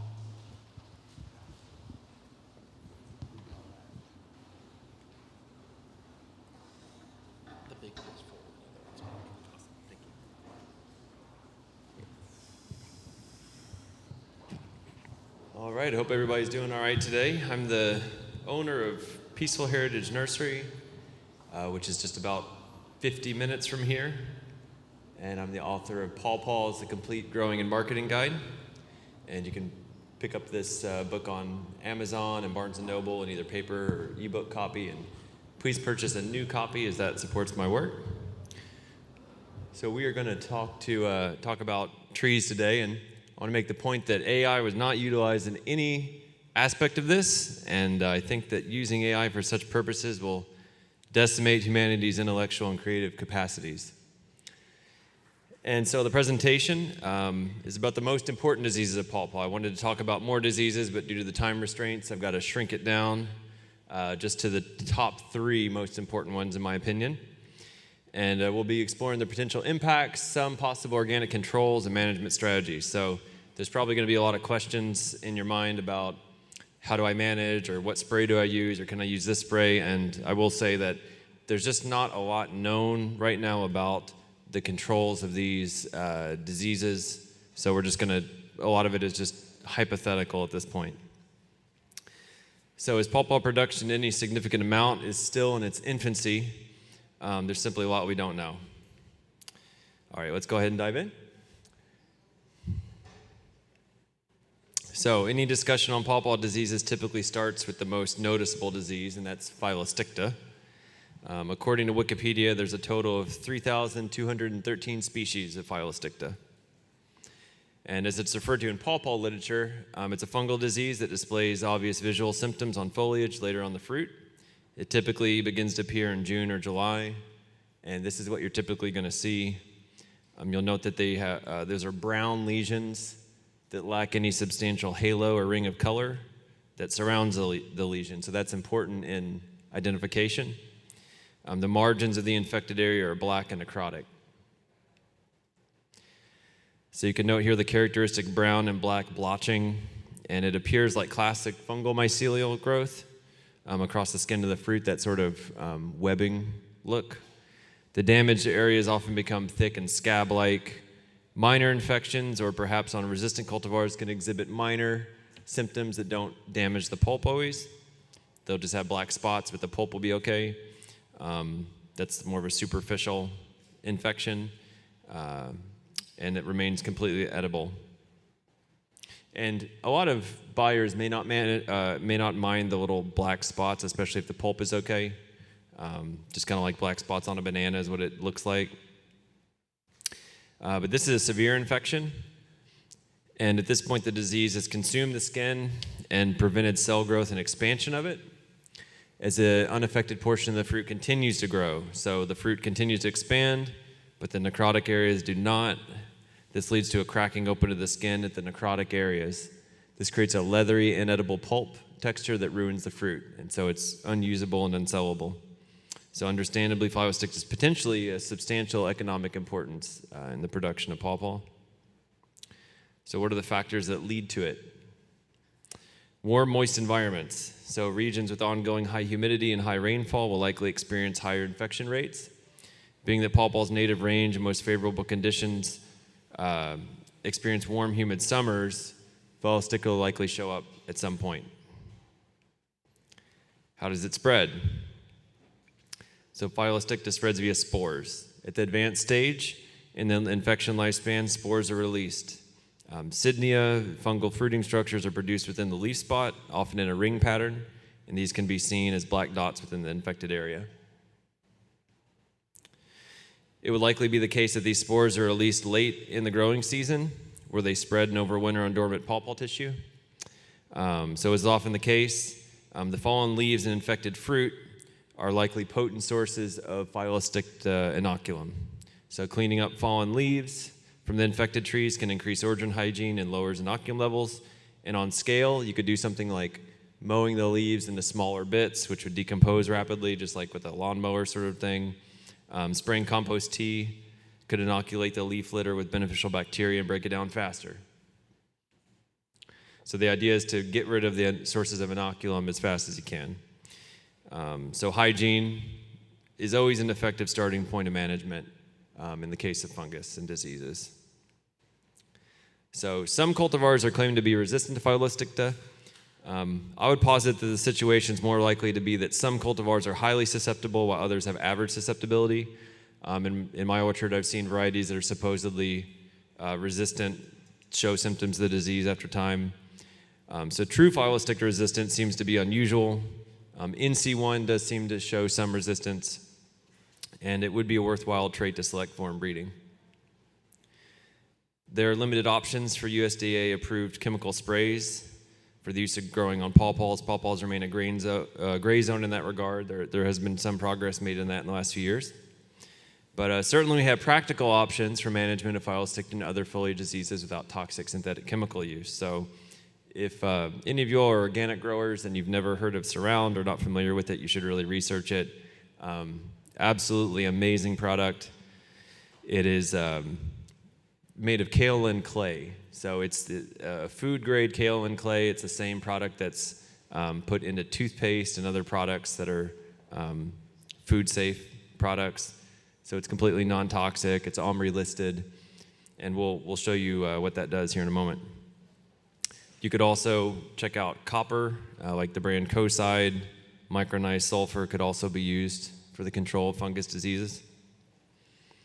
And yeah, newer option is Surround, okay? And so Surround forms what's called a particle film. And it's a new organic breakthrough in pest control and disease control.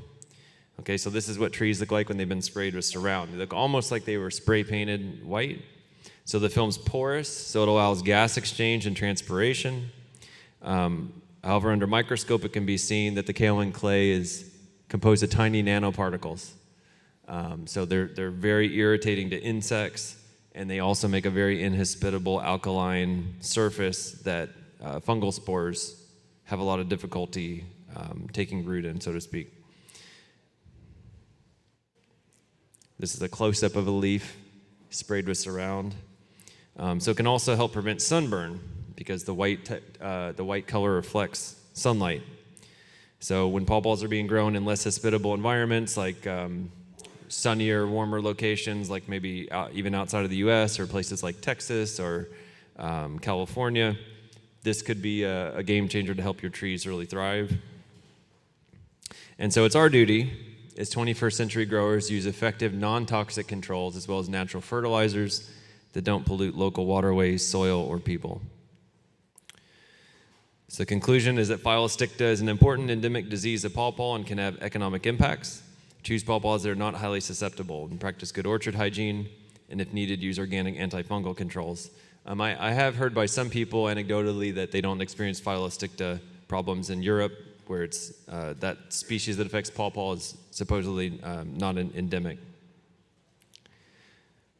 Okay, black spot. Black spot is a bit of a challenging, hard to understand disease, and we'll look at it here. So this harmful fungal disease has recently been identified thanks to the help of Ron Powell. The disease appears in very wet and rainy seasons. The signs of the disease are blotchy black spots visible on both sides of the leaves. The undersides of the leaves will show black spots with a patchwork-like appearance. The leaves will gradually turn yellow, droop, and often prematurely drop in August or September, thus exposing the fruit to sun scald. So the less foliage you have on your trees, the more problems you're going to have with the fruit potentially getting sunburned. This is what a tree with black spot looks like. So it appears to lower the tree vigor if it continues year in and year out. It does not appear to infect the fruit, but can negatively affect it indirectly through loss of foliage and shade. So no resistant cultivars have been identified yet. It can be differentiated from Phyllosticta by observing the foliar lesions. So note the bright yellow halos of black spots. So you might remember the Phyllosticta picture. They were just little black spots with kind of grayish necrotic area with a little black circle around it. Black spot seems to have these bright yellow halos. So there's questions that remain. What are the long-term effects of black spot? How does it impact fruit production? Is it systemic? It's believed that ongoing and sustained black spot infection can weaken the trees enough to kill them. This makes it a serious disease of pawpaw. Being that black spot is a diplocarbon species, it's fungal, just like Phyllosticta. Wet, humid conditions and poor airflow will likely favor its proliferation. So control would be spring and summer applications of organic antifungals such as neem oil, micronized sulfur, liquid copper, Surround WP would likely prove effective. I will say there is another theory you could say in organic production, and that is that if you can colonize the foliage with a beneficial bacteria, then it prevents a harmful bacteria from taking hold, similar to like we were talking about the gut biome. If your gut biome is healthy, it's a lot less likely that a harmful pathogen can take root and proliferate. So the answer to that is, or one way that that's done is compost tea. So compost tea does not need to be aerated. It just needs to be leached out into water, very carefully filtered, and sprayed, and foliar applied to trees. And I've seen good success with using it on apples in the past. All right, so the most important disease we're going to talk about today is blue stem disease, or BSD. It's sometimes also referred to as vascular wilt. Okay, so it's a very serious disease that is unfortunately still not well understood, at least in the case of pawpaws. And here are a few basic facts. So also known as vascular wilt or vascular decline, but currently referred to as BSD. It affects pawpaws of any age. The direct means of infection remain unknown. It's fatal to pawpaw trees, leading to gradual decline over a number of seasons and then eventual tree demise. So what you're seeing here is the inner bark that's been exposed to BSD, and I basically ripped the bark off of the young tree, and that's what it looks like underneath. So instead of it being nice and bright green and clean and bright, it looks terrible, blue and black staining. So the symptoms include diminished foliage size, yellowing of leaves, fruit can also appear yellow, cracking and small fissures on trunks, branches, and larger twigs. We'll see some photos of that here in a bit. The blue-black staining under the bark and on both the xylem and cambium tissues. Rapid tree decline and demise. So infected trees die within a few seasons of infection, or at least within a few seasons of appearance of visible symptoms. Okay, so this is a subtle difference here, but hopefully you can see it. There's a healthy pawpaw tree on the left, and there's a BSD-infected pawpaw on the right. So you'll notice that the one on the left, the leaves are bigger, they're darker green. This one, you can see the leaves look slender, smaller, more yellow. So it's a healthy pawpaw leaf on the left, BSD-infected pawpaw leaf on the right. So that should make it a little bit more obvious there. So these are the bark fissures and cracking due to BSD. So you can see there's this cracking here, right in there. You can see the cracking, and you can see the cracking here. And the cracking follows the flow of sap through the cambium tissue. And this is the blue staining of tissue. You can see when the bark is pulled back, you can see the staining on it. It's very, very obvious. So what are the physiological effects of BSD? So BSD compromises the vascular system. The BSD-affected vascular system becomes less effective at transporting nutrients and water to the branches, trunks, and leaves. So the diminished nutrient and water supply leads to the symptoms just mentioned, including smaller leaves, yellowing of leaves, diminished fruit yields, because the tree's pumping less nutrients into the branches and leaves, so therefore the leaves are getting smaller, the yields are going down. The wilting of the foliage in hot weather is also a characteristic of BSD-infected trees, again, due to the diminished ability of the BSD-affected vascular system to deliver water to the foliage. BSD-infected trees usually go into a marked decline after a few years. How long this decline takes is unknown exactly, but it appears that the trees are generally dead or severely compromised within 3 to 5 years of infection. They will display obvious symptoms like yellowing of foliage and bark fissures. Younger infected trees likely decline faster. Older trees may take longer. It can be observed on trees of all ages, including 2 to 3-year-old seedlings. And the reality is there's no known cure for BSD, and once infected, the tree is likely to go into decline. It's also unknown at this time what causes BSD in pawpaws. Potentially similar blue staining diseases affect conifers caused by species of fungi. However, BSD in pawpaws is not believed to be caused by fungi. Several cultures done on BSD-infected pawpaw tissue were found to contain fluorescent pseudomonads, a type of bacteria commonly causing BSD in other tree species. And this was taken from the Oregon Pawpaw Regional Variety Trial. Okay, so what is a pseudomonad? Okay, according to Webster, any of a genus Pseudomonas of gram-negative rod-shaped motile bacteria, including some that produce a greenish fluorescent water-soluble pigment and some that are saprophytes or plant or animal pathogens. So the pseudomonad that causes BSD would be a saprophytic species, and fluorescent bioluminescent, meaning it glows.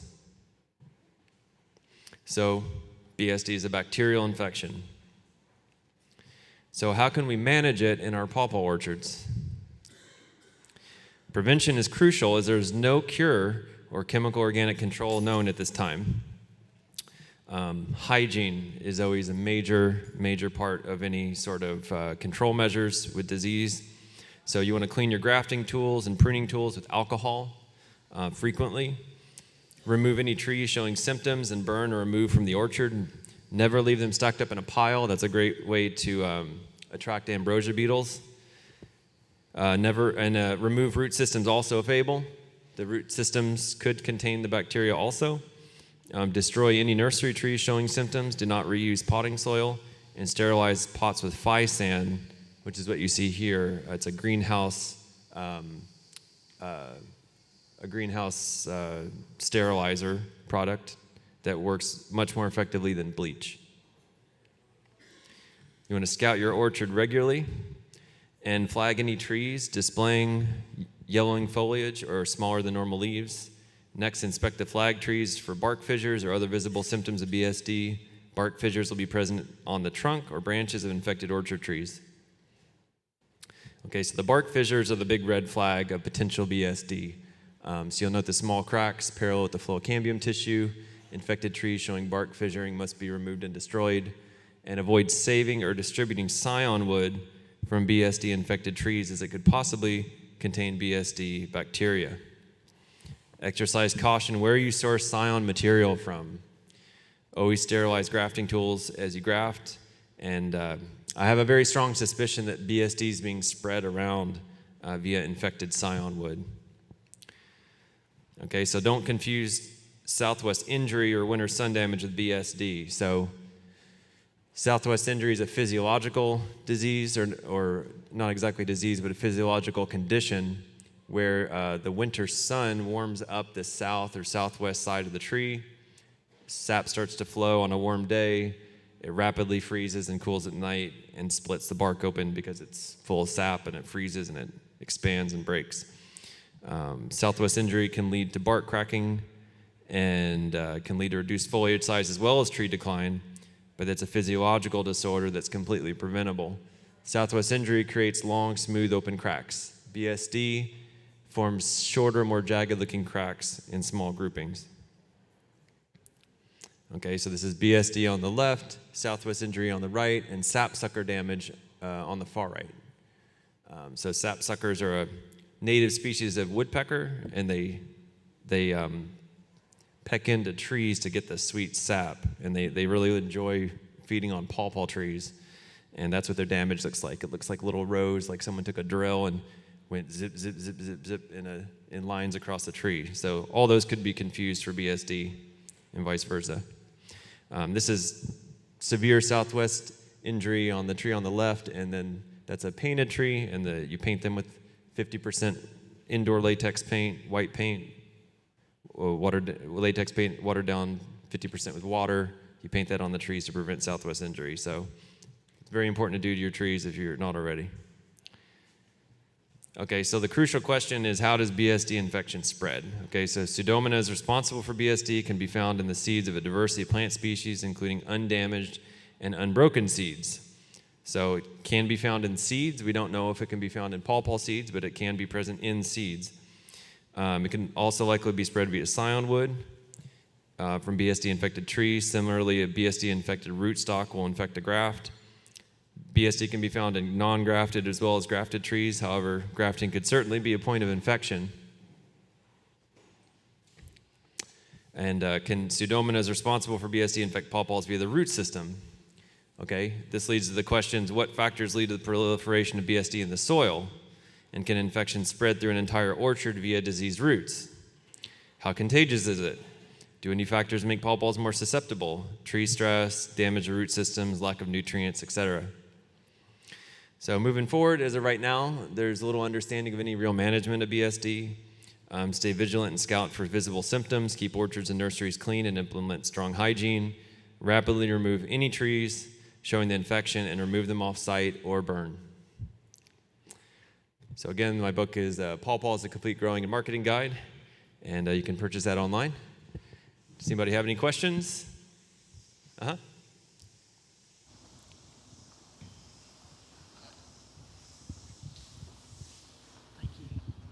Yeah, hey Blake, I'm Susan, and I'm also an organic grower, and I really appreciate the fact that you were talking about the surround, and I have never used that. Two questions about it. Do you spray it under the leaves as well, and will it deter the zebra swallowtail caterpillar from eating the pawpaw leaf? Yeah, so I would say generally with foliage spraying, it is a good idea to get the undersides of the leaves. Now, with pawpaw, it's a little hard because, you know, they droop. And typically, I think a lot of times, things that affect the foliage seem to affect the top of the foliage. You know, like the eggs are usually laid on the surface of it, and, you know, spores typically would most likely land on the surface of it. I'm not 100% sure if it would keep ZSB at bay, but I think that it would. Now, I know that we like ZSB butterflies, but the reality is that when you're starting a young orchard or you have a nursery, they can cause a lot of damage. I have found that spraying pyganic and neem will effectively kill or keep the larva off temporarily. And what I do in our nursery is I hand pick off as many caterpillars as I can find. I put them on older established trees. We have a bountiful population of them on our land now. But in the nursery, when the trees are young, I do spray pyganic and neem to keep off any number of insects, including ZSB. But I think surround would be effective, I think. My question is, will BSD damaged tissues fluoresce under UV light? I'm sorry, I couldn't hear you. Will BSD damaged tissues fluoresce under a UV light? Oh, like would it glow? Mm-hmm. I guess theoretically maybe there could be some glowing because of the bacteria, but there may, you know, that maybe you'd have to look at it under a microscope.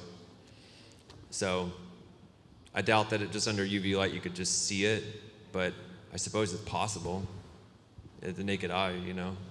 But they do glow. So we have BSD, let's say, Pseudomonas problem sometimes with orchids.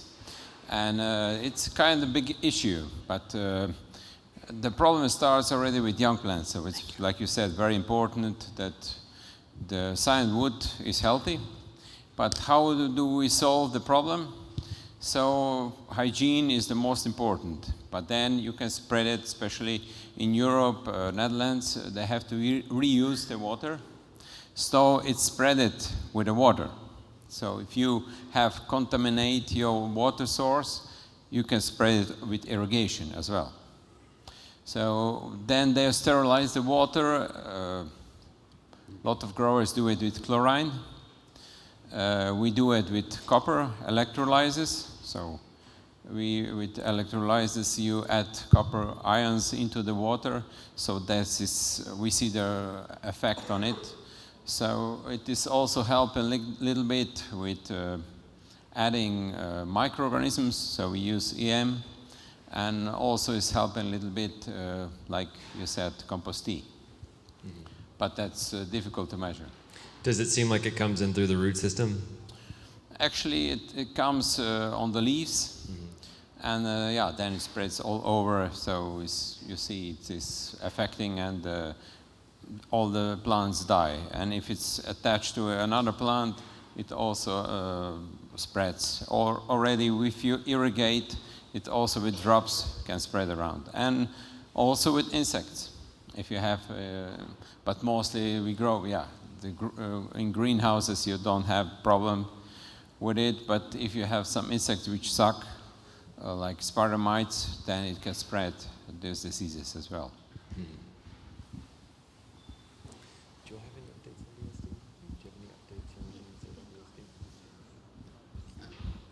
Question?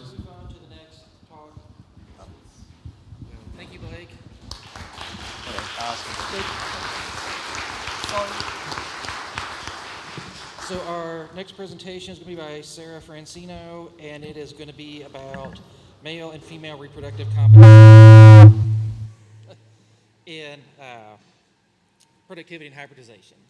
Thank you.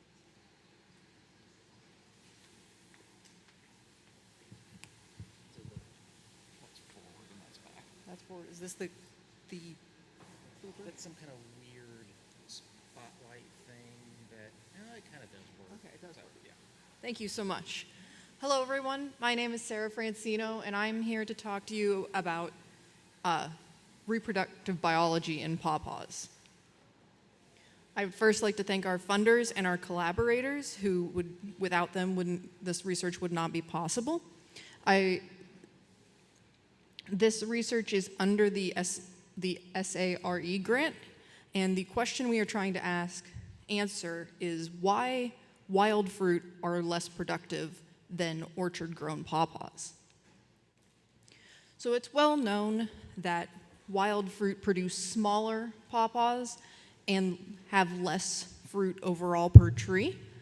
There's many reasons for that low yield. And many people have looked into pollinators. There are some environmental factors that are no-brainers, like frosts. 2025 was a late frost for us up in Ohio, so we didn't have as many fruit. There's also physiological questions that we have come up, like June drop. It's a carrying capacity issue, and the fruit drop off the tree. What we're going to be looking at is the male and female side, which is the pollen and the flowers. So, little pawpaw flower biology really quick. This is the style in the ovary, which is part of the female side, and the top of that is the stigmatic surface on top of those. The pollen has to land on the stigmatic surface, and the pollen-producing part of the flower is the anther ball, which is below that.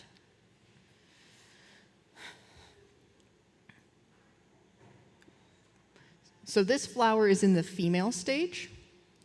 It is receptive, so it can be pollinated. Then the same flower moves into the male stage and sheds pollen.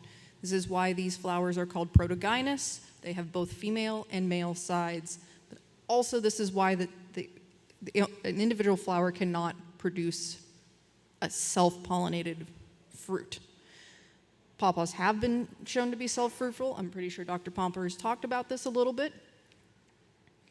So with our thoughts on why these low yields are happening with the wild fruit, we were looking at how does pollen temperature influence, how does germination temperature influence pollination, does stigma count influence the fruit set, and how do different pollen sources affect the mature pollinations and the resulting fruit. So first, we did a pollen germination study where we took petri dishes of pretty much Jell-O, and we grew pollen on it. It very much mimics the stigmatic surfaces of the flowers, and we put them under a wide range of temperatures, from 4 degrees, which is your refrigerator, to 45 degrees C, which is 113 Fahrenheit. So we wanted negative on both sides. We wanted to see the whole range, because I think Adam said that you do things that are going to not work. And we found between 14 degrees C, the pointer has gone away again. Okay, there we go. Between 14 degrees C and 30 degrees C, which is between 57 and 86 degrees Fahrenheit, the pollen germinated pretty well in that range, and we didn't have any problems.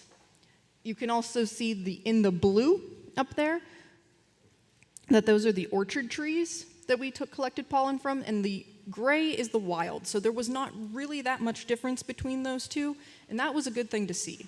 While we were looking at those plates, we also saw that the pollen tubes were different sizes at different temperatures. So then we went through the tedious task of measuring all the pollen tubes, and we found that at the 30 degrees C, so the higher end of the range, 86 degrees, these pollen tubes lengthened, were much longer than at the cooler temperatures. This interaction makes sense because in cool, wet springs, we generally do not have as much fruit set, so even if the pollen gets on the stigmatic surface, it's not as vigorous as it would be there. But we answered the question that the wild pollen really has it does not have a problem. So we went then on to look at taking different types of pollen and collecting those to do a cross-pollination experiment. We used a wild population in Waterman and the Waterman Orchard at OSU. We took pollen from the wild and bulked it from within plot, which was looking at closer genetic relatedness.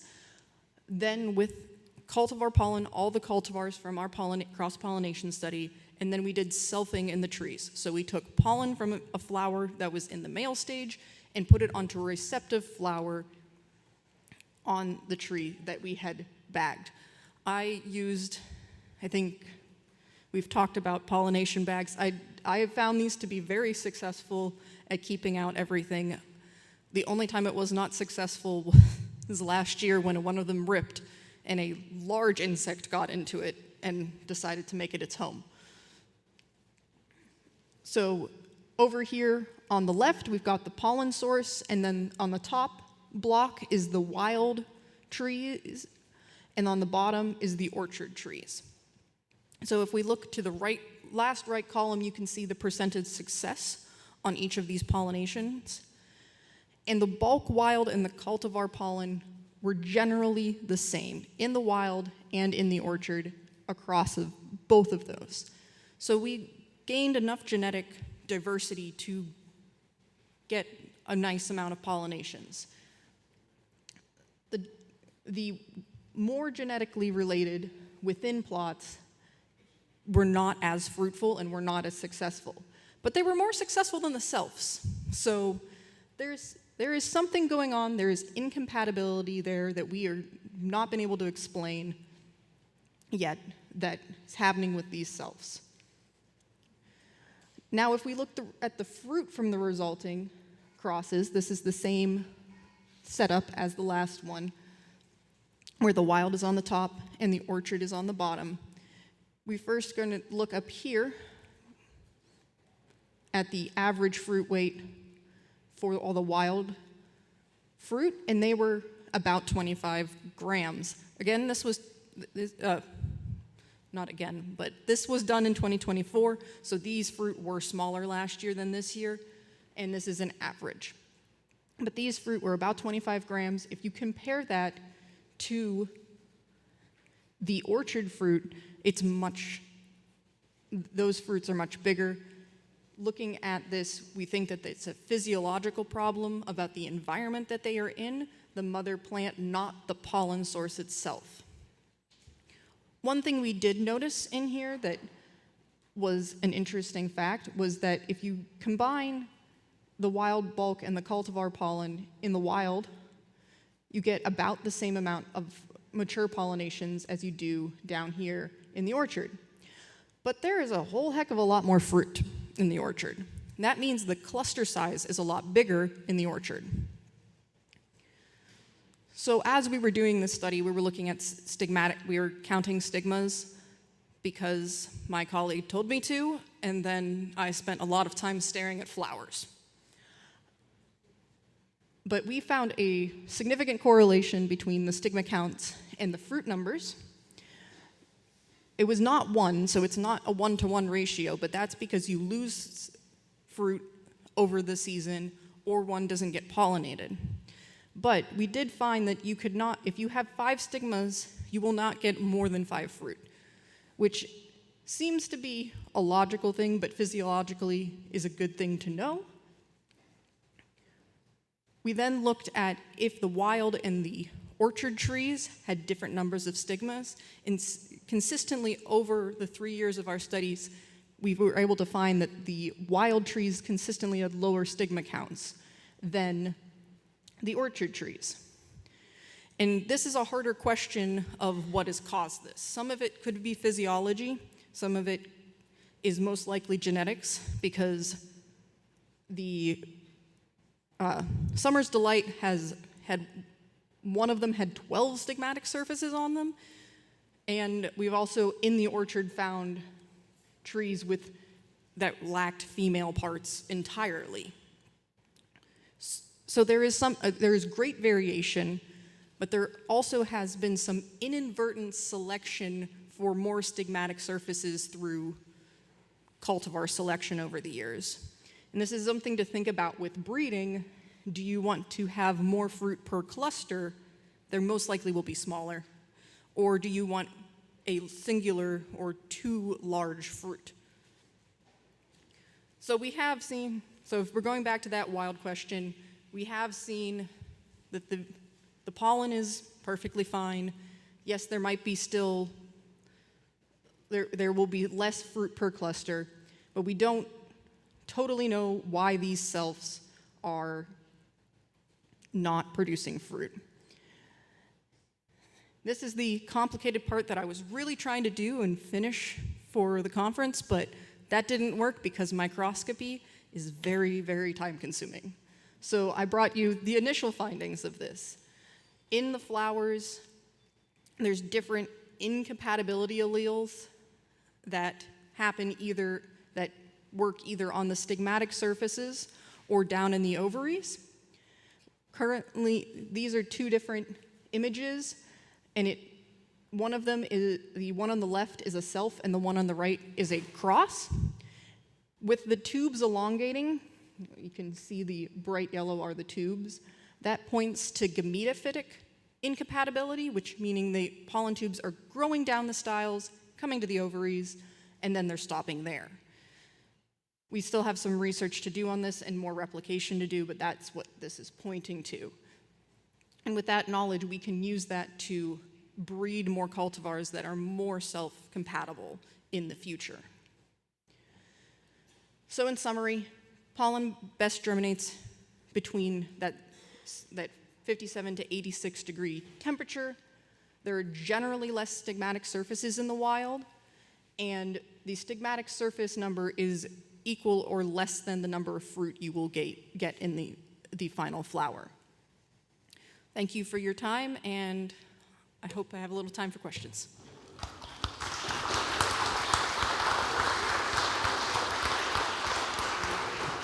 We have time for one question.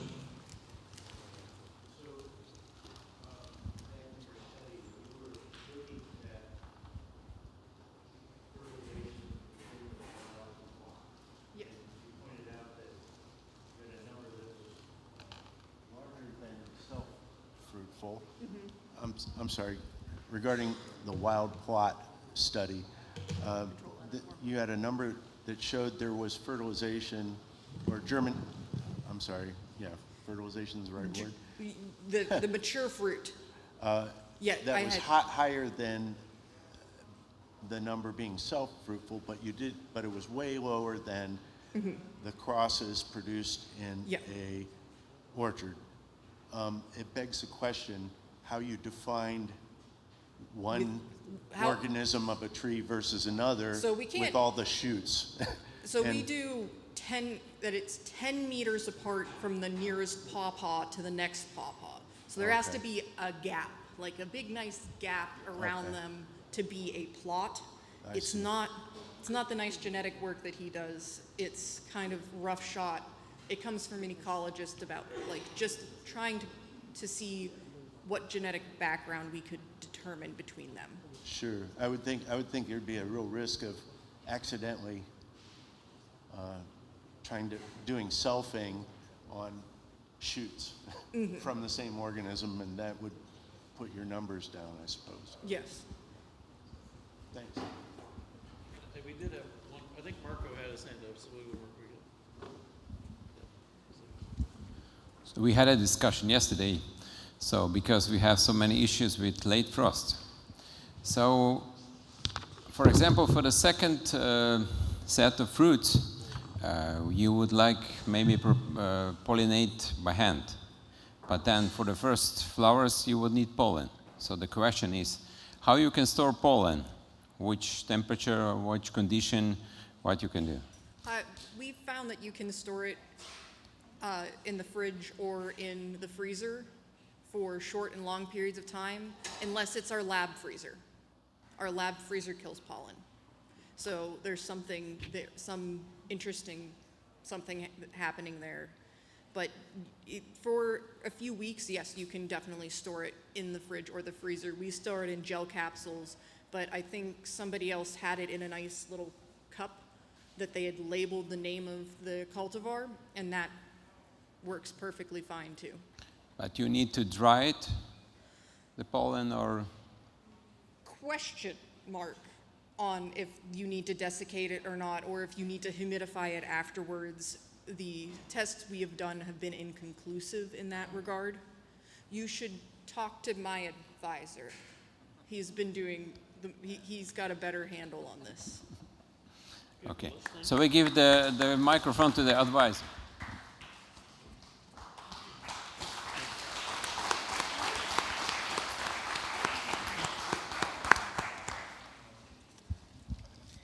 All right, so next up, we have Dr. Signorini. I'm not sure where he is. There he comes. Okay, yep. And we're going to hear about more of the business end of things from Pawpaw. Yes. Thank you, Dr. Pomper. We do have I didn't know we had a monitor here, so I brought my computer just in case, but that's good. Awesome. Well, mixed feelings presenting at this time of the day. Good thing is that we have a wealth of knowledge that I can build on. I was being a diligent student and taking my notes. So I will try to connect to the best of my ability what I have here and what we've learned this far in today's conference. But at the same time, it's later in the day, everybody's a little bit tired, so I'll try to make this a little bit entertaining so everybody is awake by the end of this talk. Good afternoon. For those of you who don't know me, I'm Gil Signorini with Ohio State University. I'm an assistant professor at Ohio State since 2020. Rough time to begin, mid of pandemic, but we managed to navigate through.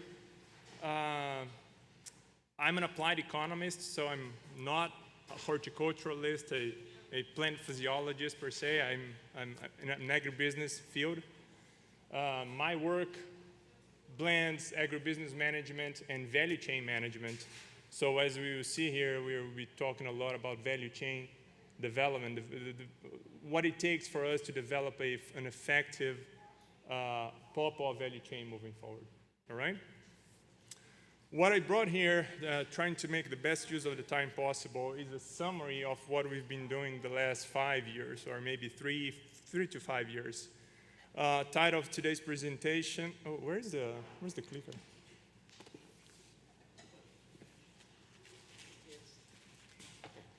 Oh, is this thing? So that's forward, that's back. Gotcha, thank you. Pawpaw businesses in the Eastern USA, 5-year industry review and recommendations for a resilient value chain.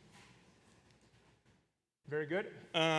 Yesterday, we talked a little bit about the challenges of receiving grants. Fortunately, at Ohio State, the last several years, we've managed we were quite successful bringing research money to look into pawpaws, which is a good thing. Truly, someone mentioned yesterday the challenges moving forward, especially at this time, this rough times we are living in when it comes to grant applications and grant opportunities. So I will touch that again as I cover one specific aspect of pushing this industry to a more professional level. And that will certainly connect with finance, will connect with research or marketing resources. That's why we're bringing here. But in any case, in the past several years, the OSU has been fortunate to count with several bright minds and managed to bring some money in. One of our most, for laser point, no. Okay. I'm the PD for the second study that the second grant that just ended. It says October 2025, but it's ended now. It's Strategic and Operational Agenda to Promote Growth in the Developing Pawpaw Value Chain. One of multiple results coming from that grant is this material that is out there, published, available for everyone, free of charge, is open access. This QR code leads you to the publication. If you want to scan it, feel free. If you don't, that's fine too. You email me later on. I will forward the paper to you. But basically what this paper did, we conducted a mixed method research approach where we blended surveys and interviews with several of you. So I see several familiar faces in the audience that we conducted interviews and surveys with. If I recall correctly, 240 survey responses and about 42 interviews. The interviews ended up being in-depth interviews, meaning that the individuals who participated in the interview process were connected over and over again. So we talked to them over the phone, in conferences, at their farm. Was a fantastic opportunity for me to learn more about pawpaws. As I come from the agribusiness sector, I knew very little about pawpaws coming into this project. What I knew at that point were methods, pretty much agribusiness-related methods, and that's what we applied here. And good summary, good effort. Study is long, but the reading is not very heavy, even though it is a scientific publication. It's not too complex. One could read easily. And that I published that with Sarah Francino, our PhD student who just presented here for you guys a minute ago. Now, some of you guys might be familiar with what a SWOT diagram is, just a collection of strengths, opportunities, weaknesses, and threats, commonly applied in business settings to evaluate opportunities and challenges for a company, for a firm. Well, the analogy here is applicable, and I like the torpedo analogy, Dr. Kirshner, that you made before. The SWOT diagram that we have here summarizes the challenges of the pawpaw value chain as a whole, right? So if for 1 second we just look around the room and imagine for a second that we are all part of the same firm that is called Pawpaw Value Chain. If a given department fails, most likely all of us will fail, right? So the quality and the effort put in place by the nurseries certainly depends on the quality that the breeders put on. Well, the producers will depend on high quality materials coming from the nurseries and so on and so forth, right? So it's a chain of events. If a given department fails, we all fail, right? So the torpedo analogy applies quite nicely here.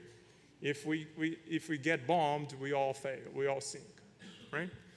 So the intention here in this slide is just to demonstrate, well, another quote that we usually tell value chain management students is that there is no chain that is stronger than its weakest link, right? So we ought to work throughout the chain, find out where the pain points are, and try to overcome these pain points by offering improvements or creating opportunities for these departments to flourish, to do better, to improve our practices overall, right?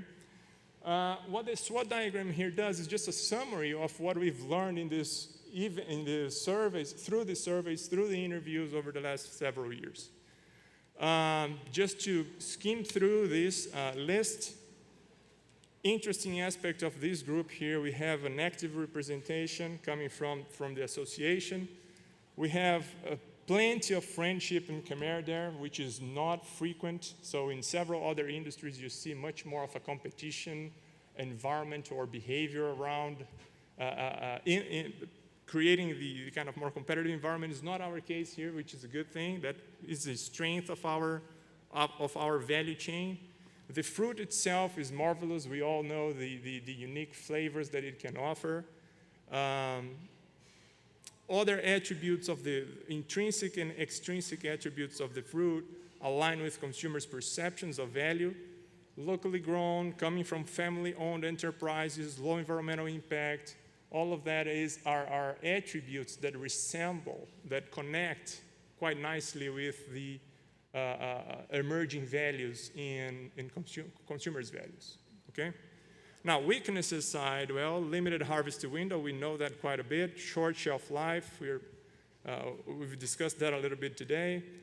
Parties' understanding of best cultural practices. We've talked a lot about cultural practices here today, but there isn't a clear path. We seem to be struggling a little bit with a very clear direction of what is good, what is bad, what it takes, what are the costs, what are the pros and cons and returns. Small-scale farms spread across multiple locations, which creates a little bit of a challenge if we need to coordinate activities, come together for processing, for example. The location, the spread, the geographical spread it can be looked as a weaknesses for us from this angle. Absence of fruit standards and grades, that can also be looked as a weakness. Several other fruit have grades and standards in place, which facilitates communications with consumers. Well, nothing prevents us from taking that step and be proposeful, right? So we don't need to wait until USDA come knock our door and say, hey, here's the grade or standards that you should follow. No, this is a type of initiative that can emerge from this group, right? Absence of certifications. Certifications here, I'm not necessarily talking about organic certifications. I'm talking about food safety certifications, food quality certifications that we don't quite have in place yet. Now, looking from the positive angle, opportunities, Pawpaw fruit and products appreciated by consumers. We have a few other publications, not bringing them today here, but that highlight that aspect. Consumers do like in general. There is a market out there, a growing market out there for Pawpaw products. The growing audience in the Pawpaw Festival can be used as a very simple evidence, a very simple example demonstrating that there is a growing interest for Pawpaw fruit and value-added products.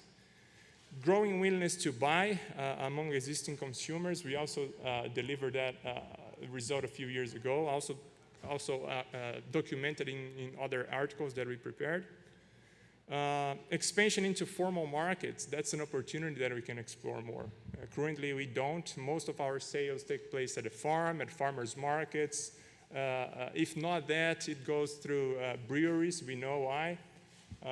Fermentation usually has a much lower food regulatory environment, not as demanding as many as other food types. So expansion into other markets is a good thing. And diversified product portfolio for year-round availability. Also another interesting thing, we know how short our production is. So if we have shelf-stable, value-added products that are available to consumers more frequently throughout the year, it might not taste as good as the fresh pawpaws we know, but it still gives people an opportunity to try and connect with the fruit, connect with our industry.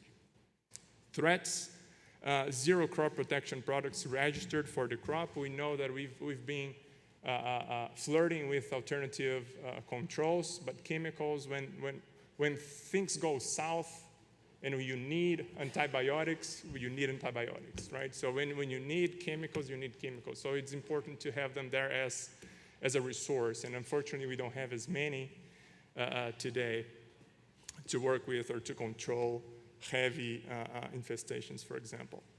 Hesitation and skepticism, especially among manufacturers and retailers toward quality of fresh fruit and fruit extracts, a little bit related to food safety and food and health concerns, okay? Exposure to health-threatening occurrences. We know that if we don't have the best agricultural practices in place, certain practices that we may inadvertently do at the farm can create these threatening occurrences, again, that could potentially be interpreted as a torpedo hitting us all very hard. and missing information regarding the fruit composition and safety. So we had two fantastic presentations earlier today from Dr. Pomper, Dr. Kirchner, talking about the acetogenesis. So we need to document that in simple language and make it and hammer it over and over and demonstrating that that the main product coming from this industry is safe for consumption. Or at least it is, to the best of our ability, it is nothing demonstrate that is unhealthy. Nothing does, right? So a quick summary that we've learned through the interviews, through the survey responses, leading to what we propose to be 4 macro strategies to grow our industry. Approximately 22 actionable projects organized under 4 macro strategies. And I don't need to go over the list. They all connect to several things that we talked about here in this conference. To mention a few: expand market access, diversify product offerings. We've learned a lot from our international, from our European friends, some of these interesting products that can be derived from pawpaws. Diversify market channels, okay? Access to processing facilities, and not only access to the physical facilities, but facilities that meet food standards. So the products that we process through these facilities can be sold to a wider channels, or well-established retail channels, restaurants, to food service in general, right? An interesting, in the break I was talking to Bill Nash with this interesting relationship through Michigan State University, offering a quite interesting support to small-scale producers like us. So more of that initiative could spread out through other states, including Ohio. I don't think Ohio State has that sort of capability today, but it's something to work. It's a little bit on my homework list here to see what is possible, developing that type of support back home. What else? So here are a few of these actionable projects that we propose, all listed in that scientific manuscript that I mentioned before. And what we are doing now, we are translating, trying to put in even simpler language, even though the scientific publication is not too heavy, but we are translating into even simpler language to the general audience, creating fact sheets derived from those, from the publications we have.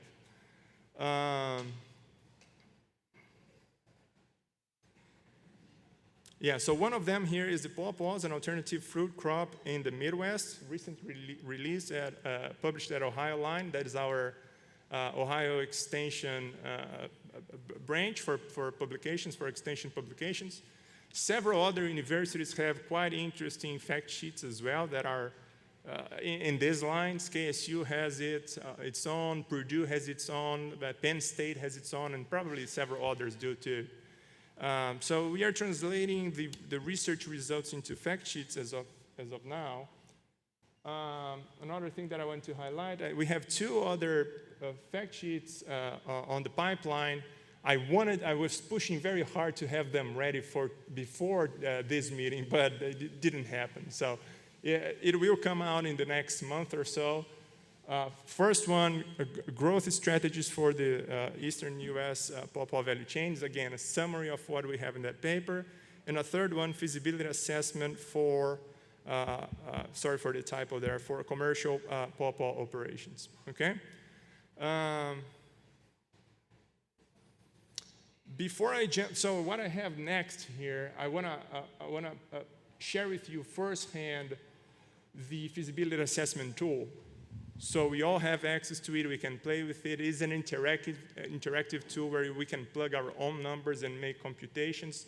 That is particularly useful for new or individuals who are planning to establish their new orchards. But it's also an interesting tool for those who already have them to check the economic feasibility of making alternative or additional investments, kind of brownfield investments. Well, I'm thinking about buying this new atomizer with an agitator because I want to spray the surround, right? That is a surround product. Well, because it's clay made, it needs agitation. So, okay, well, if I need an atomizer, what does it cost? What is the impact in my revenue line and so on? So that tool will be useful for that. But before we go in that direction, there is one point I want to make that I forgot making, so I will come back here for a second. It sounds a lot, okay? So there are several things that the industry would need to accomplish, and when we look through the list, it looks almost impossible. Say, well, it takes money, it takes time, it takes people, it is difficult to do. In the current environment, in the current grant environment, that might sound even more complicated than it already is. Well, what I want to invite you all to think is one important point here.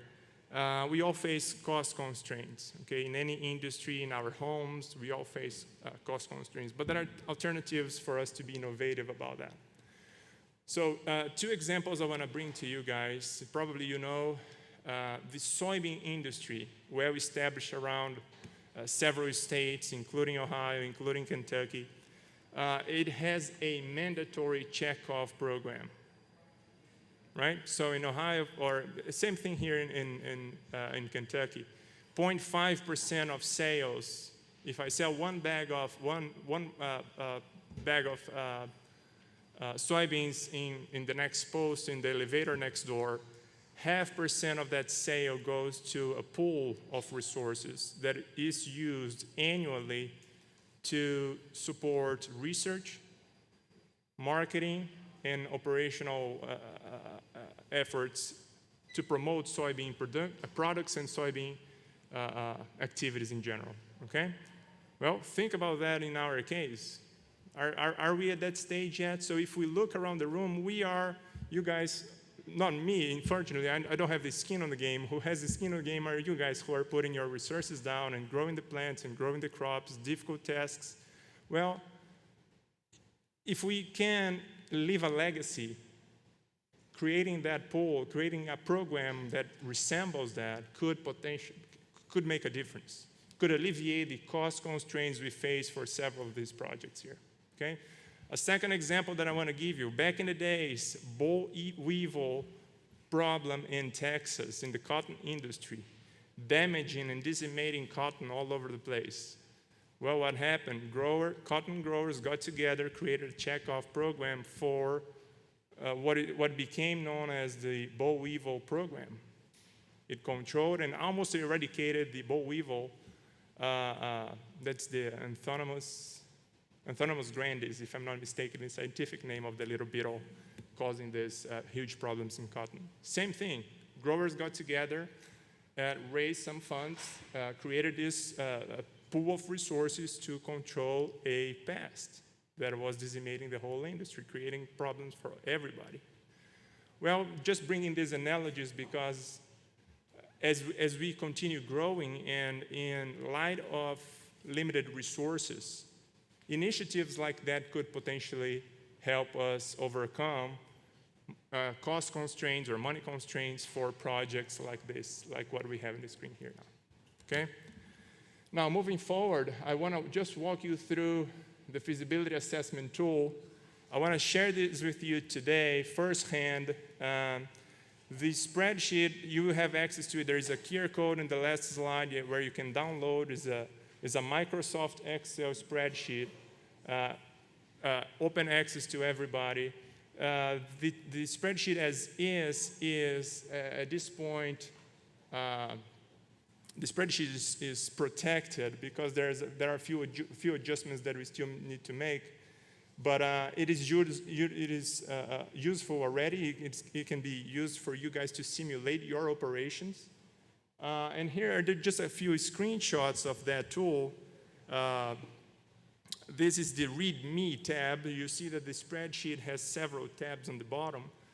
The README tab will explain how the spreadsheet works. And there is a second tab called Entry Parameters, where you can enter your own parameters to simulate costs. So we have there it goes it covers several aspects of establishing an orchard. And funny enough, the spreadsheet the feasibility analysis is dimensioned around several aspects that we discussed here today and yesterday. To name a few, coincidentally, we have a 20-year lifespan assumed. It can be changed, okay? But for the two as is, 20-year lifespan. It has a drip irrigation system embedded. It considers the cost of a drip irrigation and the benefits of it. Production starts in year 4, year 5 actually, with half of a potential production. And it organizes the costs in the usual budget format, right? So you have the revenues, you have the operation costs, you fixed costs, and then you have the net revenue. And as a result, the spreadsheet computes 4 financial metrics. It looks into net present value, internal rate of return, payback, annualized ROI, and it demonstrates where we stand if we enter and change the parameters. The spreadsheet, as you will download it, pretty much represents captures what a representative pawpaw farm could be.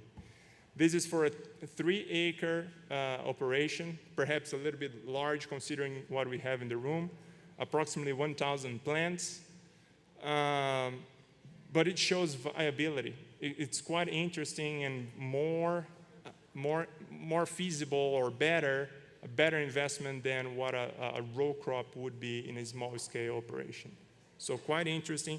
So just to highlight here, in the slide we have net present value at 10% discount rate, leading to $82K.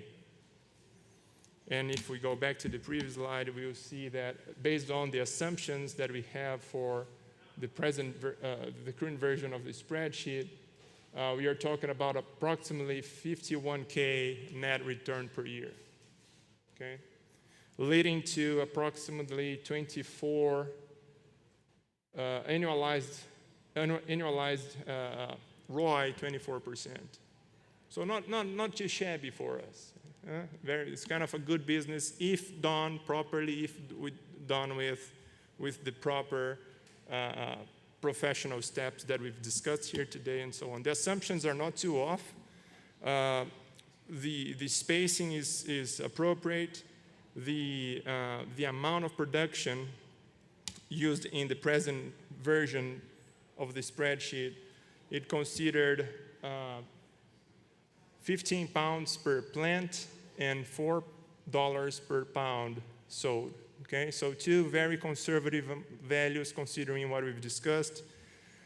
To name a few, we talked about dozens of different varieties, production varying per tree from 47 pounds, that's the KSU Benson, all the way to 15.6 pounds per tree, that is the Susquehanna, and we have several varieties in between. So what we adopted as a starting point in the analysis is appropriate, okay? So that leading to a quite positive, quite interesting net return, and economic metrics is there.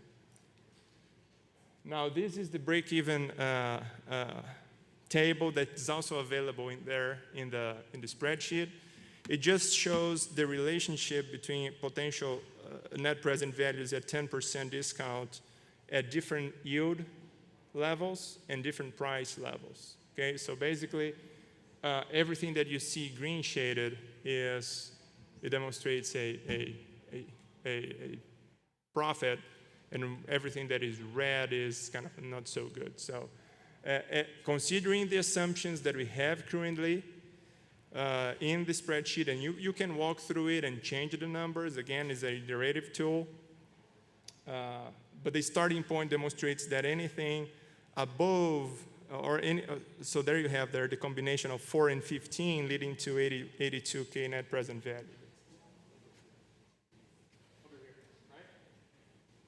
And any variation in yield or price will lead to positive or negative results there. okay? So making good use of my time, with that I adjourn. That QR code leads to the spreadsheet and also to the slides used in this presentation. If you want to download, feel free. If it doesn't work, email me, please. My email address is over here. Please take a note. I'm always open to chat and interact. Thank you.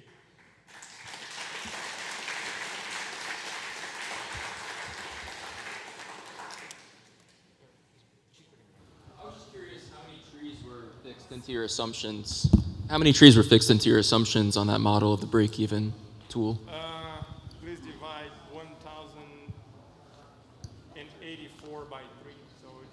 So I'm considering I'm considering a spacing of 15 by 8. Is that what it is? Is it 361? Is it there? It is here, but we can see it. Yeah, it's 300 and some. Okay. Thank you. Is that all? Good. Thank you, Jeremy.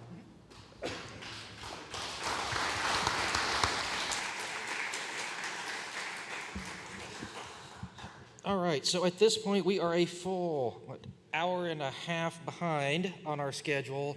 So Dr. Pomper's taken more pity on your souls than what I would and is generously giving you a 5-minute break. So we'll be back at 3:35. So.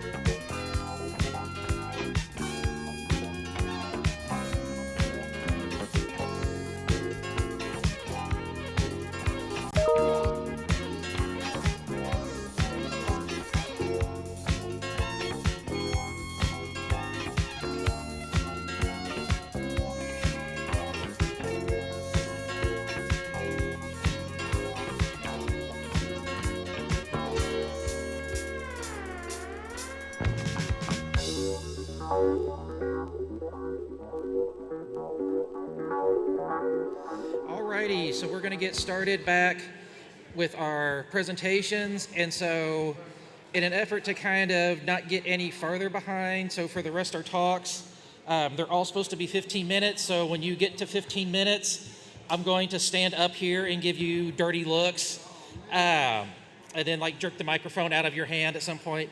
So to start us off, we're going to hear from Justin, and he's going to talk to us about Pawpaws in Cleveland. So, Justin.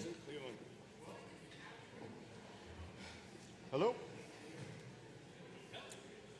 Mic check.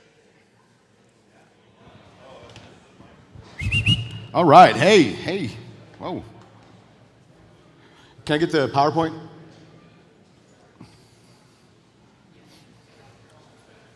Or do I just go forward? No, he's going to put it up. Oh, he does it. Yeah. So then, All right, cool. Hey, y'all. My name is Justin Husher. I've been growing pawpaws pretty well for the last 10 years, and before that, I was growing them for about 5 years, not very well. My presentation is called Pawpaw City Slickin' in Cleveland, Ohio. So if you can guess, I live in a little town right next to Cleveland, Ohio called Lakewood. It's the most population-dense city between New York and Chicago, like 53,000 people in 5.5 square miles. That pic we're looking at is my greatest pawpaw harvest day ever, and that was something like 107 pounds. So we're just gonna start just looking at a couple pictures. This is one of the orchards over a couple years into it. The city of Lakewood sold me 2 5,000 square foot properties in 2014 that eventually ended up having 45 trees on each of them. So 3 rows of 15. And again, we're just going to take a look. That's kind of the side angle. I intercropped asparagus in there, and then eventually I intercropped elderberry in there as well. One of the things you had to deal with is just so many rocks. And this is just kind of like preemptive stuff. But that ended up being like 2,000 pounds of rocks that I had to dig out of this soil. And basically I knew all my good friends' trash pickup, and like every Tuesday or Wednesday I'd be like, can I throw another 40 pounds of rocks in your garbage can? Because yeah, the municipality does not like those coming into their waste stream. Okay, so again, this is the other orchard. So there's two of them in this little area of town called Bird Town. It's a little neighborhood in my town. And one is extremely shaded, as we can see here, with this giant oak tree and two houses. This other one, we good? Oh, yay. This other one is full sun. So there's kind of extreme differences in when they yield and harvest. This one in full sun is about 2 weeks earlier than the one in shade. August 24th and August 25th is basically my first day. I always get, what's that, new phone, new mic? August 24th and August 25th are the days that I pretty much always start getting pawpaws at this orchard. Shenandoah is always first. Susquehanna is always second. So many rocks. So this is the orchard as of like a couple days ago. So, you know, the trees are really grown. We have a bunch of elderberries back there. Glenn, if you can see, you gave me those butternuts many years ago. They're about like 25 feet tall now. So we got those in the back as well. Oh, so one of the great things about starting in urban agriculture is that you get to start small. You have 5,000 square feet. Let's see if 50 trees are going to work. Let's see if I can grow these things. Let's see, more importantly, if I can sell these things, which pawpaws pretty much sell themselves. But if you've been a farmer that has a glorious bounty and an inability to sell it, that's probably like one of the most depressing feelings in the world. And I hope nobody ever has to experience that. But this is the new farm. I got 20 acres back during COVID, and it's coming in real nice. Boom. This is the new farm, and there's an easement on it, and First Energy this year has asserted their strength and have replaced a bunch of wooden poles with metal ones. Anyway, that's been a drama.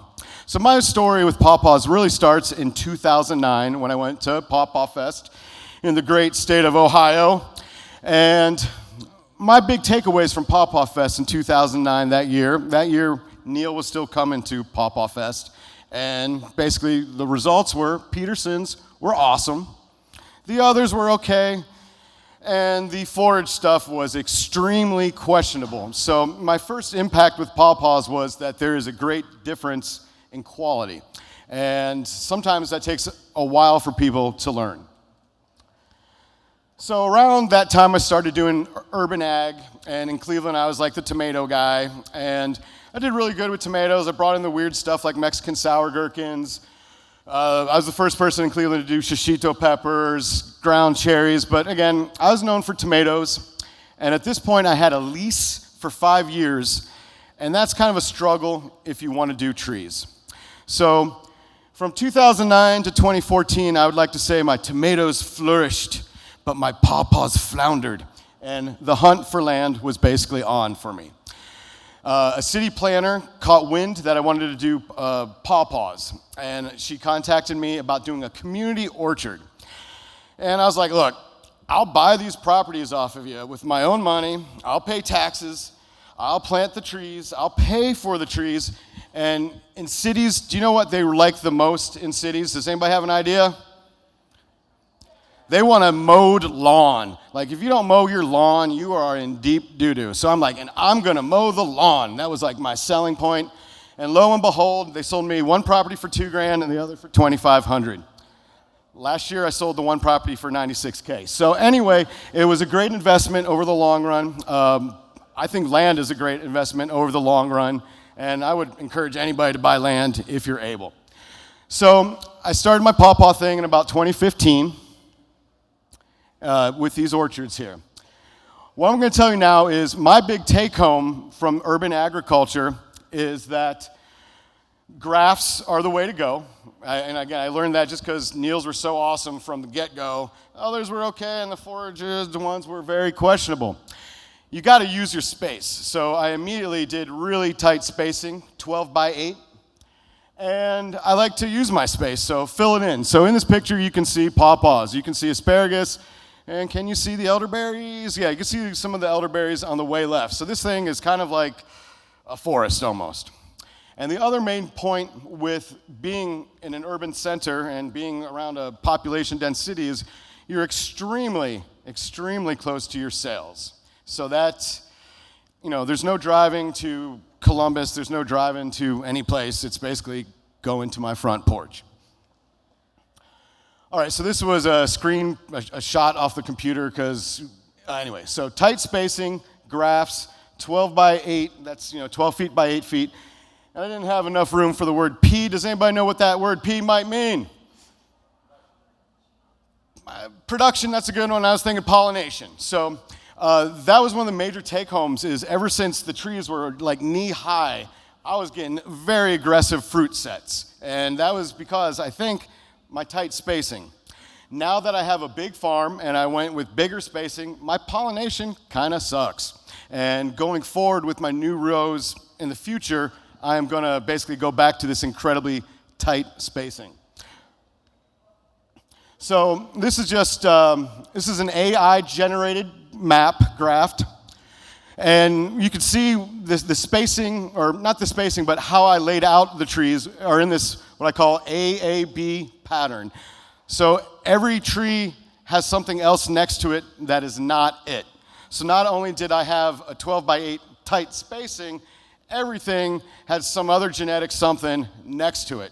And again, a handful of y'all have been to my orchards and have always commented like, I can't believe how much pawpaw production, pollination that you have. So again, it's just AAB, AAB, AAB. And the map just says, it was basically Susquehannas and Shenandoahs. Because again, I learned Neil's stuff was awesome. And I've ventured out. I got some KSU now. I got a bunch of layman's now, but that is, for me, I think that's like one of the big take-homes. And I don't know, do we really need to look at that too much more? Nah, it's AAB, it's like simple. Now, sales. I have probably one of the more unique sales approaches than anybody I have ever met. And what you're seeing right now are a bunch of Facebook screenshots. And basically, every day during pawpaw season, I pick the pawpaws. I wrote process here. It's more like sort. So, you pick, you sort out the small ones, you sort out the ones that are eaten by bugs or possums. And then I post. When I say posted, that means put them on Facebook just like this. And then I take orders on a daily basis. It's kind of nauseating. I have a couple of messages that I copy and paste with instructions and thank yous and things like that. And it's sometimes hard to keep track of, but so far, this is what I've found to be the best way. If you can see a couple places, I got a toe right there. I got a big toe right there. And I got a woman who flirts with me about my feet. It's kind of weird, but my toes are always in the picture. Every once in a while, I'll paint them to look like a pawpaw on my toenails, and that kind of wins fans over as well. So I do this every day through Facebook. It says no pre-sales. So when someone comes up to me and says, Justin, can I reserve 2 pounds on Tuesday? I say no. And what I tell that potential customer is, my brain's too small to handle all those details. But what the truth is, people are flakes. And if they want to buy pawpaws on Tuesday, on a Friday or Thursday or whatever day it is, they're not going to remember what they're doing on Tuesday or their kid's soccer game. So no pre-sales at all. It's too much to deal with. And every year there's one person that somehow gets through and convinces me to do a pre-sale, and almost every year that falls through. So that's how I do it. It's pretty simple. It's pretty quick. Again, sometimes it's a lot to take mentally care of. You have to count each carton, and then you have to just kind of almost keep a track sheet. I just do it on envelopes and stuff that are eventually going to get recycled. But this has been the best for me. When there's ever a glut, I have an ice cream place that basically they just take my glut. They know it's coming sometime down the pipeline, and they're just always willing to grab whenever I have extra. So that's a nice. Again, what am I trying to say? I've pretty much on my front porch have sold out every day since 2018. And this has been even up to those 100 pounds on my front porch every day since 2018. But then there's just like a weird random Thursday that all of a sudden you have like 30, 40 pounds. And again, that's where the ice cream place comes into play, and they always take them. As of last year, there's a brewery in Cleveland called Great Lakes Brewing Company. They're kind of like the bigwig of the brewing companies in Cleveland. And they started doing a Pawpaw Saison with me. So that was awesome, and they're going to do it again. I had to turn down another brewery in Dayton this year, so that's also cool. So I think being out in the open, in this city environment, people kind of can gravitate you towards me a little bit more than sometimes the more rural areas. And I feel like that has, for a lack of a better term, been an extreme blessing for me and my pawpaw growing and my pawpaw sales.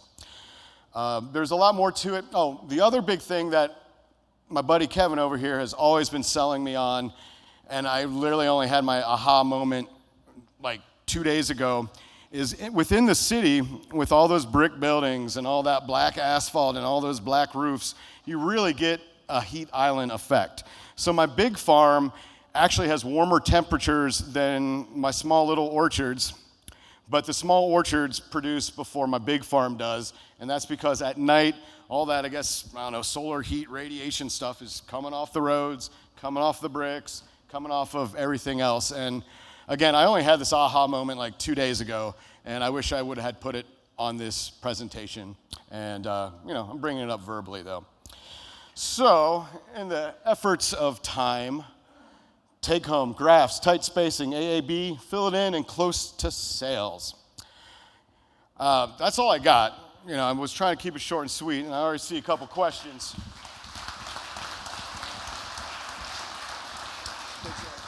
Do we have time for questions? Time for a couple questions. All right, I see Sean from Peely Island. Yeah.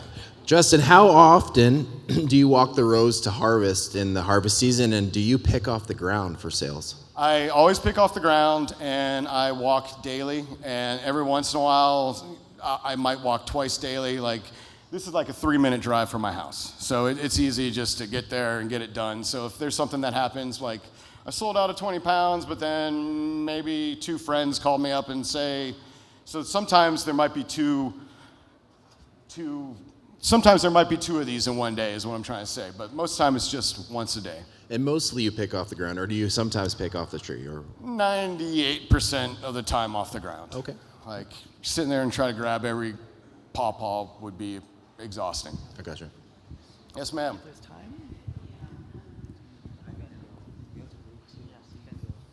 Okay. You said when you moved out, had more room, and you made your spacing wider. Yes. And your pollination really fell down. How wide did you take it? So at the big farm now, it's 12 by 14. And then now that's gone down to like 12 by 7. And I'm probably going to go down to 10 by 7 in the next couple of fields. And I don't feel too bad. I put mine all 10 by 10. Yeah, I think 10 by 10, like that to me is sort of like awesome. Okay, because there was like, you need more room between your rows. And I was like, they're already planted. Yeah, it's each their own. If you want to go big and wide and have to drive a tractor through your rows, then, there's things you have to consider all along the way. And if somebody's a little more rural, do you think they'd have too much trouble selling this way? Say that again? If you're rural? Yeah, I think, again, Lakewood's extremely population dense, but at the same time, I've had, people come from Canada, people come from Detroit, I've had West Virginians come. People have found my front porch, and it's kind of crazy. And so if they really want them, they'll travel a little bit. What's that? If they really want them, they'll travel a little bit. They'll travel, and you got to understand, I had 5 years of urban agricultural behind me. So I was already in farmers markets, I was already in, spoken word thing, like garden walks and talks and those kinds of things. So I kind of had, myself developed into kind of that person already. So coming out and just throwing pawpaws out on Facebook tomorrow without any case history behind me, I think would be a real struggle. Thank you. I have a question over here. Is that okay? Justin, hi. Oh, back there. the Pawpaws Canadian. Pawpaws are a hot commodity. Do you ever deal with theft in your community or your urban orchards? Pawpaws are a hot commodity? Yeah, and do people ever sneak in there and steal it from your orchards in the city? Oh, do people steal them? Mm-hmm. Okay, so it's funny that you asked that because I've always said that in general, I don't think people steal them. I kind of live what I call vibrationally, and if people have stolen them, it's been minimal. The person who bought the other orchard, he immediately put up, a new fence. He immediately put up some type of camera, and people are stealing that dude's stuff all the time. And people are taking big amounts. So I don't really feel like it's ever significantly happened to me, but this person who bought my one orchard, it's happening to him. So people do like a challenge. You're right. You're like, I can get over that fence. Yes. All right. Well, thank you for listening, everybody. I appreciate y'all, and appreciate Kentucky State.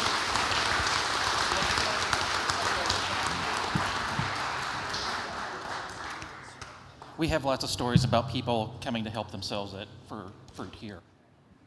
So our next talk is going to be Griffin, and they're going to be talking about metabolic profiling in Shenandoah.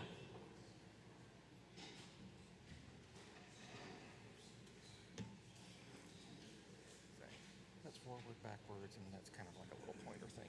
Okay, thanks so much. Is the microphone here too? It's right here. You can use this one, or you can use that one. Okay. There we go. All right. Hello, everyone. I'm going to try and keep this to 15 minutes or less. We'll see how I do. But my name is Griffin Eric. I'm, as of a few weeks ago, a second-year PhD student at Cornell. I'm mainly doing research on apple fruit and the fruit cuticle, but I've always had a passion to do research on pawpaw, so I've been really fortunate that one of my committee members, Yosef El Shafi, has a few grants dedicated to studying pawpaw fruit, and really excited to present the results of this metabolomics project with y'all. So, just a little bit of background about myself. I first got into pawpaws a few years ago. One quite literally hit me in the head when I was walking around campus, so I feel like that was kind of forthcoming. But ever since then, I've really enjoyed doing research on these pawpaw fruits. Maybe some of y'all have seen my poster outside yesterday. I did a little bit of work with 1-MCP applications and trying to elongate the shelf life of pawpaw. Unfortunately, we didn't really see the results we expected with that.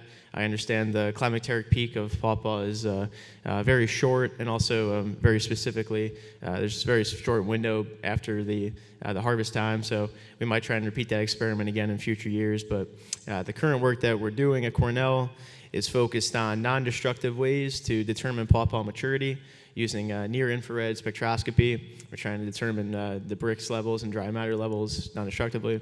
And then also the work I'm going to be presenting here today on the fruit metabolome of Shenandoah.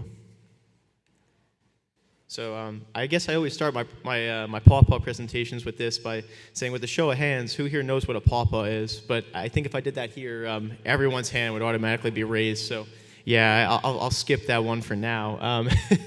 But so on the left here we have a pawpaw tree that's in commercial production. As you see, it has the pyramidal shape, right? The leaves kind of face downwards, and the tree typically grows between, let's say, 15 and 20 feet tall, maybe 30 feet in some instances. I think this is a really nicely maintained orchard, and have a central leader type figure to the tree. On the right side, we have a pawpaw cultivar. It's got a really nice orange yellow color with a nice custard-like texture. We got a few seeds in there. I think the New York Times did a really nice photo here. So I got this data off of the Agricultural Marketing Research Center, but typically pawpaw is sold from about $4.50 to $5 a pound. Now, I understand that can vary significantly in terms of geography and location, right? I mean, there are some places, I think there was a presentation earlier that mentioned they were selling pawpaws for up to $10 a pound, and I've heard in New York City they can actually go up to like $20 a pound in some instances. So, in luxury markets, you can see the price of pawpaw elevated in a lot of cases. But needless to say, the pawpaw does have a very important role as a specialty crop and a pretty high economic return. So another thing I would like to point out, that pawpaw is quite nutritious. I think this is, there's a few studies now from Neil Peterson and also Robert Brannon, who's here, talking about the role of, or comparing pawpaw's nutritional profile to the same serving size of apples, orange, and bananas. And pawpaw actually outperforms most of these other common horticultural commodities in terms of protein, most minerals except for potassium, essential amino acids, and also niacin. So it's just a good way to show that pawpaw is quite nutritious and has a big nutritional value. And then in terms of medicinal purposes, I guess I'll kind of breeze through this pretty quickly, but we've heard about the acetogenins throughout the day now.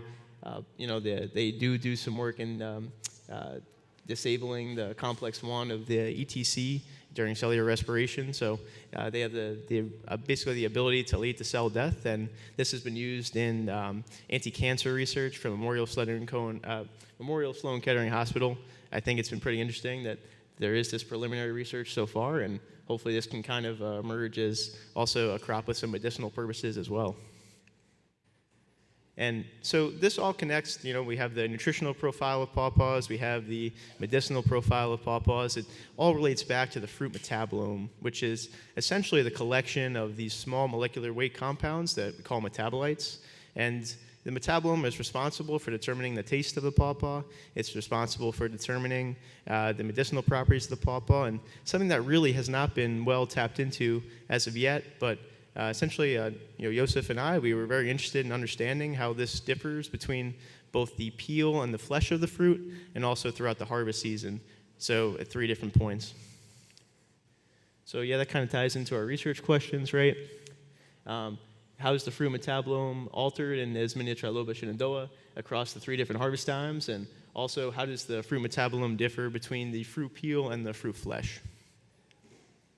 So to investigate these questions, we designed an experiment where we harvested fruit from, if y'all are familiar with Jim Davis's orchard in Maryland, last year we harvested on 3 different days, September 8th to be the early harvest, September 15th to be the middle of the road harvest, and September 22nd to represent the late harvest of all of Shenandoah. And to analyze the metabolome of both the flesh and the peel, we used a cork borer of the same size, and we immediately flash froze the samples in liquid nitrogen, so around -80. And then we shipped them out to Metabolomics Center out in Boston, Medaware Biosciences, and they did a bunch of work with this technology right here, ultra performance liquid chromatography, tandem mass spectrometry. Say that 10 times fast. I like to say UPLC, MS. But essentially, this is a really cool piece of technology that's spread across all of biology, right? We have the liquid chromatography phase, where these compounds are separated based on either their polarity, their size, their charge. Then they're sprayed with this electrospray ionization thing. And basically, after that point, they're analyzed on their mass to charge ratio. So each of these compounds has a unique molecular weight. And comparing this to a known library of compounds, we can identify the vast array of metabolites that are present in pawpaw. So actually, using this approach, we were able to identify over 3,000 metabolites between the peel and the flesh of the pawpaw fruit Shenandoah. So going into our results, this is just a broad profile of what we've identified in terms of compounds by their specific class. So we've seen that I think the most abundant one would be the flavonoids, so like secondary metabolites. We've seen a big profile of alkaloids. This one is primarily found in the pawpaw peel as defense compounds. And we've also seen some other specialized metabolites as well, like terpenoids. We've seen some steroids, lipids. And it's really given us a pretty ubiquitous, or I should say a pretty widespread look at the entire metabolome and all these different compounds that have been within pawpaw fruit. This is a PCA plot trying to determine how the different the different groups and the variants of the compounds differ between both the tissue type and also the harvest period. So I think the main thing to take away from the PCA plot here is that we see the samples from both between the same tissue type and then also the same harvest time are often grouped close together. Like for green, for example, for the flesh in harvest 1, the samples are pretty close together there in the bottom left-hand part of the graph. And this seems to be the case, right? So within each harvest, the samples are relatively close together. But if you look again, there's a large difference in the way that the samples are characterized between the peel and the flesh, right? So really to the left left-hand side of the graph, we see most of the dots representing the peel. And on the right-hand side, or I should say the dots representing the flesh. On the right-hand side of the graph, we see many of the points representing the peel. So there is a big difference, or a larger variance, in the way that the peel metabolome is contrasted with the flesh metabolome. So this graph here is maybe kind of also trying to show the same thing, right? Where on the x-axis we have the log fold change, or this is essentially the absolute value of the difference between the metabolites in the peel and the flesh. And on the y-axis we have the class of compounds we're looking at. So starting with alkaloids, going all the way down to terpenoids. It's also characterized by color in the class in the key there.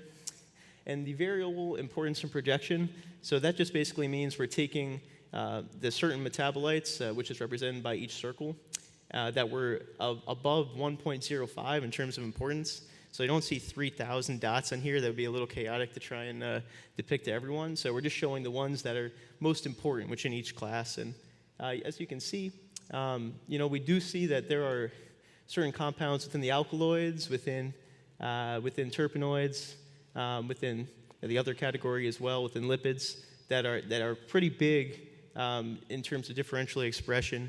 There's a very large difference in the way they're differentially expressed between the peel and the flesh, which basically further confirms that the Pawpaw peel metabolome has a bit of a different profile compared to the flesh metabolome.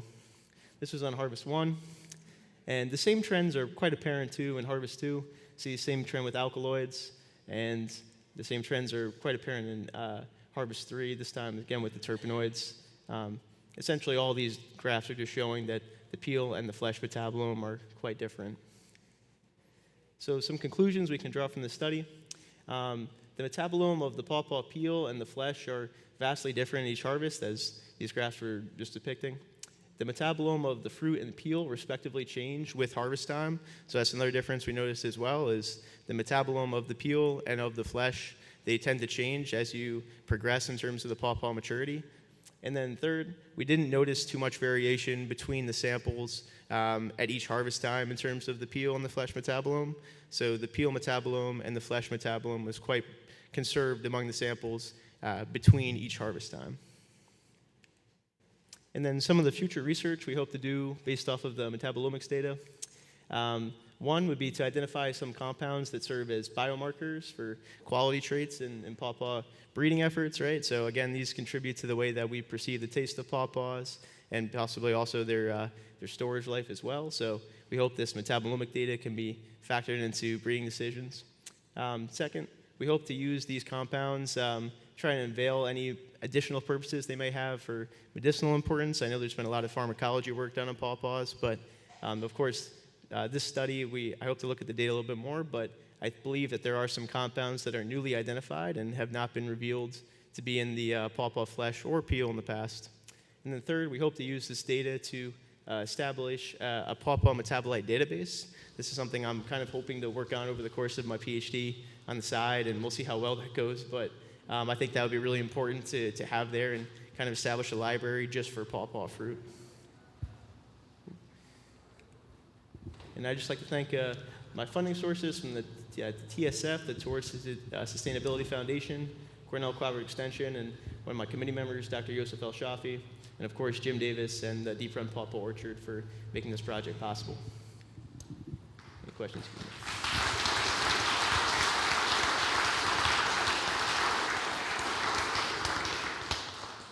Do we have time for a question or two? Questions?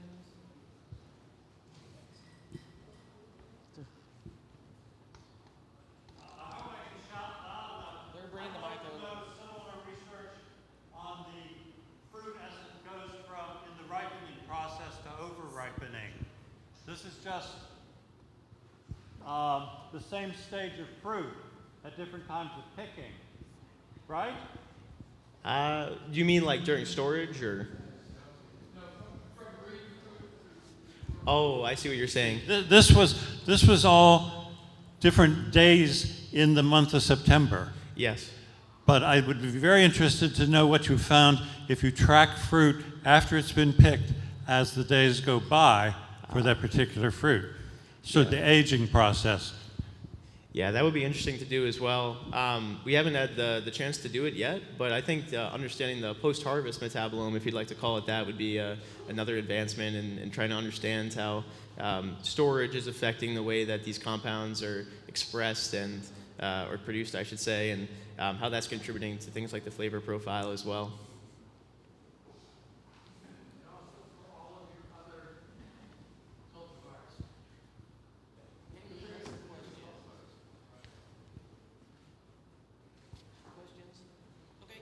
Thanks so much. Appreciate it.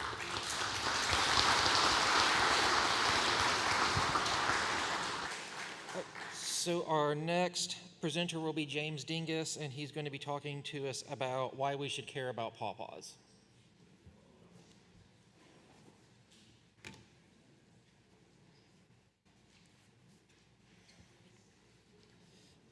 So that's forward, that's back, and that's kind of like a little pointer thing. Forward, yeah. And then you can either use this one or there's a mic underneath there if you want to walk around. So. Well, hey there. Woo. Boo. Okay. Before I get started, one of the things that I would like to do is I want to give somebody a little bit of recognition. Dan, could you stand up? This is Dan Matisek. He's the president over top of the Ohio Pawpaw Growers Association. He pieces a lot of things together. He and we talk daily, and I just want to say that a lot of the things that I do has come from our talks. I listen to what he says. I listen to what a lot of people say, and I try to piece that all together. Thank you, Dan.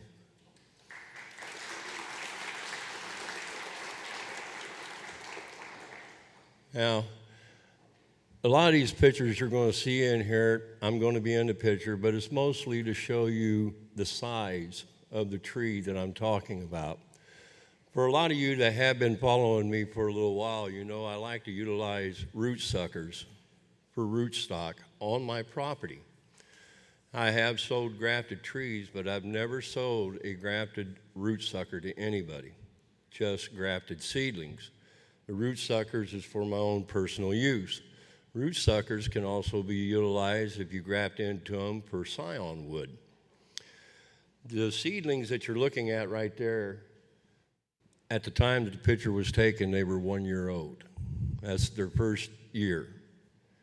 And one of the things that I do quite a bit of is foliage feeding. I foliage feed with a organic kelp. I'm on that regimen once a week, sometimes twice a week. I spray under the leaf. Up until this year, I had always done it at the last half hour of sunlight. Now I'm doing it the first half hour of sunlight. And I'll give you my reasoning as to why I think like this. How many of you in here deer hunt? Got any deer hunters in here? I used to deer hunt. I kind of backed off of it. Deer hunting. Whenever I deer hunted, you hunt early in the mornings or you hunt late in the evenings. That's because of thermal.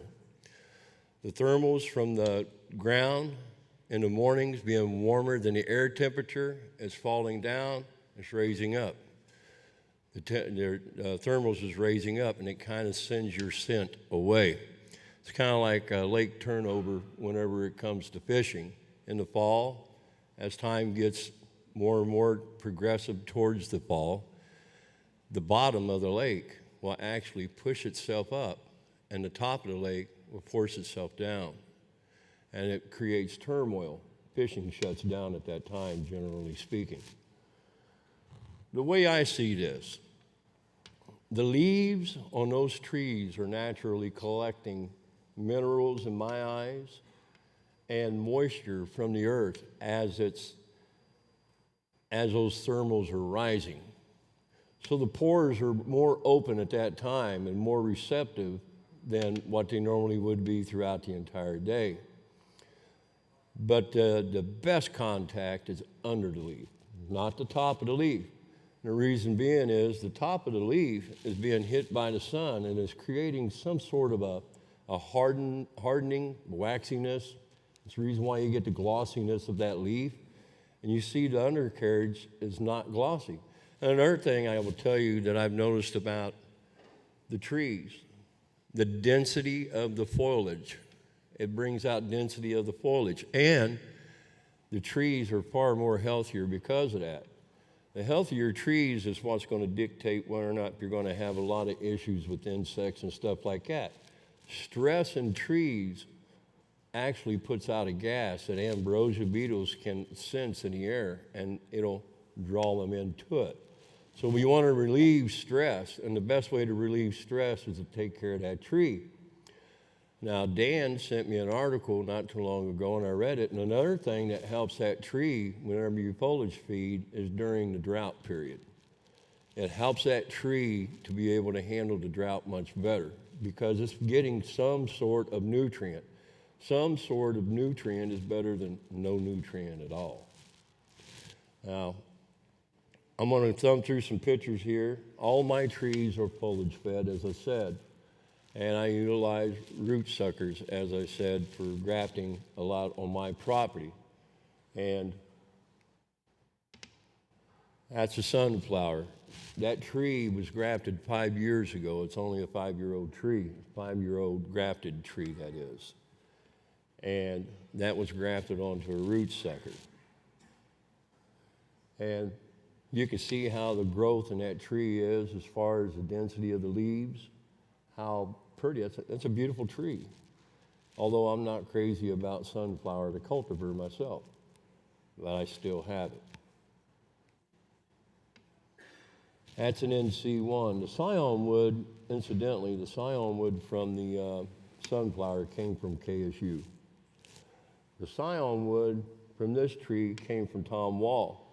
Now, Dan, when he has time to stop by the house and visit, I always see him gravitate towards that NC1, and it's because of the foliage. Now, if I was talking to people and they didn't want a bunch of fruit, all they wanted was just a tree to grow in the landscape, NC1 would be a good candidate, and it's because of the foliage is generally dark and large leaves. And another good candidate for that reason would be, from my understanding, and I just started dealing with it, is Neil Peterson's Susquehanna. They both have a uniqueness about themselves, and they're beautiful trees.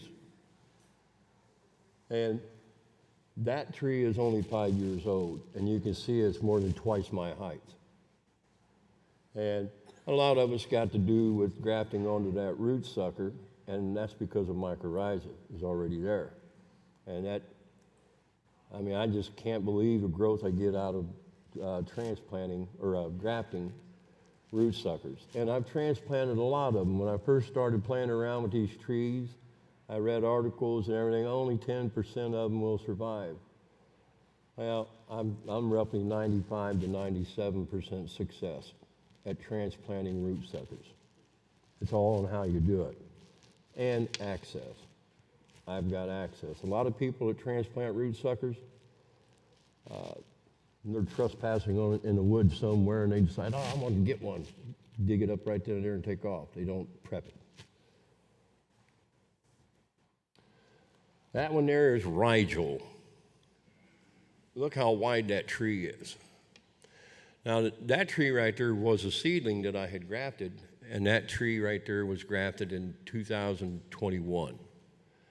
Now, what I did with that tree, which I saw a presentation earlier, is I went out into branches, and I grafted branches. I put 11 grafts into that tree. 9 of the grafts survived. Every stick that went into that tree was Rigel. And the funny thing that I come to find is, as the scion is trying to grow, you'll have little slithers of green trying to come out below the graft. Just take your fingernail, knock it off, and eventually that tree will translate into putting all the energy into the scion and scion only. Not one piece of wood in that tree is nothing other than Rigel. Every bit of it's Rigel. There's nothing of that rootstock other than what's towards the ground. And that's probably one of the prettiest trees I've got, in my opinion. And it's because not only is it tall, it's got a good canopy. I like seeing that canopy on a tree. Not to mention it's good for the fruit, I guess, as far as the sun. This one here is a Lehman's chiffon. That tree right there was grafted last year. Look how much growth I got out of that. Now, normally whenever I graft, I don't like using one bud, and I normally don't like going beyond 2 buds. And the reason being is because I want that tree to have a good balance to it. If I do 1 bud and the branch grows out in one direction, I'm taking balance away from the tree. If I use 2 buds, 2 separate directions, I'm keeping balance within that tree. That's part of Mother Nature. Mother Nature is a balanced entity in my eyes. Well, that tree I used 3 buds, and it was a bark graft. If you look at a bark graft, you're putting it on one side of the bark. Your rootstock is bigger than your scion. And what I did purposely was I put 2 buds on there with 2 buds on one side, 1 bud on the other, with the expectations that I would only get 2 buds to push. I always try to make sure that I'm pushing the bud out and across that rootstock. And it's because I'm looking at balance. Now, if I turn the buds to the side to where they're growing out and away, I've got a big knock in that tree. And I don't like that. I want that tree to look more balanced.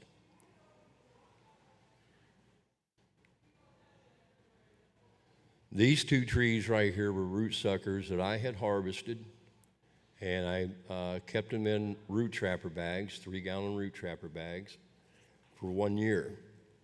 And for that season, I dug them up like in the fall of 2021. No, take that back. I dug them up in the fall of 2022, put them in root trapper bags, took care of them, had them in the greenhouse, and the following year I grafted. Those 2 trees right there are only 2 years old, and they're a pretty good size. You notice one of them is a Wabash, and I have another Wabash that's planted right next to that Wabash. But the difference between the 2, one was a grafted root sucker, the other is a grafted root seed or a grafted seedling. That was with the idea of making a comparison between the growth rate of the 2 trees. How much will that root sucker outgrow the grafted seedling? And that's the reason why I did that, and I won't be able to see that for another year or 2. But so far, the seedling, I will admit, it's keeping up with it. But it's getting the same treatment, foliage feeding. Whitewash. Probably about 6 weeks ago, I had a hill cleared out, had all the woods taken out. I paid a service to come out there and cut down. They cut down probably about 30 trees just to get them out of there. And whenever I did that, panic struck me. I thought, I got to do something now. So what did I do? I rushed right out and got the material I needed to create whitewash. The whitewash I mix is just like what Matt had talked about. It's interior latex paint and water. But what I do is I take the hydrated lime and add to that, and that's because of the dust. Believe it or not, trees that get dusted, insects don't like dust. Insects actually clean themselves, which Dan told me they call that pruning.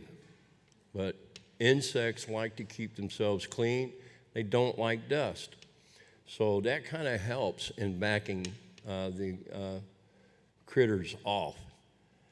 And I also put a shot of neem oil in there, cold pressed neem oil, which I've learned by talking with Mr. England, Cliff England.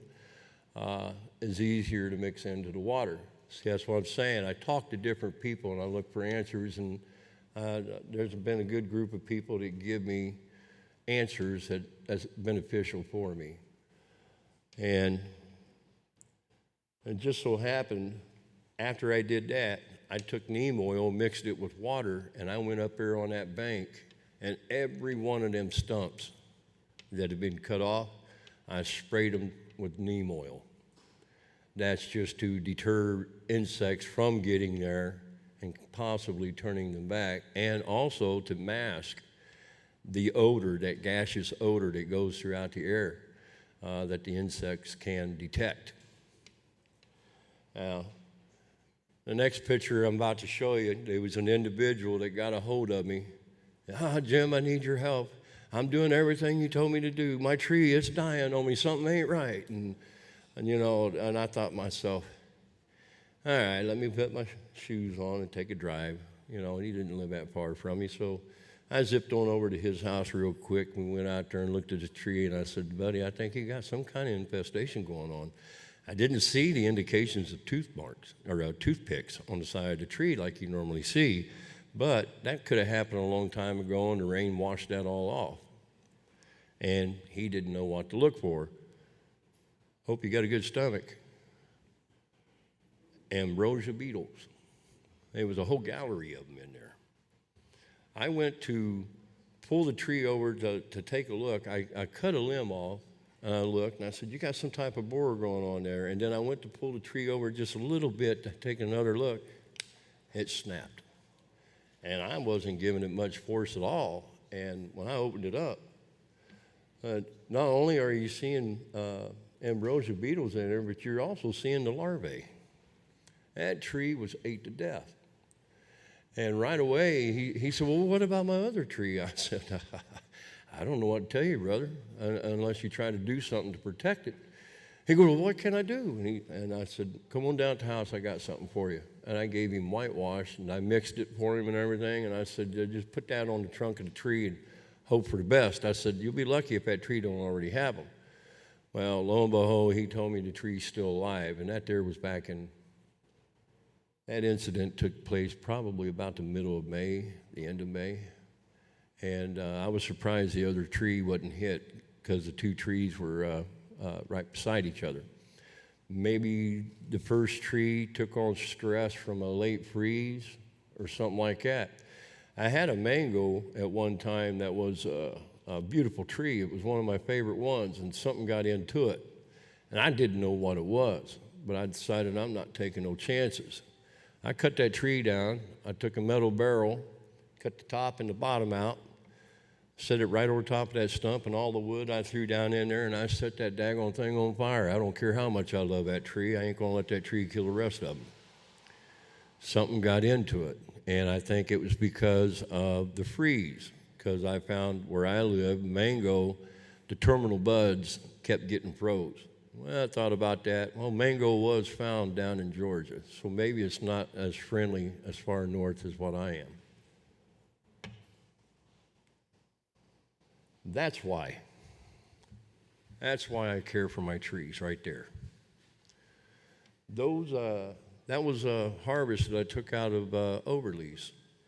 And I've had a few people say that they've got overlease and they've never seen fruit come out looking like that. Not out of overlease, but that was some pretty large fruit that came out of that tree. And actually, to tell you the truth, when it comes to flavor, overlease is one of my favorite. I really like overlease as far as flavor. There's a few others. I think the one that's running neck and neck would be Benson. Benson is kind of like neck and neck in my eyes when it comes to overlease. But overlease, I think, is probably one of my favorite. Any questions?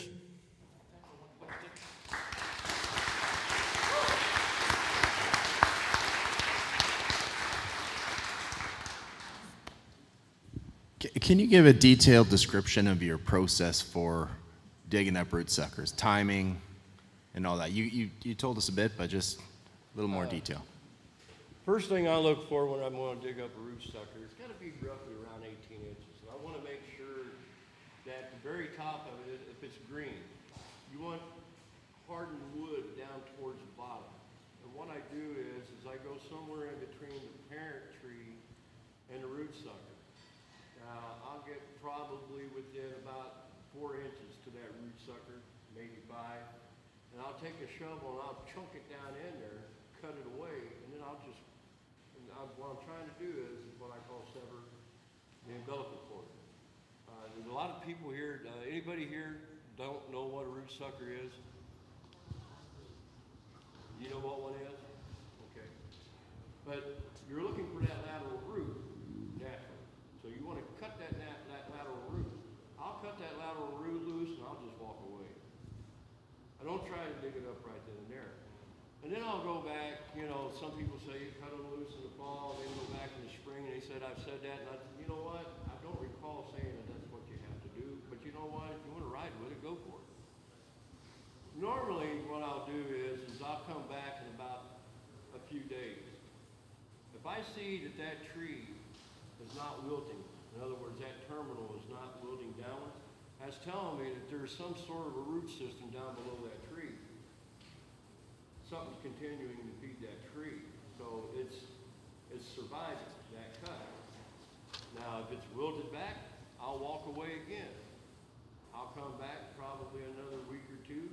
If it's perked back up, okay, the stress has left that tree and might be able to handle getting out of the ground. But I also make sure I leave a root ball around the entire area. I mean, I'll go from that initial cut, and there'll be a circle completely around that tree, and every bit of that will be lifted up as a root ball put into a burlap, piece of burlap. And then when I go to transplant that, I'll take the burlap and I'll set it down, untie the burlap, oil-free of course, open up the burlap and just fill in the hole. The burlap itself will give it some sort of a food source because it'll decay down there. And that would equal biocarbon in my eyes. But that's how I always transplant root suckers. I haven't done root suckers, transplanted root suckers in a couple of years. I've kind of moved away from that a little bit, although I do still graft into root suckers on the property to try to come up with some ion production. You also put them into bags also, you said, right? That's the other way? Now, if I have transplanted them into the root trapper bags, 3-gallon root trapper bag, but at that time I take the burlap off of it. I don't leave the burlap around the root ball. And another thing you might want to think about is dry. You cut that circle around there, give it some water before you even try to lift it out of the ground, because you want that dirt ball to hold together. If it's dry, falls apart on you, now you got a bare root sucker, and your success rate is going to drop down to 10%. What's your foliar spray made of, the makeup? Is it I use fish oil? Gilmore seaweed extract. Gilmore It's seaweed? Norwegian kelp type, seaweed type fertilizer. It's black whenever you take it out of the bottle. And all it takes is, I squirt in probably, well actually I do an overkill. I put in more than what's necessary. Usually only takes about a tablespoon to 1 gallon. And I can foliage feed every tree on my property, plus all my seedlings in my nursery, which I've got well over about 2,000 seedlings. All of that with just 1 gallon. And I mean, I got about 40 trees. It don't take much. I just take a walk and if you notice in the picture I showed you, that wand, it's got that bend that you normally have. I just turn it upside down and just, I can walk right up to them real quick with that. Because pawpaw's limbs come out like this and the leaves, yeah, they're pointing down. But if you go up to the middle of that limb and you just, it gets all of them in one whack. Okay. We're going to need to move on, so thank you.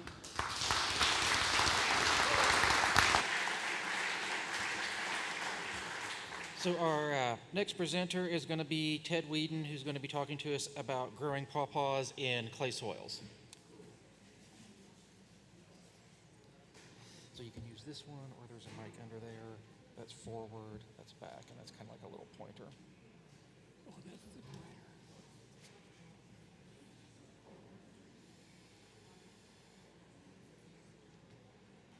A little information about my background. And this is how I got hooked on it. And maybe Dr. Pomper can remember this picture being taken. This is 2004, by the way. So I joined the Backyard Fruit Growers in 1999 at a grafting workshop. And the following year, in September, they had 2 tours, one at home and one in what they call a home tour around Lancaster. So we went to individual homes. They had 1 or 2 trees. And then on Sunday, we went to Holtwood, which is a park along the Susquehanna River. In every ravine, there were pawpaw trees growing. So I used to search these ravines and look for pawpaws. But in the park, there was a trail that we went, half-mile long, 200 feet wide, both sides, and you walk up to the tree, and they were 2-inch, 3-inch, 4-inch diameters, but they were 50 feet up in the air. And the only way you're going to get pawpaws is to shake them, and that's what we did.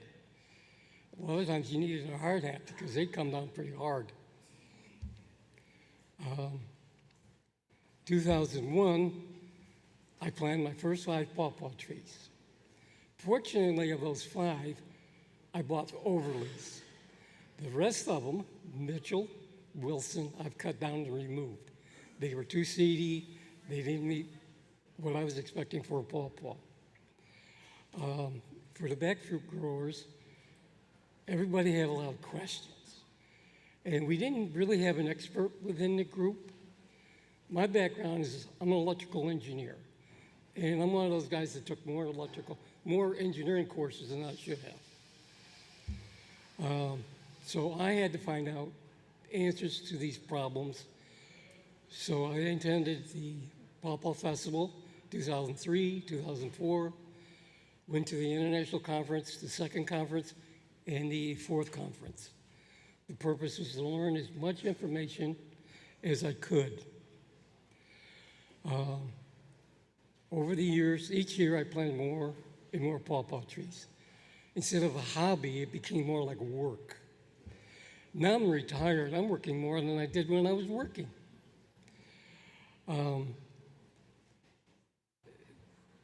2006, 2008, I hand pollinated because I was told that they're fussy about pollination and you gotta have all these little insects to pollinate.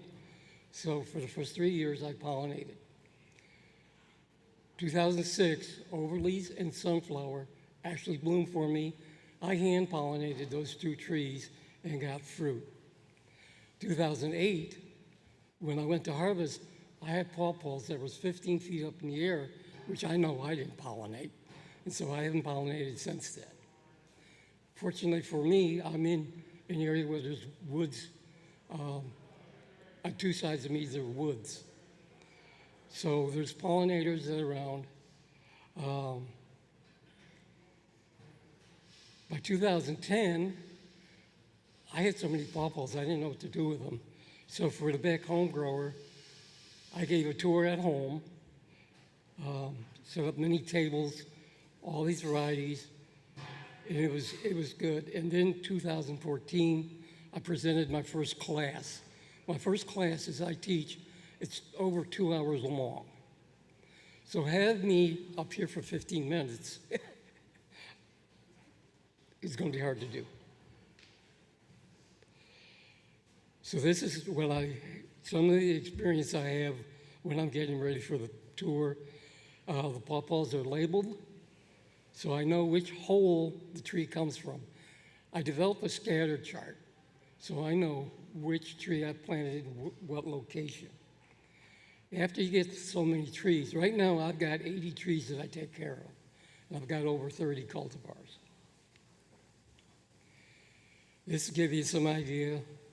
For a homeowner, When I first moved in, the last thing you look at is, I'm a tree hugger. I like to plant trees. But when I got there, they had planted a whole bunch of silver maples, Norway maples, and I removed most of them. I regret that. I should have removed all of them. So I own a little over 2 acres. And after digging up the trees I didn't want, I realized I had clay soil over the whole area. Later, I found out that in the 30s and 40s, it was a cornfield, rotating crops, and soil analysis, when I first got there, fiber content was good, but low on calcium. So to compensate for that is I spread eggshells around all my pawpaw trees. In any garden that I have, I've always used eggshells to fertilize the garden and get the minerals. This gives you some idea of what the backyard looks like. I have, in the wintertime, 14 deer that wander around. Before I came here, I had 12 deer. So I'm a little afraid of how many deer I'm going to see this year. In the wintertime, every winter is unpredictable.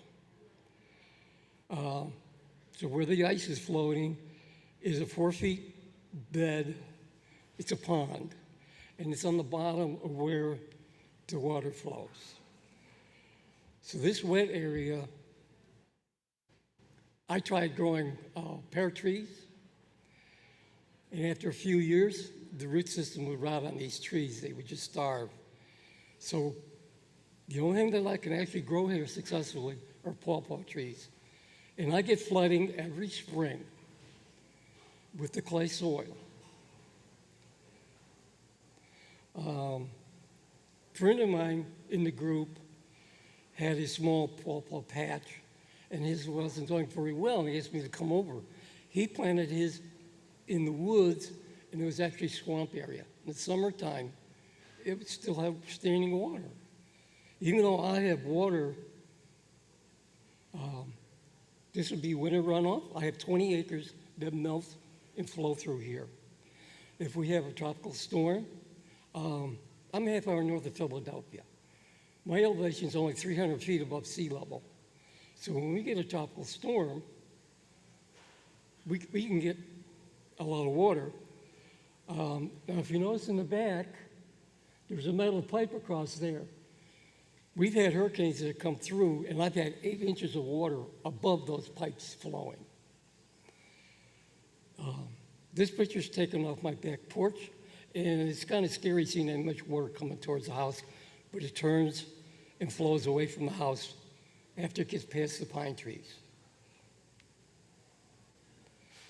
So I have a number of pictures here of showing in the wintertime. Now the trees are bigger now, so I've removed the fences. The deer don't like to get too close because they're protecting their eyes. Some more pictures of flooding, and I've got various dates. Now the earlier picture showed the back with no snow. Snowfall in our area, we could have a winter with no snow, or we could have a couple of feet of snow. May set a record for, it was the 3rd wettest rainfall this past May. And this is taken on the 16th, but the whole month of May, completely wet. This is Green River Bell. It's my tallest tree, and it's next to the pond, so it's the prime location.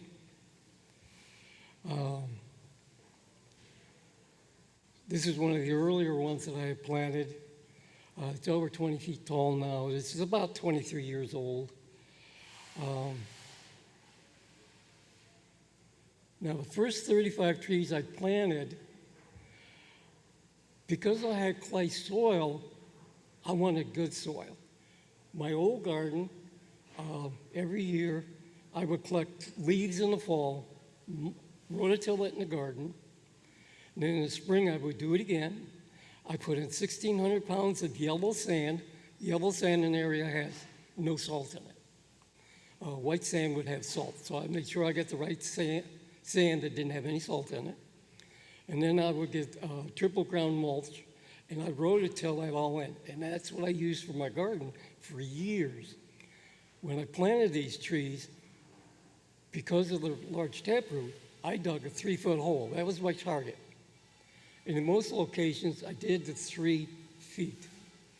You fill a hole halfway up. I took the soil from my garden, so it's well aged. Fill the hole halfway, and then I just dump in and do a dance. Pack it solid. And then raise it up a little more, and then plant my tree. So the first 35 trees I did correctly, and I didn't have any problems. Here's an example of some of the deer. The pond is dry. They're looking for water. They check every time we get a little bit of rain. They always check because they go back and forth. There's a creek on one side, cornfield on another, so they're continually going back and forth. Unfortunately, the deer have gotten familiar with me, and the 3rd generation now of me being friendly with them, I got a 4-point buck that gets within 5 feet of me. And I just look at him and I go, you're close enough. When I look at the antlers and I go, uh-uh. So that's why when the trees are young, I always put fence around. When the trees get bigger, I use them on the newer trees because I'm always planting pawpaw trees. The biggest problem with clay soil is in the summertime, we could have droughts. This year, we had 17 days with no rain, and then we got over 2 inches of rain in a 4-day period, 2 separate rainstorms. And this is what happens. As the tree realizes, oh, I got water, it sucks us up as much as it wants. The taproot is full, the trunk is full, the leaves are happy. Now it's pumping all that water into the fruit, and the fruit can't grow fast enough. So fruit cracking is our biggest problem, and as a breeder, this is what I'm trying to eliminate, because the backyard growers, most homeowners do not have irrigations, they do not have a pond. Fortunately, that pond, when it's full of water, will irrigate and keep that clay soil moist for about 5 weeks before that starts to dry out. The other thing I've discovered is versus out here in Ohio versus where I am, I'm close enough, 1.5 hours, 2 hours from the ocean, I get a lot of heavy dew. Pawpaw trees, to me, is the smartest tree that's out there. Of all the trees that I've studied, this is the smartest tree. It learns to adapt. And when you get heavy dew, they will absorb moisture and put it in the ground. So within the canopy, under the canopy of a pawpaw tree, that soil will stay moist. But as soon as you leave that area, I've had cracks that are 12 inches deep because the clay shrinks when it's dry. And it's like cement. Tree roots only grow in that type of soil March, April, and May. So when it starts to dry out in June, roots stop growing because it's like a jackhammer trying to go through it. Pawpaws experience this situation.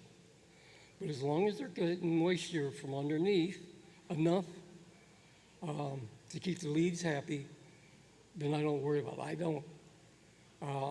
I've had some trees that will wilt, and that's one of the questions I get is my tree is wilting. I go in the late afternoon, I ask them, says, go out the next morning and tell me if it's wilting. If it's not wilting in the morning, then it's getting enough moisture out of the ground for the tree. Here on the East Coast, we get enough dew, we really don't see that problem. The other thing I do for the clay soil is in the back of the property, I planted pine trees. I had some big pine trees, which I've slowly had to remove. They got too big, too close to the house, I had to remove them. Well, in the fall, I would rake those pine needles.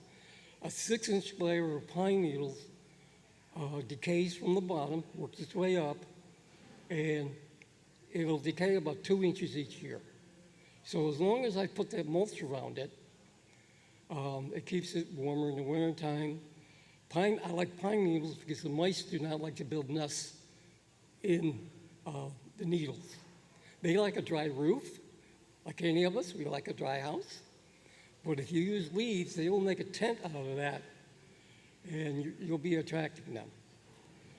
Even though they don't like pawpaws, but I've got pear trees, apple trees. The voles win on the apple trees. They leave everything else alone.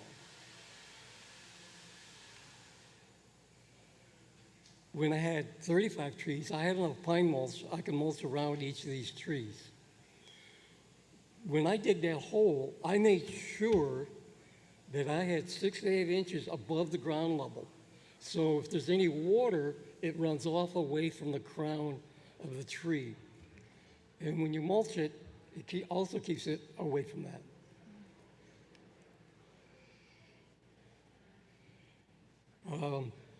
So in 23, I went to the Ohio Pawpaw Festival again, and I gave a presentation on a Saturday morning. I've got my kids involved.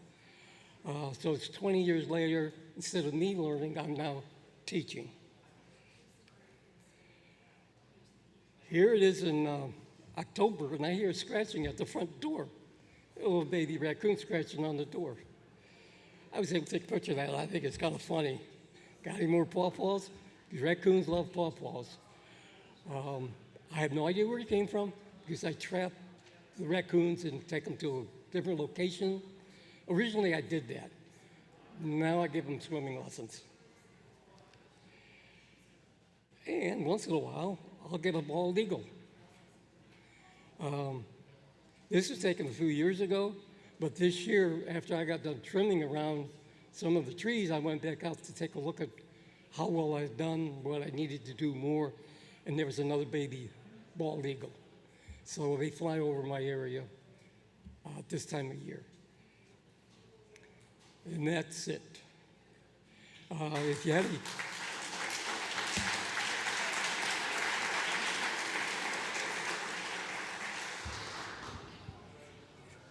Later on, if we don't have time for questions, we'll have time now, but you can always email me for questions and I'll get back to you in 2-3 days. Yeah, I wondered if irrigation with like consistent moisture would help you with the cracking issue in the fruit. What I tell the homeowners is if you're living near a stream or a pond, you can go out and buy any known cultivar that you want. It's not an issue. But there's another, if you go on the internet and you're reviewing different hybrids that are out there, unknown or new cultivars, cracking is an issue. And it's so something that you have to be careful of. I don't have irrigation. There's a lot of them I don't recommend because of the cracking issues. Because our weather is too unpredictable, droughts, rain, more droughts. And with global warming, it's going to get worse.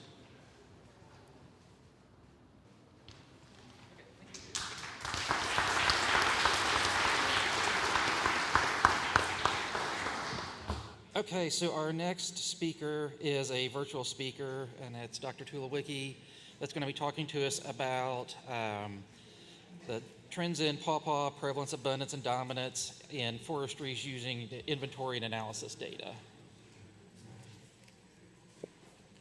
Okay, hello everyone. Can you all hear me okay? We can hear you. Yeah, we can hear you fine. And you can see my presentation as well? We can, yes. Okay, excellent. Once again, my presentation is on trends in pawpaw prevalence, abundance, and dominance from 2010 to 2021 based on forest inventory and analysis data. My name once again is Steve Tulawicki. I'm an associate professor of geography and sustainability studies at SUNY Geneseo in Western New York. I'm from a place where the very few natural pawpaw groves we do have ripen in early October. My pawpaw research areas of interest are many. I've published some papers on pawpaw distribution modeling. I'm interested also in the future suitability for pawpaw. And also I've turned my attention to understanding pawpaw dispersal and the current ecological status of pawpaw. I am giving a different presentation at the Ohio Pawpaw Festival. So please say hello. I really wish I could be there in person to meet you all and to be part of your community there. There have been some competing narratives about the trajectory of pawpaw and different processes perhaps leading to the increase and decrease of natural stands of pawpaw. Before I go any further, this talk again is focused on natural groves of pawpaw. One narrative is that pawpaw is being benefited and it's increasing due to deer browsing. So here's one paper from 2014 that looked at a 5-year window and looked at which tree species benefited in a highly browsed environment, and they found that pawpaw was one of the few increasers in this very deer-dense area. Also, there have been some species distribution models that have projected that optimal habitat for pawpaw will increase and expand northward. This paper from Wyatt and others in 2020 predicted that there'd be an increase of about 50%, so 50% increase in suitable habitat for pawpaw. On the other hand, some have argued that pawpaw will decrease. Also using models, Peters and others in 2020 using forest inventory and analysis data, which I'll be using later on, predicted that pawpaw will actually decrease due to its current rarity and susceptibility to drought. Also using the forest inventory and analysis database, which I'll be talking about in a little bit, one analysis observed that the net change in pawpaw is trending negative. So they looked at the difference between growth and the sum of mortality and removals. However, I do believe this paper was looking only at trees 5 inches in diameter at breast height and larger. So I think this is more a finding related to large pawpaws. The purpose of my research in this talk is to assess current trends in natural pawpaw distribution. I investigate both spatial patterns or patterns geographically, as well as temporal trends or trends over time. The data I have used for this analysis is the Forest Inventory and Analysis Database, or FIA. This is a database assembled by the U.S. Forest Service, and this is a really monumental database with over 350,000 plots on both private and public land. The U.S. Forest Service aims for 1 plot per roughly 6,000 acres. And on the right-hand side is a diagram of what these plots look like. A single plot's made up of these multiple larger macro plots and also these smaller subplots as well. Each of these plots is visited every 5 to 7 years and data are updated. Unfortunately, for any sort of geographic analysis, the coordinates of these plots are fuzzed and swapped within the county. Fuzzed meaning they don't give you the precise locations, and swapped means they actually take 10 to 20% of the data across all plots and just mix it up between those plots. And this is all in an effort to keep some of the data, especially on private lands, more confidential.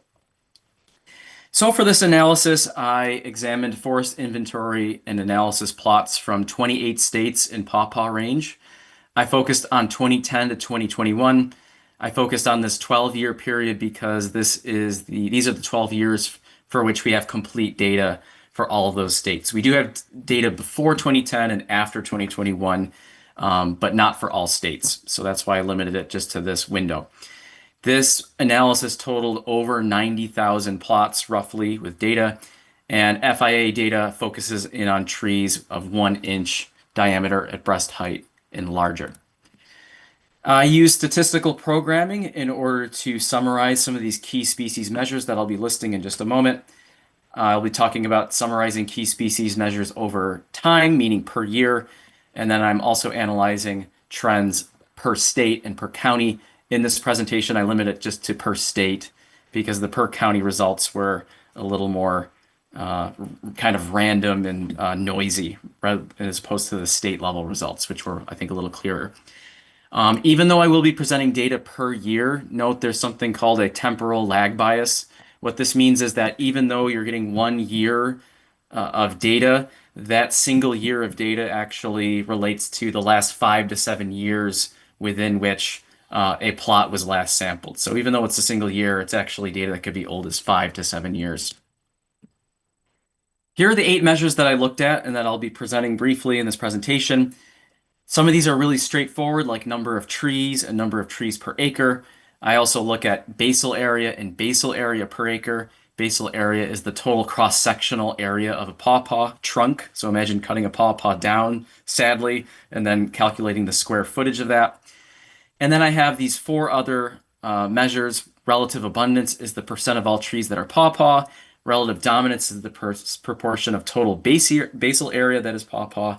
Relative frequency is the proportion of all plots that contain at least one pawpaw tree. And then relative importance is this measure that combines those three previous relative measures to come up with this kind of one overall importance index or score for the species. And then for every unique combination of geographic unit and measure, I assessed whether the measure is increasing or decreasing over time. I used a very commonly used metric known as Pearson's R, correlation coefficient. The interpretation is that if it's -1, it's a perfect negative linear trend. If it's +1, it's a perfect positive linear trend. And then we have all these values in the middle. I then assessed whether these trends were statistically significant.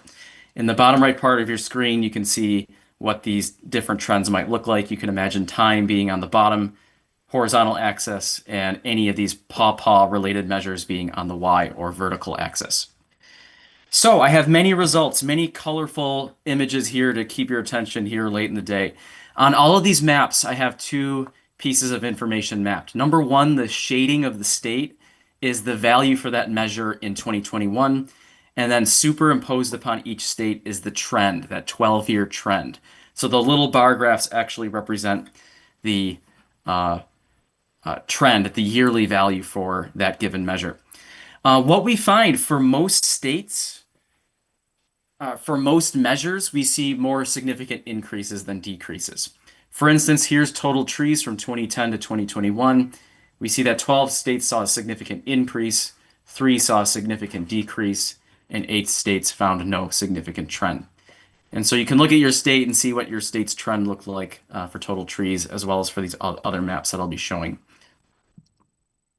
Here's a stacked area chart that represents estimated total pawpaw trees per state over the 12-year window. In 2010, there were a little over 400 million pawpaw trees, according to the data set. Here in 2021, at the end of the graph, it was more like 520 or 530 million trees. This sounds like a lot. It is.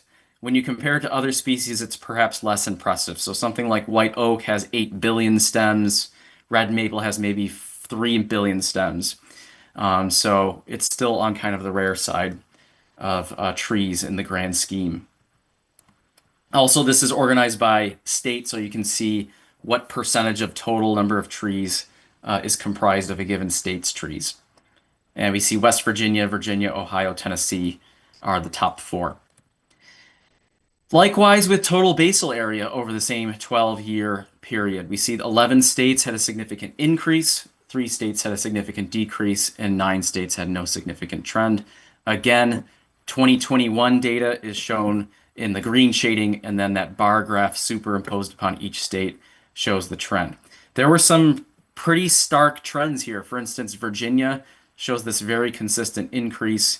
We have decreases elsewhere in states like Mississippi. I also show you an estimated total basal area stacked area chart. So here we see 2010 to 2021, the total basal area. Once again, that's the total cross-sectional area of pawpaw. We see in 2010, it was a little over 7 million square feet. We go up to 10 million square feet in 2021. And the data you saw 2 slides previously in that stacked area chart, exact same order of states. So it's the same ranking for basal area as it is for total number of trees per state. We once again see West Virginia, Virginia, Ohio, and Tennessee as the top 4. Just to round out the picture here, here's trees per acre over the same time period. Again, we see 13 states significantly increasing in trees per acre. So not just the raw total, but we see the density of the trees per acre is increasing. And we see only 3 with a significant decrease.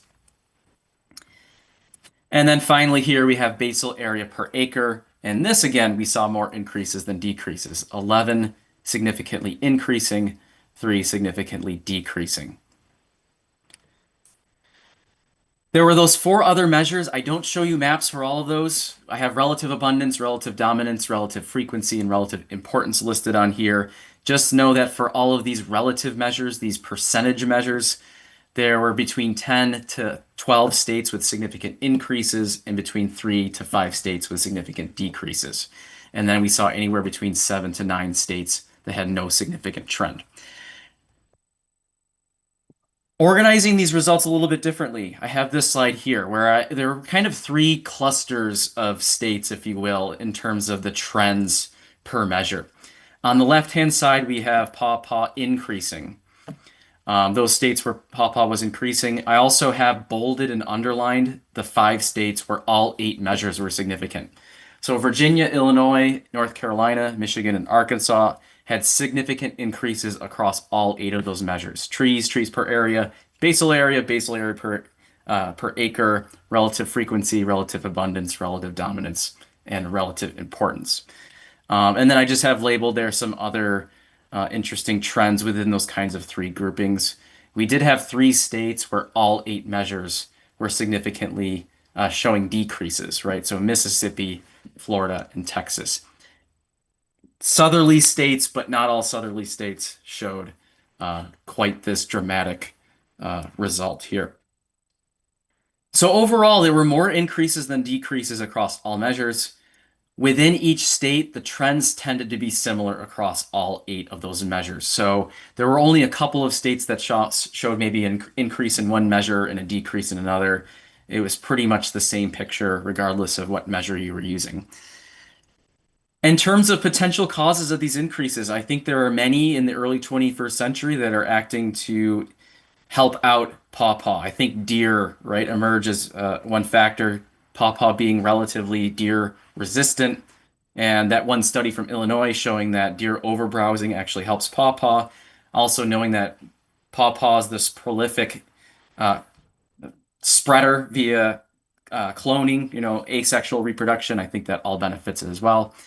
I think perhaps with climate change, we're seeing in the early 21st century increasing heat accumulation throughout the season. I think just in terms of where forest history is at this moment as well, in terms of succession and disturbance, we're kind of having these mid-successional forests, maybe where Pawpaw's thriving. We don't have a lot of old growth necessarily where Pawpaw's being suppressed due to low light. And then I think a bigger picture as well, in kind of the Holocene view, is that Pawpaw might still be performing what's called niche filling after glaciation. So 20,000 years ago, Pawpaw was extremely limited. It was found mainly along the coast of the southeastern U.S. As the climate has warmed and the glaciers have melted, Pawpaw has been migrating northward. So it could just be that Pawpaw is rebounding during the Holocene here, the last 10 to 20,000 years. On the right-hand side, I just show you a map there of forest age. And, we have a lot of these sort of 80 to 120-year-old forests where perhaps Pawpaw is doing okay. So those 3 states where we saw a lot of significant decreases, those happen to be coinciding with those kind of 50-year forests. So perhaps just due to land management and disturbances, these younger forests is not typically where you find Pawpaw. So thank you. I went really quickly through this. Please let me know if you have any questions or comments or suggestions for future directions. I think what I'll do is just flip back to this sort of master table here that shows all the results for all 8 measures in all 20-something states. Thank you.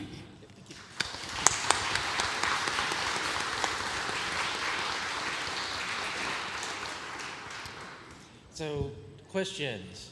I have a statement, or actually 2 statements. The first one, I do a lot of foraging for wild pawpaws in Louisiana, Mississippi, and trade with people that do it in Texas and Alabama. I think that the decreases that you're seeing in, was it Mississippi, Texas, and Florida? I feel like that's more water related. They went through drought cycles and they're much, their ecosystems are much drier. And if you looked, you saw Louisiana's was actually going up.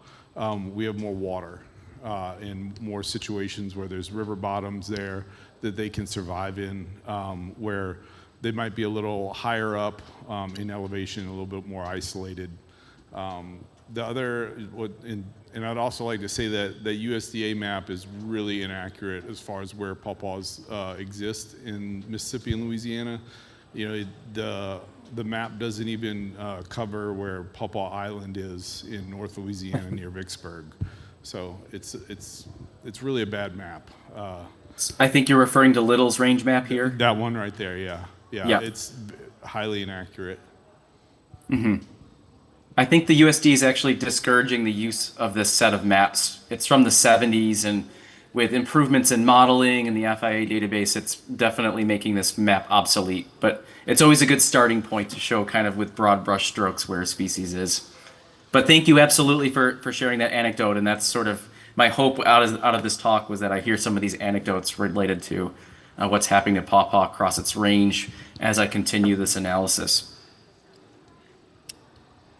I'm kind of interested in knowing whether or not there's any information about how much of these changes are due to human intervention and how much is due to environment.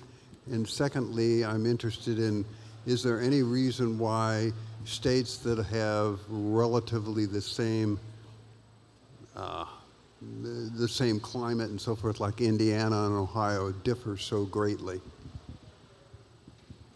It's a great question, and it's absolutely where I hope to take this analysis. It's the, you know, the why aspect. I think that could be better assessed using the county level data. The county level data is about as fine resolution as you can get before you get into that issue of the intentional fuzzing and swapping of data. So perhaps by performing that analysis on the county level, I could start to drill down and figure out what that is, right? So maybe it's absolutely drought. Maybe in areas where there's already certain environmental stressors, maybe we're seeing decreases. Maybe it's also changes in land use. Maybe it's just simply deforestation, amount of public versus private land. All these factors, I think, could be explored further. Yeah, and that's absolutely what I noticed too, right? These two states that can be next to each other can have completely different trajectories. So it's puzzling why that is.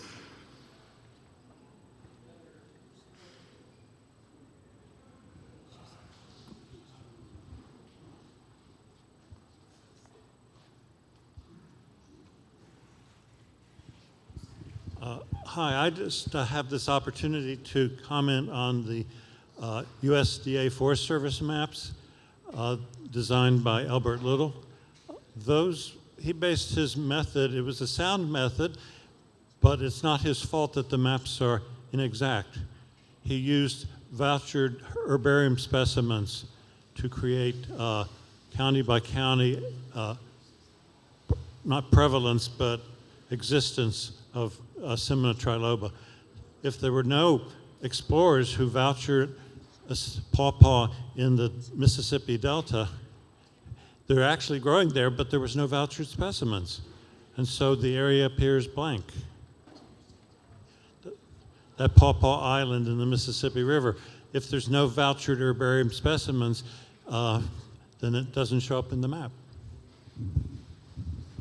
Right. Yeah. So I think he used herbarium. I think he also used like master's theses, dissertations as well to fill in the pictures in some areas for some species. I'm not sure about pawpaw, but I just know generally, he produced hundreds of maps for these different species across the East. So he definitely had a big task ahead of him to, manage hundreds of tree species and present their ranges. Any other questions? Going once, going twice? Okay, thank you. Thank you for your presentation. Thank you.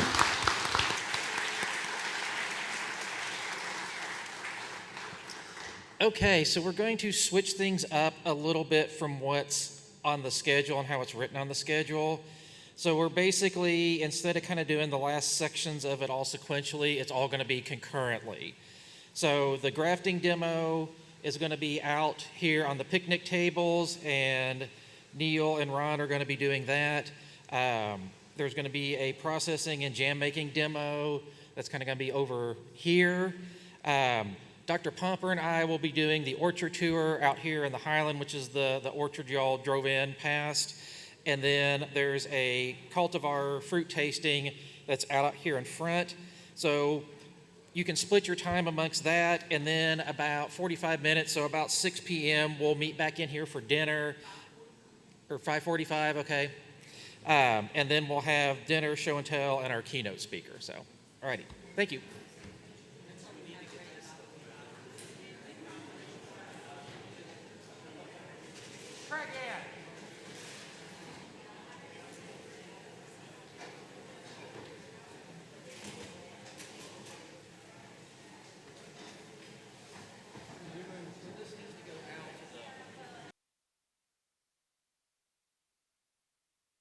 Get into some other fun stuff. So how we do it is we go find a nice looking pawpaw, and then we typically just cut it in half. Try to avoid the seeds. Grab a spoon. Just come around the outside.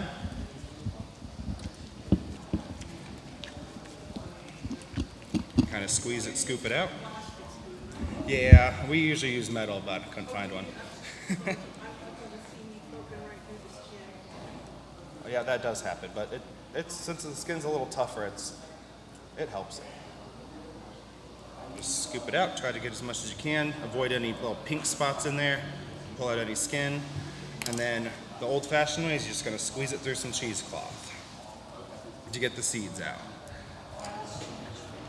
Yeah, we have a RoboCoop, which is actually a tomato processor that pushes it through a sieve like this, except industrial.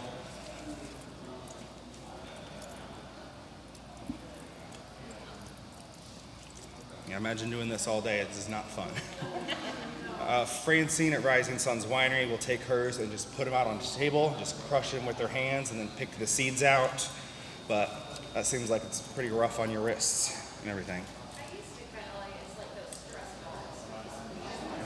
If you take the seeds out first, can you put them in the food processor? Yeah, this is just one way to remove the seeds and skins, and it's my first time doing it this way. There's better ways. Yeah, I don't know, somehow a seed already popped through.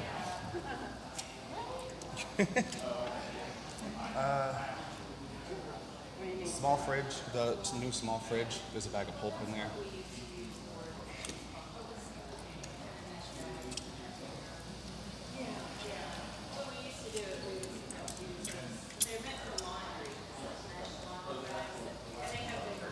Yeah, I had paint bags, but I couldn't find the small ones. Pick the seeds.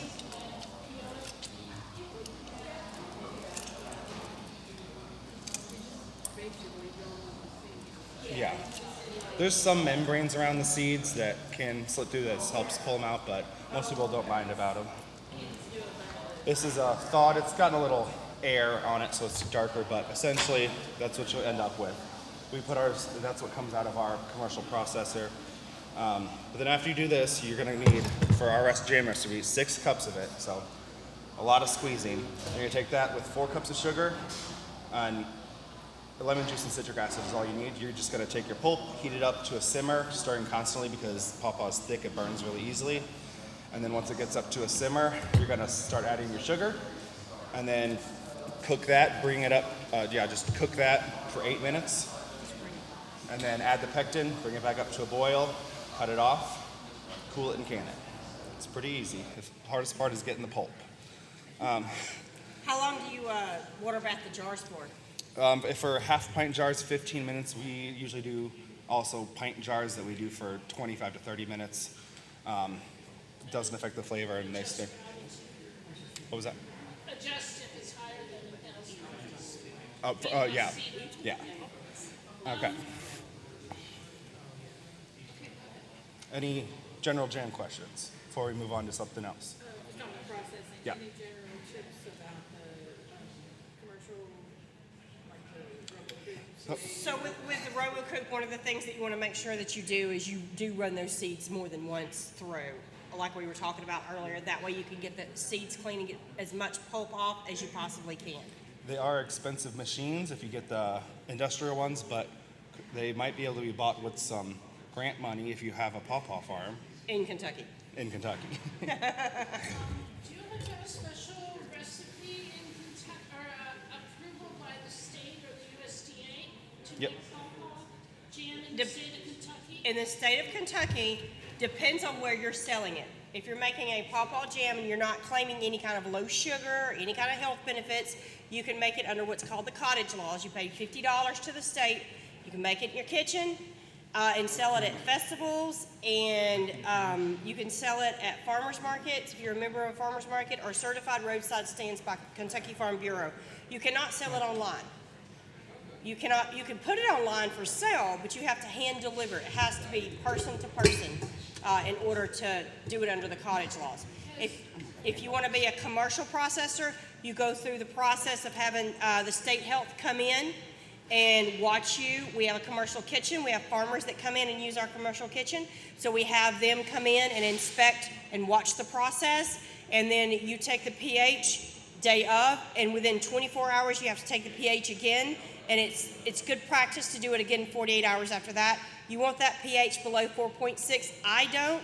I want my pH below 4 because food safety is 4.6, and I like to keep under food safety. So you add citric acid or lemon juice, which is what our recipe calls for.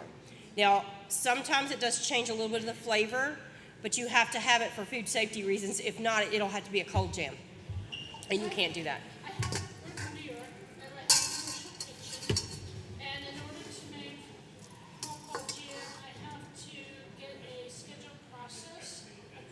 Process review? Yeah, process review Yes. by the state. Mhm. It must be $85 per recipe. Correct. every 3 years. We have that under microprocessing. If you grow your own product and you want to do a microprocessor license, you can get a recipe approved for $5 through UK, and then you can do microprocessing. In New York, we had to have a food processing facility license. Correct. Not a home license. We don't have a food processing authority here in Kentucky because UK no longer does it, so you have to send anything you do off to Tennessee or to North Carolina. We send our hot sauce off to Tennessee. It's under the process review currently, so we can be a commercial processor of it. I had a problem when I made Pawpaw jam of keeping a consistent pH because it depended on The fruit. the weather. Because sometimes the fruit would be 4.7, sometimes it'd be 5.4, and so I couldn't stay to the Recipe. approved scheduled process because I would have to add more lemon juice or more sugar, whatever, to adjust the pH. And so I stopped making it. Yeah, we kind of hedged our bets with that one by automatically just putting extra in there, and we'd lower it down to like 3.7 or 4.2. We lower it down to 3.8. 3.8. I mean, I Yeah. use my pH meter and everything all the time, Yeah. but it just got so iffy. You have to calibrate your pH meter after every use. I understand One, that. yeah. I make 7,000 jars. a Yeah, year. no, I'm just saying. That. So that was one of our farmers' problem is they kept having problems with their pH, and they weren't calibrating their meter. I would calibrate it each Yeah. day when I would make some. So I was curious because I found that there's a lot of fluctuation in pawpaw fruit. There is, and so we process all the fruit at the same time, so we don't know what fruit goes into what bag. So But there's enough all at once where it's generally Yeah. consistent. Yeah, it's generally consistent because we don't use just this fruit or just that fruit And or just this a lot of the fruit up variety. in this upper orchard are Susquehanna and sunflower, so we kind of, it's more consistent since we're using a lot of similars. Yeah. We have 60. Oh, man. Yeah. Whatever it was that got frozen is what I used, yeah. You could take the pH before you put it in the bag of the pawpaw, and then when you get it out, you have it written on the bag, and you'll know when you're going to make it if it needs to be more or less, and have a couple of different recipes approved if you need to. But at $85, it's $230 for our hot sauce, I believe, at Tennessee. So it's not cheap. We had somebody we did a kombucha with, and it was, what was it, $100 and something? Something like that, yeah. Yeah, $130 per jar. So. Ours is in Geneva, New York, which is like an hour from us, and so it's close for us to do. Okay, we'll be coming back to the pulp a little later, but we're going to swap over to something a little more fun. Who enjoyed the ice cream at lunch? Has anyone heard of an ice cream bread? Bread. Very simple recipe. I just learned about this pretty recently too. All you got to do is take some melted ice cream, forgot it out. Any ice cream you want, because we're using Pawpaw ice cream. And we're gonna take 2 cups of it.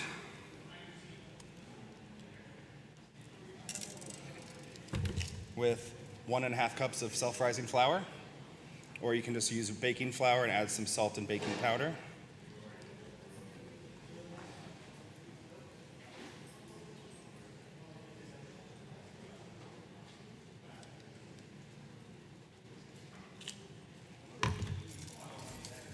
Mix it up. Just 2 ingredients.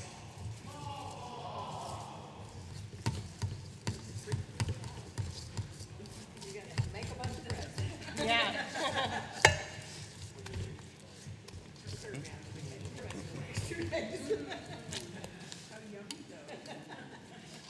It's gonna look kind of like a custard ice cream type thing. And then you're just gonna oil and flour a pan. Scoop it in there. And then bake it for 35 to 40 minutes. And poke it with a toothpick. Once it comes out clean, you're good. 350 degrees, yes.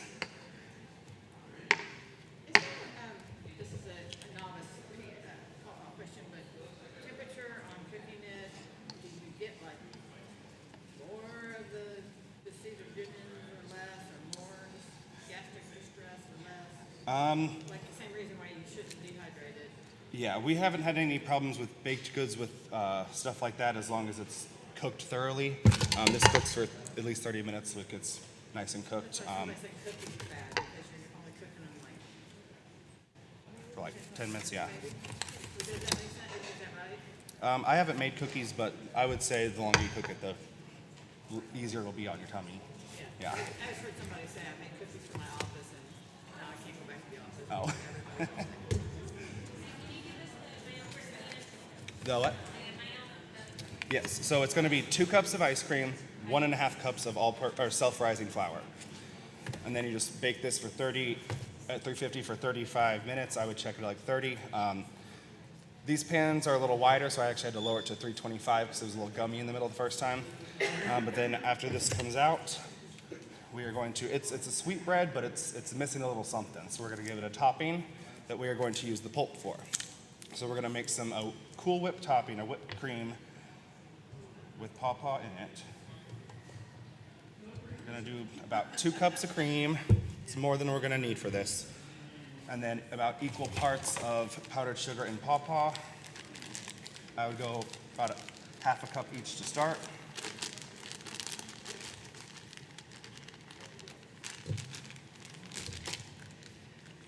And we're going to use this older pulp.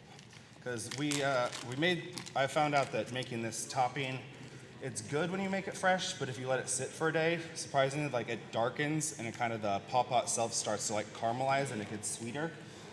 So we're going to use some older pulp.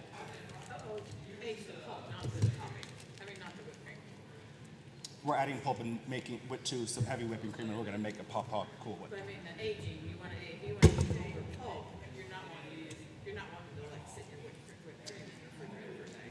Not ideally, but that's what we did. It's a little different. You'll see it's a little texture, not perfect, but it still tastes good. That is the way. That's how we did it, yeah. If you want the consistency different, we'll see how this turns out. We're just going to blend this.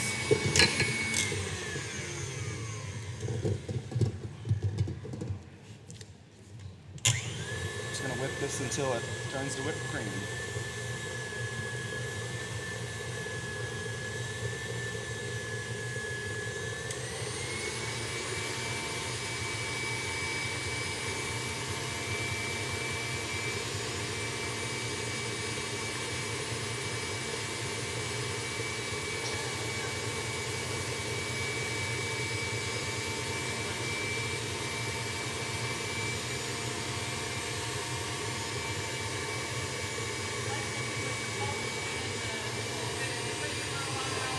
Yeah, we pulled this out of the fridge, the freezer. It's been in the fridge for 2 days.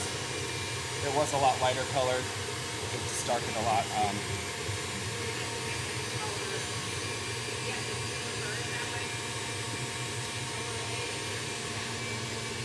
We'll see. I haven't used age filter. So we started off by just a basic processing demo, kind of squeezing out some pulp, and then we swapped over to an ice cream cake. You just use some melted ice cream from lunch today, mix in some 2 cups of ice cream, 1.5 cups all self-rising flour, and then bake that for 350 degrees for 35 minutes. And then we're making, yep, and it's sweet, but it could still use a little something on top. So we're making a Pawpaw topping, whipped topping. You're done with that? Yeah. Just for now. Could go a little longer, but you can see it's starting to whip up, and you just go based on taste. You can make it sweeter, but then with this, it was, again, about 2 cups of whipping cream, and then just equal parts sugar and Pawpaw, however flavorful you want it. And then we actually made some and cut it up and toothpicked it for you guys to try. Yep. Yeah. We even tried adding a little turmeric to color it. It does not do much. But as you'll see on those, it's darker just from sitting out in the fridge for a day. It just like gets like a nice peanut buttery color.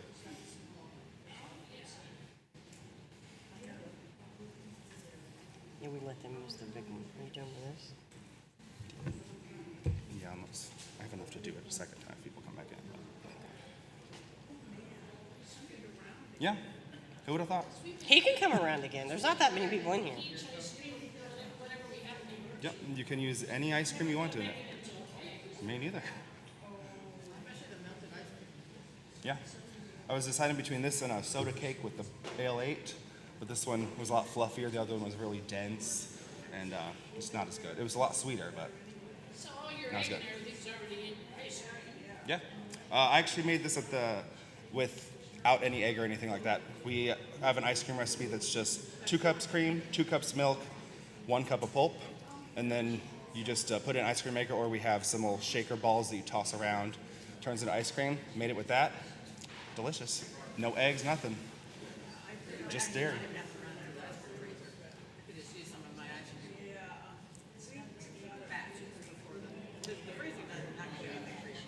We actually made some fresh ice cream on stage at the Kentucky State Fair and had people try it. We used a little exercise ball kind of that you shake, and we had everybody in the audience kind of shake it. It was really good. It's a lot better than the stuff you had at lunch. Yes, it was really good. And we got plenty of samples, so you guys can help yourself if you want more. It says 15 minutes and then check, but then you usually have to do like another 10 minutes after that. That's the ideal. You give it to the kids and have them kick it around. You give it to the kids, have them roll it back and forth. We've done that before, and yeah, it's heavy. We were literally throwing it like this on stage, just kind of being goofy, you know. Yeah. Don't let them launch it at each other. So. Yes. We did a basic overview, but then I also took this jam and tried swirling it into the bread. It was pretty good, but you couldn't taste it enough for the effort. But it did give it a really nice caramely, crusty top, like bubbly. So the jam, you're just gonna take your Pawpaw, we scoop them out with a spoon, and then we have a big tomato processor to put them through, but old-fashioned is squeeze them through some cheesecloth or just a mesh bag. You're gonna want 6 cups of pulp, and then with that, you're gonna put it on the stove and simmer it. And then once it comes to a simmer, while you're stirring constantly, because it's thick, it's gonna burn and stick to the bottom, you're gonna start stirring in your sugar, cook that for 8 minutes, and then you're gonna add your lemon juice or your citric acid. We use 2 teaspoons, and then a packet of pectin, bring it back up to a boil, cut it off, and then you're gonna jar it. And then heat bath it for 15 minutes in half pints or 25 to 30 minutes for a pint jar.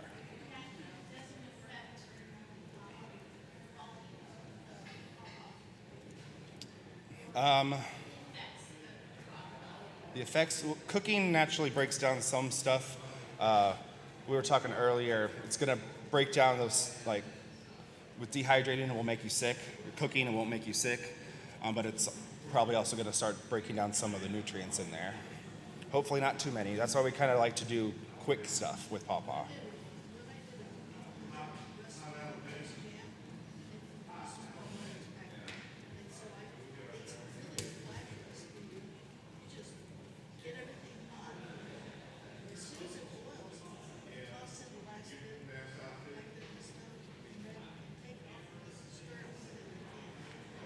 What kind of pectin did you say you used? Oh, yeah. Pectorons. Okay. Okay. Francine was saying something like, the reason we don't use that is because you can't make any low sugar claims on it unless it goes through a process review. So if you wanted to do something and have it low sugar, in order to make that claim, you have to go through a process review and have it sent off.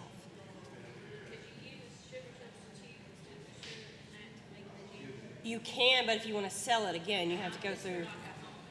Yeah. Yeah. More recipes besides the jam and the ice cream? Yep, if you go to KYSU Pawpaw, they have cookies, they have breads. It's kysu.com/pawpaw. There's cookies, breads, jams, puddings, pretty much anything you can think of. On that site, isn't there used to be a recipe that you put bourbon in and cinnamon and stuff? I'm Jam? for a jam.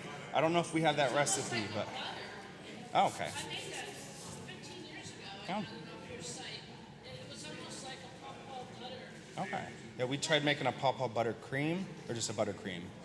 Buttercream it didn't work out. Yeah, I used to leave the liquor out though because the kids were little. And Yeah. I wasn't sure, but it was so good. It had cinnamon and Were you here yesterday? Were you here yesterday? yeah, hers was similar.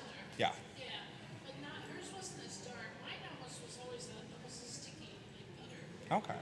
because I had pectin in it. Oh, yeah, she doesn't use pectin in hers. Yeah. But, I mean, that was years ago. Yeah. I had that off your site. Have y'all tried any different pawpaw recipes or things that y'all like specifically? I, for a couple years made a pawpaw strawberry jam. Okay. We tried a pawpaw That was like the blackberry. alternative because We tried a pawpaw blackberry and the pawpaw just didn't come Yeah. through as well. Could you And a taste pawpaw much of it? grape. Great. I resorted to that at the end because it made the pH better. Oh, yeah.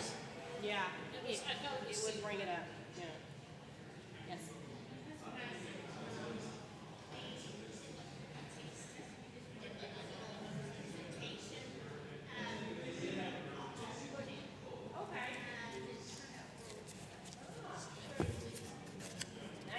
Since we got 45 minutes, I'm gonna toss this in. Okay. He's gonna bake the other one. We actually do a lot with value-added processing here at KSU. We worked with a lot of farmers throughout the state to help them develop the recipe. I had a capacity building grant where we worked with them to come into our kitchen, develop the recipe, get certified. They can use our kitchen for a year because you have to pay that certification. And then we don't really kick them out, but like we ask them to go find their own kitchen because this is kind of like a training kitchen. It's not designed for commercial use for things like that on a daily basis. I think through the grant, I have a small farm grant program. We get money from tobacco settlement here in Kentucky, and we use that to give up to $5,000 out to farmers to get things like a commercial kitchen, a cold storage unit, a robo-coop, things like that that we have for farmers here in Kentucky. We've given out close to $5 million with that grant program since it started. So, and Matt developed a hot sauce recipe. I know we're here for Pawpaw, but we're trying to work on a fermented Pawpaw hot sauce as well. Hasn't worked yet. No, we're working on the process review. We have to send it off to do a process review because it's a fermented hot sauce. And so we're waiting on that to come back. The Pawpaw fermented hot sauce didn't turn out, so we're still in development process of that. Maybe at the 6th International Pawpaw Conference, we'll have that one ready, right? We're also thinking about trying to do one, Matt's gonna develop one that's not fermented. It's just the Pawpaw. I like the one that they had. I don't know if you guys read the ingredients on that one outside, but they're cheating a little bit. Pawpaw is the second to last ingredient. The main flavoring is soursop. So we're trying to find one that's actually Pawpaw, Yeah, which is difficult. yeah. Or develop our own. So I think it would be good. pH is an issue. Because the Pawpaw pH is typically pretty high. Yes, because you don't have to worry about it because all the sugars, it's not as bad.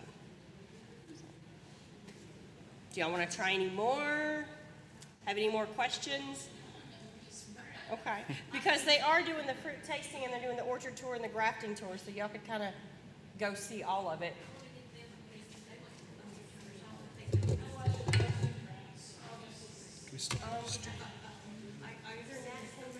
Let me get you a napkin or a little small plate and I'll put some on it for you, okay? It'd be easier. There's plates out front at the, no, he disappeared. Okay. Tyler, you want to come try? Come on.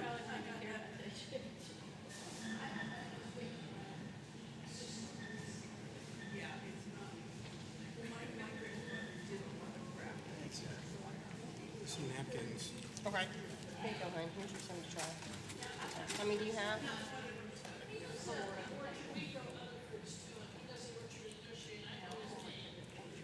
Okay. Here you And if go. you want to just taste the Cool Whip by itself, you can just take this and dip it in there. Yeah, if you want to try just the Cool Whip, you could try that too. Hmm? Do you need the trash? Yeah.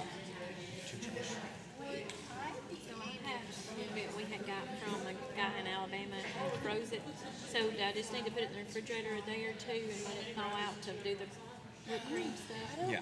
know. because You need it more It room thaws pretty temperature. quick. have that What? It needs to be more room temperature. So it doesn't. We've used it while it's still frozen. It's just a lot easier to like. You just end up squeezing it around the sides. So Okay. Have you tried a gluten-free flour? I have not. I wonder how that would work with the denseness of Yeah. the. This one was already denser today than yesterday's, but. There you go, honey. I was just wondering because my husband has gluten sensitivity, but it would be interesting, and I have other family members who have, so I haven't tried that, but it would be interesting to see. It could have probably used a little more pulp in it. Yeah. But it's still You good. can still taste it though. Yeah. That bite was better. I mean, there's not that many ingredients, so if you had some gluten-free flour, you would definitely try it. Thank you so much. Yeah. Tell them to come back for more. We made way too much. Is the cake also made from Pawpaw? So it is made with Pawpaw ice cream. It is an ice cream bread. Yeah. The cake, this one? Yeah.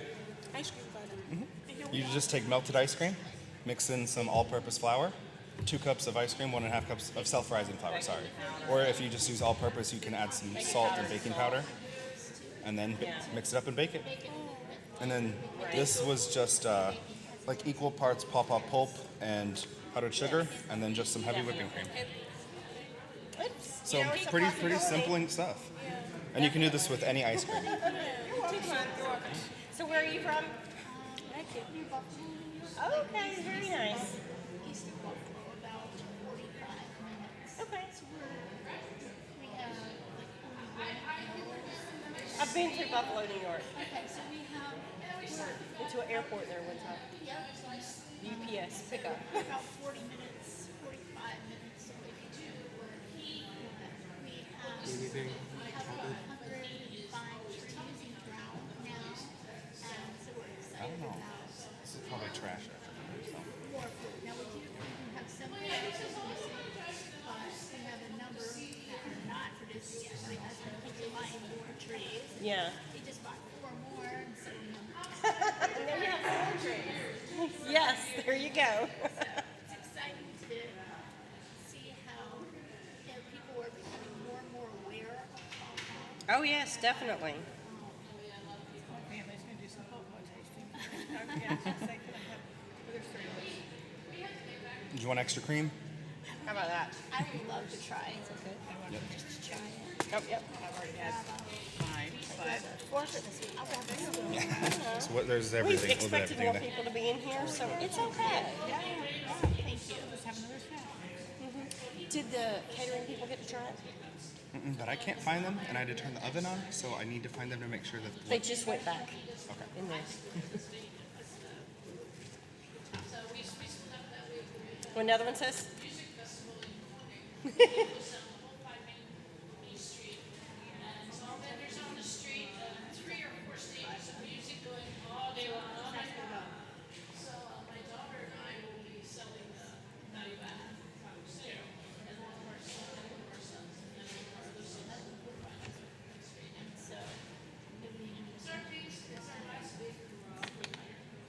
That one kind of broke.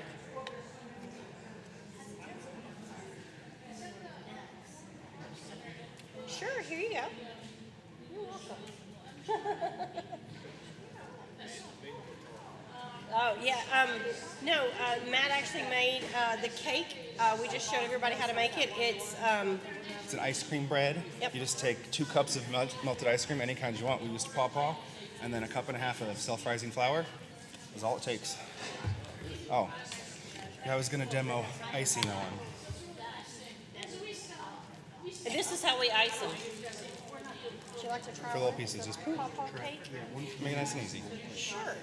It's Pawpaw cake with a whipped icing that we just made in here. Okay. It is A Pawpaw Cool Whip, essentially. Yeah. It's heavy whipping cream and then equal parts of Pawpaw pulp and powdered sugar. Okay. You can taste that on its own if you want, but it's also There's on all some the bread. spoons right here too. That's the fresh one there's napkins out somewhere, I thought. We have like 4 napkins. Taste.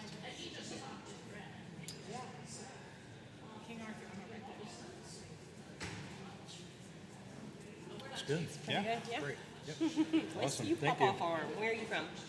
Worcester, Ohio. Okay, Ohio, nice. I still have never made it to the Ohio Pawpaw Farm. Be okay. Thanks again. You're welcome. I'm gonna take some of these to the Oh, right. food people. I'll let you keep talking. I think I have the card with the Recipe on it? yeah, the recipe for the ice cream and the recipe for is it Jam? jam, Yeah. yes. But this was different. Yep. Yes. I like to try to switch it up. So you didn't have any other recipes that you were talking about, right? Just the ice cream bread and the Cool Whip today, and then we just kind of went over the jam. Yeah. Right. And I mean, since I have the recipe for that, then I think it should be okay. I'll give that a try too. It's my family's taste testing thing, so I'm gonna give them a little bit of this too, if that's all right. Oh, definitely. Let's go find them, but one's taking a tour, one's doing the grafting. Yes, my husband's doing the. Thank you. I'm gonna throw them in the trash. My husband's doing the graft. He does graft, so I don't need. But he's doing The tour, yeah. We had 3 of us, so it worked out perfect. Yeah. Yes. So, divide and conquer. Yes. That worked out. I might. It was just fine. Take a spoonful for him too, because this he could eat. Because this just has the sugar, the Sugar, pawpaw, pulp, and then yeah, heavy whipping cream. and the yeah. Okay. Let's try it. Oh, we got forks in here too. Mostly forks. What'd you think? It's not super sweet, which I like. Did you want to try the one on here all on its own? This is the one we made yesterday, or 2 days ago. Okay. You mean on what? One of these pieces of bread? Just Oh, on on here. The texture's not as great, but Oh, and that tastes more like Pawpaw. it develops on here, after a right? couple of days, yeah. Did you want just a piece of regular bread? No. Well, you want me to? No, you don't want. I like the sweetness. See now I just That is so cute. You're so organized. That looks so good. My family is all scattered, so our dogs are right. Taste testing.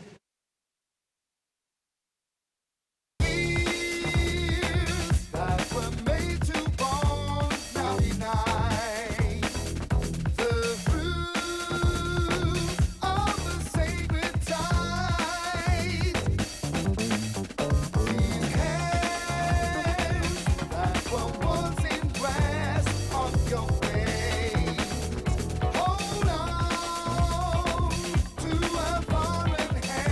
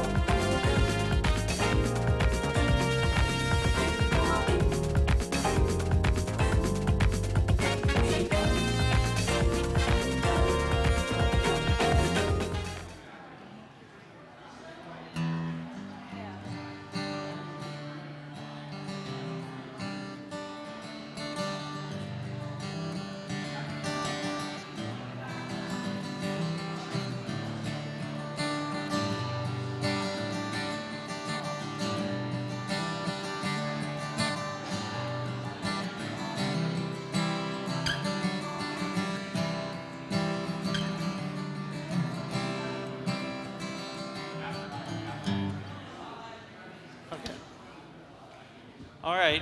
So how many people know the Pawpaw Patch song? Oh, yeah. Okay.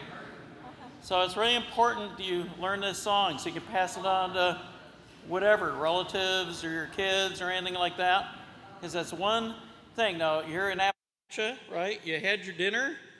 Now you have to, sit in the parlor and sing something, right? But that's kind of a tradition. But once again, this Pawpaw Patch song's been around forever. So, people were talking about Pawpaw a long time.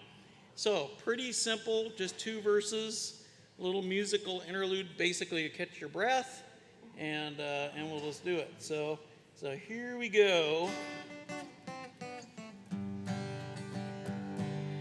Where is dear little Daniel? Where is dear little Daniel? Where is dear little Daniel? Way down yonder in the Pawpaw Patch.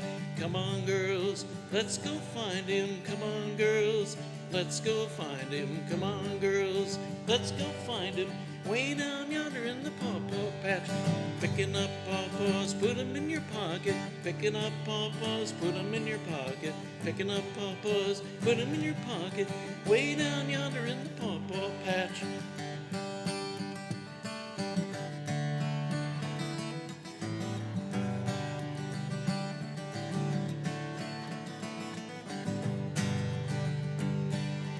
Where is dear little Susie? Where is dear little Susie? Where is dear little Susie? Way down yonder in the Pawpaw Patch. Come on, boys, let's go find her. Come on, boys, let's go find her. Come on, boys, let's go find her. Way down yonder in the Pawpaw Patch. Picking up pawpaws, put 'em in your pocket. Picking up pawpaws, put 'em in your pocket. Picking up pawpaws, put 'em in your pocket. Way down yonder in the Pawpaw Patch.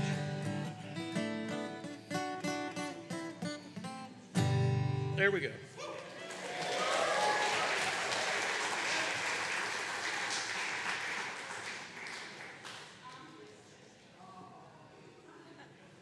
Jody says she missed it, so you have to do it again. Oh, yeah, we'll see.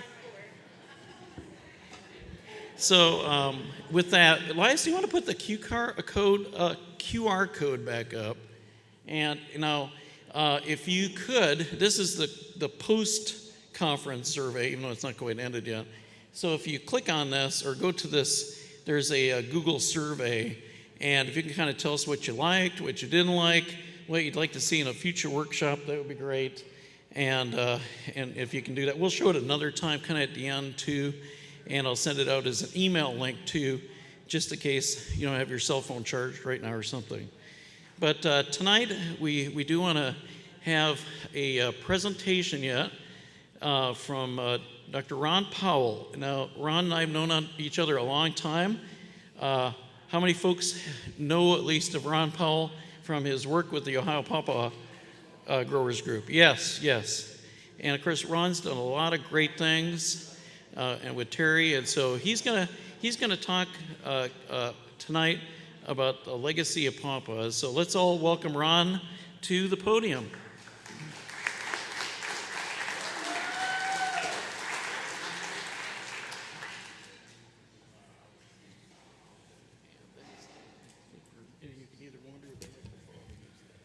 I can't wonder too much with my bum leg, so This will be good then. I got to stay in one place pretty much anymore. I don't want to bust Kurt's bubble, but in Ohio, we don't have patches, we have thickets. So a little bit difference. I wasn't going to come to the meeting, and Kurt called me up and he says, well, you got to. He says, you're on the program as keynote speaker after the dinner on Thursday night. So I had to come. Hopefully I won't need help standing up tonight, but I just had my right hip replaced, so we're okay. It was difficult to plan. Oh, you want me to talk louder or just get closer? Okay. Thank you. Difficult to go through slides, pictures. of almost 25 years. You know, how do you present things that make sense for different individuals? I'm thankful to have met many friends along the way. Believe it or not, I started out with the nut growers because at the time the nut grower groups were the only groups that would accept pawpaws and persimmons. And my mentor was pretty much Jerry Lehman at the time because I started with persimmons, not necessarily pawpaws, although I grew a few early on.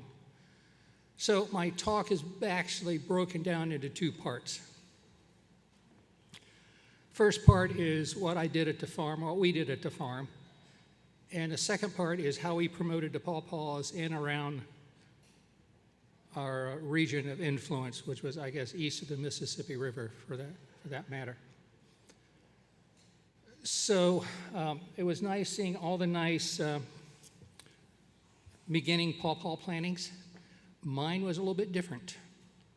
At the time, Kurt was promoting that we were going to plant pawpaws in marginal land. And my farm is about as marginal as you can get. And I look at it that I've gone through one cycle. My trees, like, Kurt, you haven't shown any of your good pawpaw trees in the back field, but they are dying and are dead. So I'm in the process of renovating my farm. So I've gone through one cycle, and hopefully I'll begin the second one. So you who are planning new plantings need to think about the future because it comes quicker than you think. I started the farm without any pretense that I was going to make money. It was placed there for me to collect genetic material. And at one time, I think I had about 125 named cultivars growing. Way too many for production. If I was going to go in production, I'd come up with a good dozen or so and live with those. But anyway, let me, and Kurt says this is supposed to work, right? The big one is, move it on. Okay, the first, and I wish I could see the pictures, Kurt. I hate, oh. You put the microphone on top of it. No wonder I couldn't see it. All right. My first experience was with Kirk in 1999 when one of my students at Cincinnati University invited my wife and I to come down and visit Kirk to see his planting. So we come down and visit the planting. And we stopped out in the field, and you can see my wife standing there with a pawpaw in her mouth already. But you know, at the time, the planting was not quite mature, but it was really a nice-looking planting. And it was a shame to come back in, 2018 and 2015 and see the condition it was in. I do have a picture, too, but I'm not going to dwell on it too long. It's gone now. He grubbed them out. Okay, there's a picture of what Kirk's plants look like in 2018. So they did do some crossing back then. I think he did some crossing with Asimina reticulata and triloba. And the flowers were beautiful. You know, they had 4-inch petals on them. And the remnants, I think he's got 1 or 2 plants still out there in that short row that they had. Anyway, we'll move on. My farm is in one of the 32 Appalachian counties. There's 32 counties in Ohio that are part of Appalachia. And I am, you can see where I'm at. I'm in zone 6B. Way down here. I'm in Adams County, but I can hit Brown County with a rock from my cabin. So there were a lot of challenges for me to overcome. We purchased a farm in 1975 for hunting, and it's 74 miles from our residence, remote, very rocky, and very hilly. And you'll see some pictures in a minute to verify that. I had no deep, rich, well-drained soils. At best, I had 4 to 6 inches of clay. I think it's K-wood, if I'm not mistaken. No source of water, no source of electricity, and the land needed to be cleared, and there were no structures on the farm. This is what it looked like when we started to clear the land.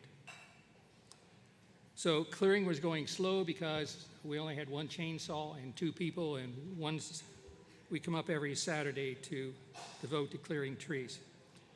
We either chipped or made biochar out of the trees. Get the right technology here in words. Lots of fires. And let me back up. Can I back up? Yeah. Terry did me the honor of letting me plant the very first pawpaw tree on the farm. After that, she planted everything, and we had over 500 trees. So over a period of years, she did all the planting of the pawpaw trees at the farm.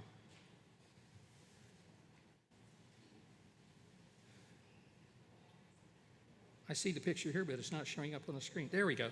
There we go.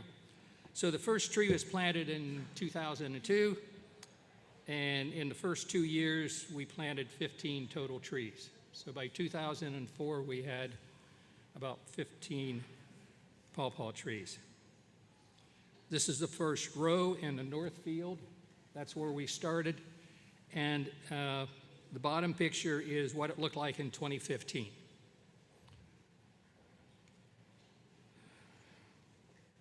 Now, we used buckets at the farm because I had access to them. I was a friend of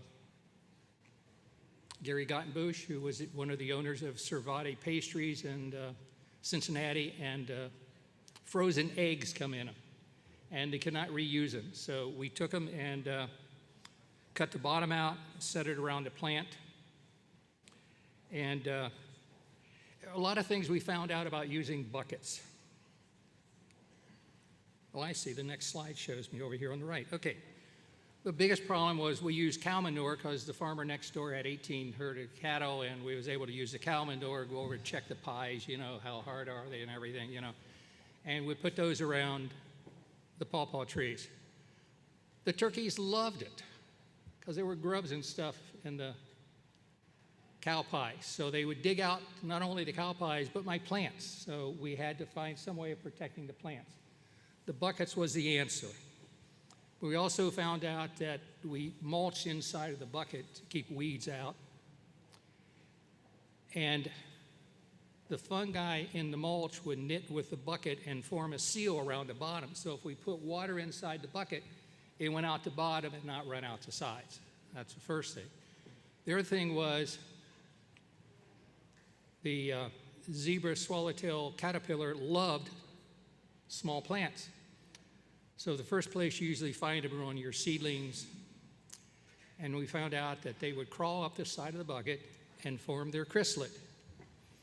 Well, lo and behold, I had a gentleman in North Carolina that would buy those from me. So I could walk through the fields real quickly, look down in the buckets, and pull out the chrysalid and mail him the chrysalid. Did it work? No, it didn't work all the time because sometimes they'd be infested with some of the bees that were parasitic. So sometimes he would not get what he asked for. But anyway, we got him down to him. In about 2008, we had cicadas hit the farm, and we had them also this year, but they weren't as bad this year as they were in 2008. My wife got the big idea that we'd put nylon netting over the trees. Worked fine to keep the cicadas from crawling up the trees. However, along came a windstorm, and guess what? We lost about half the trees we had, and most of the trees that we protected. Is Neil still here? Oh, he's outside. All right. They were mostly his plants, and we drove to West Virginia to pick them up and brought them back and planted them, and we lost about half of them because the wind broke them off.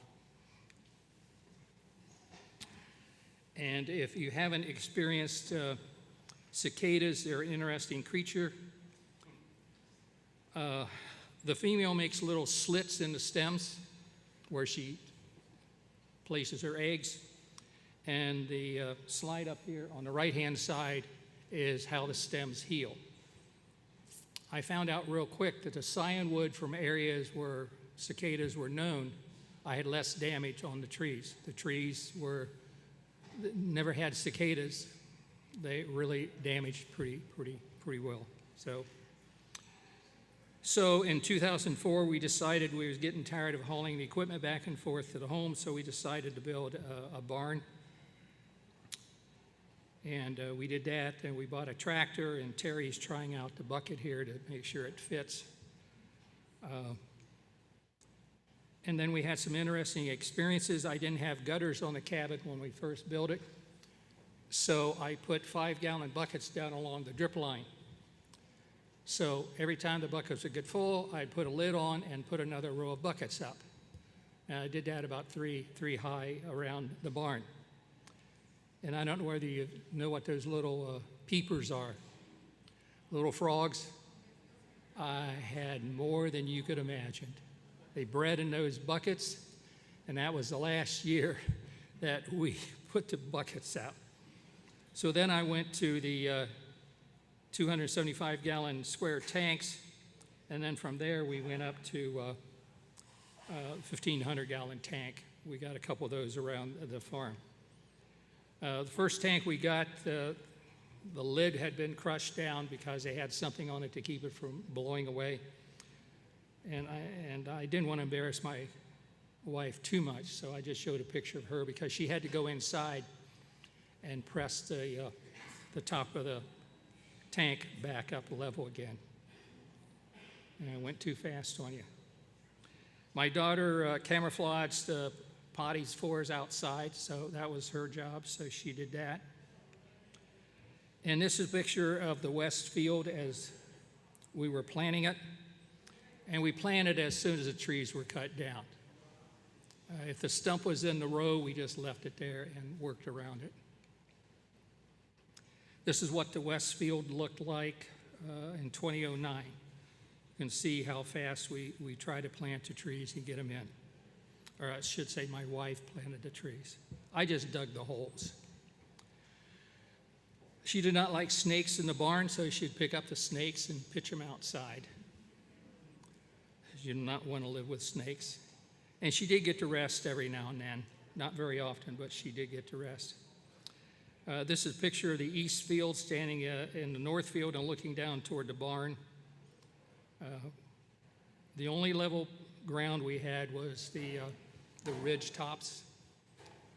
We planted on the sides of the hill and fairly steep. This is what the east field looked like in 2015, and by 2019 you can see half the trees have passed away. The last few years we have had terrible weather, a lot of drought in August, and that's when the pawpaws are filling out, and it really took its toll. One positive note, if you were on Google at the time, you could see all the white buckets down in the fields. So it was kind of interesting. This is looking at the east field, and on the left-hand side is the west field, and the top of the picture is the north field. Here's Terry planting, and you can see some of the rocks that she has to deal with, but we dug the holes with a spud bar. We had so many rock. We dig a hole and we take out more rock than we did topsoil. So she had to build a wall around all the trees so the topsoil didn't get washed away until the tree got established. So those of you that have had trouble with level ground, just add rock to it and you'll get an idea of what we put up with. This is what the field looked like in 2016. Trees look good. And I bought Terry a gator so she could get around the farm a little bit better. This is the cabin that I put up, had built in about 2011, I think. Yeah, This picture was from 2014, but 2011 we put the cabin up. She said she was getting tired of sleeping in the barn. We slept in the barn for about 5 years. And in a metal barn, inside temperature, same as the outside temperature, there was no difference. It just broke the wind. So she said she was tired. And this is what the inside of the cabin looked like. We used all the rock, not all of it. I still have plenty left. You want any rock, let me know. But the rock wall here is about 200 feet long. And the guy that built the wall was a Kentucky level 2 drywall stonemason. Took him 2 years to do it. And he put the wall up in, if you can believe this, in 8-foot sections. He said there was like 6 to 8 ton of rock per 8 feet. So get an idea of, and I still have plenty of rock. And this is what trees look like this year. You can see there's no leaves on the tree, and the fruit's small, about duck egg size, and most of it's black or brown.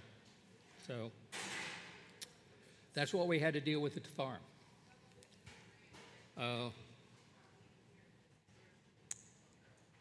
Catch my breath. Okay, what Terry and I did. This is the list of all the meetings we had. The first meeting was in 2001.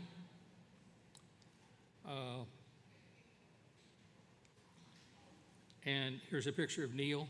Chris Smeal is on the right in the white hat. And I can see why Neil didn't show up, because I was going to expose him tonight. How many of you have ever heard of the cultivar Wilson? Yeah, it's right at the top of your list, isn't it? Right up by Susquehanna.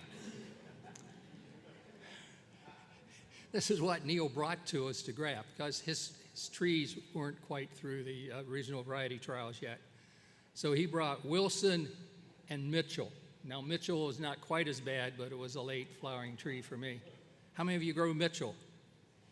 Oh, a few. Yeah, I know. You don't have to tell me. It's not a very good tree. I wanted to tell Neil that the original tree of Wilson I grafted finally died this year, and I cut it down. So, pardon me?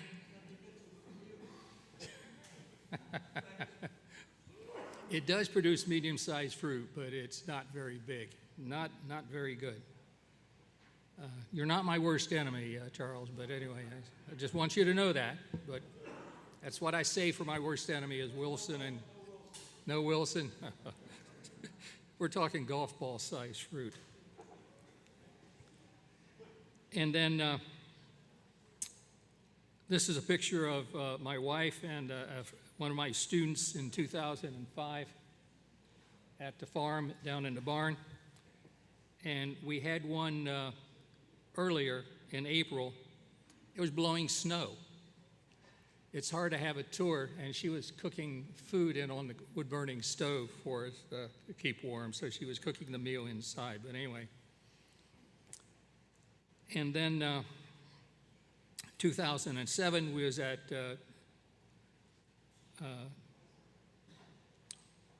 Dave Simpson's place in Jackson, Ohio. He had a farm and a barn. He just remodeled, and we was able to go there. Then in 2008, we were at Dick Glazer's house. It was nice to have meetings at different places, but it was hard to get people to come to those locations. And this one is at Long Branch Farm in Milford, Ohio. And Cliff's is the guy standing over on the top right-hand side in the purple shirt. I don't think Mark Stadler is here. But Mark is sitting there with his blue shirt back to us. And then we was at Wilmington College.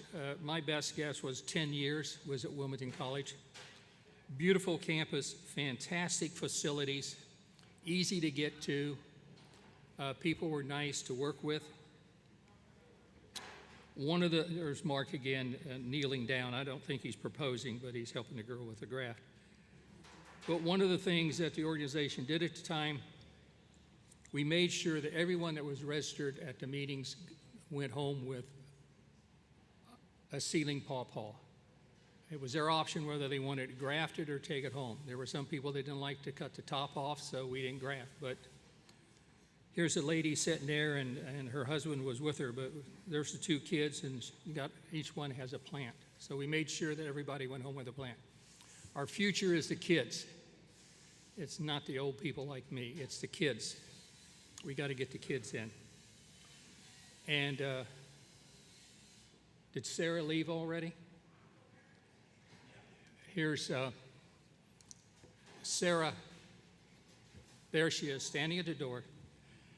This is down at South Center, and they were doing a video of her grafting, and I was standing over her to make sure she was doing things right. And so I worked with Ohio State quite a bit, worked with Ohio University, still working with Dr. Brandon at Ohio University, and Kentucky State especially. And then I think I also assisted a young student down at the University of Missouri. So here's my wife, and this was at one of the Gorman Farm buildings, not far from her house. She loved to demonstrate cooking. And she would give a lecture on cooking, and I would usually talk about how to grow pawpaws. And she had a procedure where she had these 5 recipes, and this was a complete meal that she had worked up and did that quite a bit. Yep. Too fast. And here I am at, get my finger off the button. This is at the Nature Center, and here I am giving a lecture, and you can see all of Terry's products set on the end of the table. So I would usually talk a little bit, and she would give a little lecture. She loved working with pawpaws. Here she is showing one of our trustees how to pulp the fruit. And the lady on your left is Governor Taft's wife. They put in a pawpaw planting, and Terry is on the right, and Terry's mom is in the middle. And they went up to visit the pawpaw planting at the governor's residence in Columbus, Ohio. And at the time, during these early years, I only know of about 4 or 5 festivals. And I bet I would run out of fingers and toes today if I was counting the number of festivals that have popped up. I think one of the best early ones, this was in 2005, was down in Waynesville, Missouri. It was a truly family affair. Didn't have to pay to get into it. They had all kinds of rides and petting zoos, and they really made a big deal out of it. A radio station was there. I gave an interview. But it was really, really nice. Then we went to North Carolina. In North Carolina, at the time, they were out in a parking lot. The extension building was there. The lectures were inside, and they had some baking products that you could sample going into the extension center. And one of the better ones for the displays was Pawpaw, what they call Pawpaw Folk Festival. And it was in Maryland. And they were nice because they put Terry and I up for the night and provided a lot for us. But it was nice. You can see that it was an interactive display here that they had for the kids, which was really nice. West Virginia had one for a couple years in Pawpaw, West Virginia, but it didn't last very long, and I think they've started it up again. But we never got to go to that one because they disbanded it before we got there. This is a friend of mine. This is John Neeb. And in Cincinnati, they had what they called Ag Days.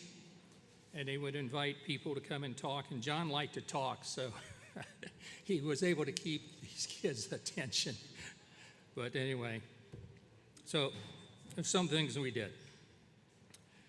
And then picture of my wife's General Electric group that she worked with. We were down to Cincinnati Zoo, and was dedicating a pawpaw planting down there. This was in memory of a lady that was called the ambassador for the apes. And when the large gorilla was shipped to another zoo, this lady went with it to calm down the gorilla. So in memory of her, we did a pawpaw planting down at the Cincinnati Zoo. Here she is this was at the Cincinnati Nature Center. We had a lot of exhibits that we carried around with us. And usually in conjunction with this, I would give a lecture or take a field trip and go out in the woods and look for pawpaws out in nature. This is at the festival. I think the one on the left is Terry was cutting up samples for people to sample, and that's always a big hit at the festival. And you can never have enough help when people want to sample pawpaws. Then down below shows some of the brochures. And I think we had close to 25, 26 brochures we passed out. And I think the best one for Terry was the ripening chart that she produced. Ohio State, Sarah's shaking her head, used it in some of their research studies, and they said it was spot on. Neil never said anything about it, so it must be all right, you know.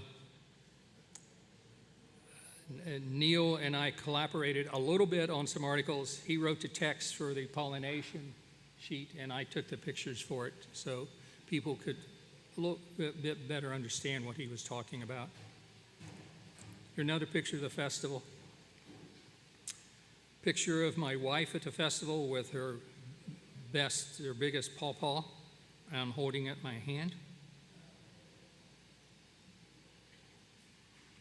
I don't know many people that could select ripe pawpaws like my wife did. I'll show you here in a minute what I mean by that. We also went to the Paul Bunyan show, and she made sure that Paul was well fed with the pawpaws.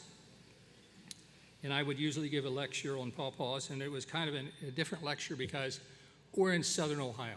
Everybody in southern Ohio has a woodlot. And what do woodlots have? Pawpaws. So my talk was primarily about how to improve your planting, not how to plant. So a little bit different process there. And I'm not proud.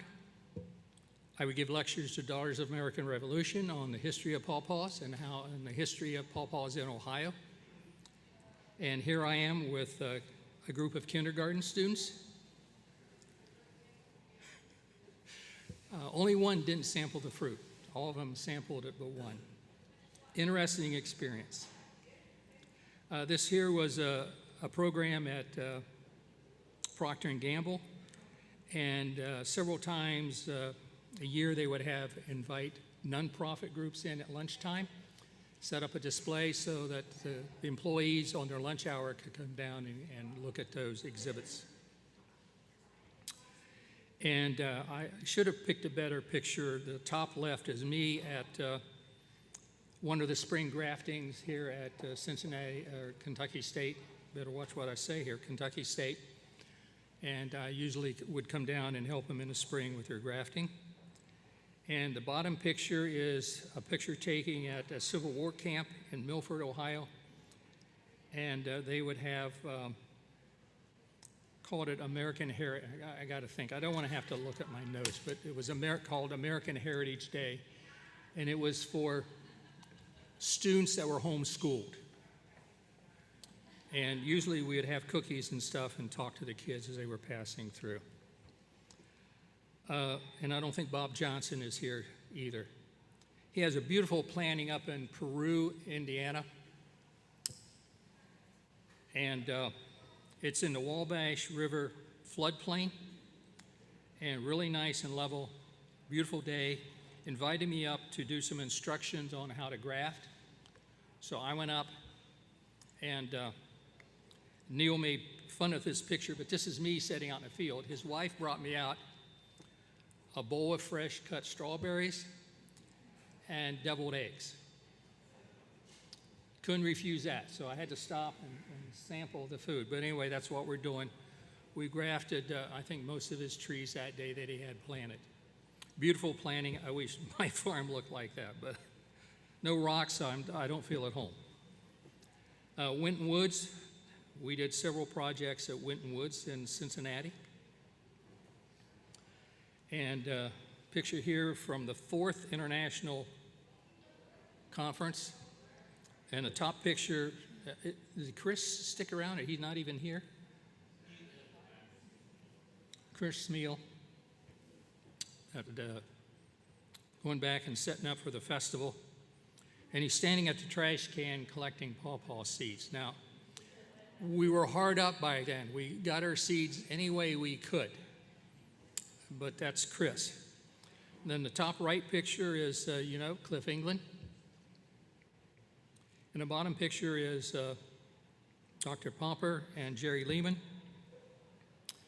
And Jerry Lehman passed away, I think, at a very inopportune time. He was a young man that passed away, and he was my mentor by far.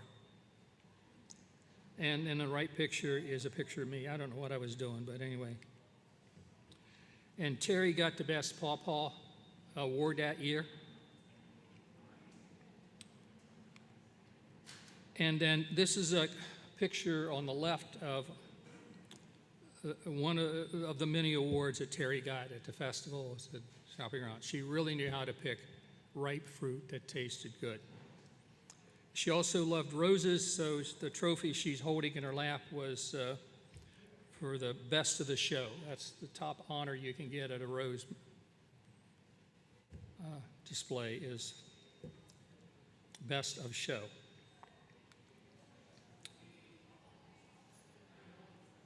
The sunsets just tell me where I'm at, so don't be too alarmed.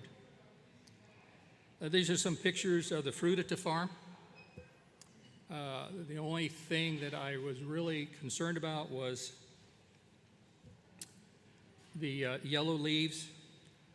And the yellow leaves occurred only on branches that had pawpaws on them. And it took us a while to figure out. We sent leaf samples in, and Kurt said send them to Pennsylvania, and the young lady that was at the lab there, we talked several times about it. And apparently the magnesium, which is, if I'm not mistaken, water soluble, it's transferred from the leaves over to the root. And I tried to put down magnesium in the field, but I could never find out how much it needed. And I just quit because it didn't kill the tree, but it just looks bad when people come to visit the farm. And we did produce some nice fruit. Here's a picture of Terry. When we were harvesting fruit, we harvested the fruit Tuesdays, Thursdays, and Saturdays. And Saturday afternoon, we'd load up the truck and bring it home. And I marketed them to a guy in Indiana. He would come over and pick them up and took them to an Amish family. They would process a couple thousand pounds of pawpaws in a couple of days. They went down to Bloomington, Indiana, Upland Brewery to make beer out of. I guess the college students needed the beer to study with, but that was big business. And I had a walk-in cooler created with a bot system, and I would cool the fruit down to about 45, 50 degrees and hold it till Saturday afternoon. And then we'd load it in a truck, and I would haul it home for the guy to pick up. I know. I think there's a little bit better than 1,000 pounds sitting in the back of the truck. So a lot of work. And, but anyway. Lots of zebra swallowtail on my milkweed plant.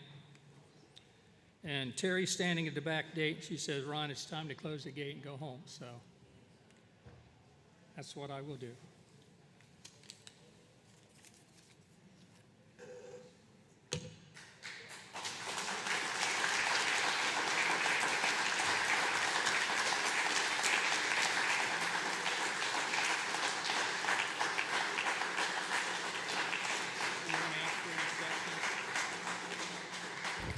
Well, thank you, Ron, and lots of memories. I want to have Dan come up if you could too, and we wanted to recognize you for all the work that you did with Terry. Starting to lose my voice a little bit.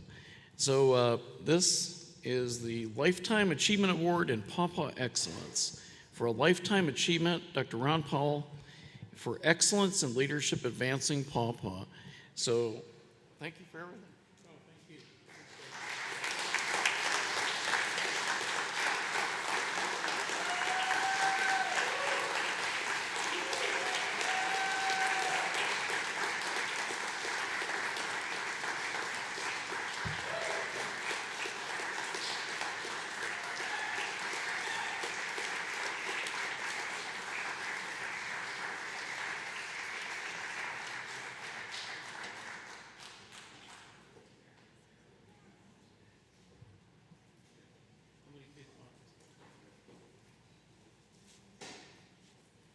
I'm going to give you the box to get it home in one.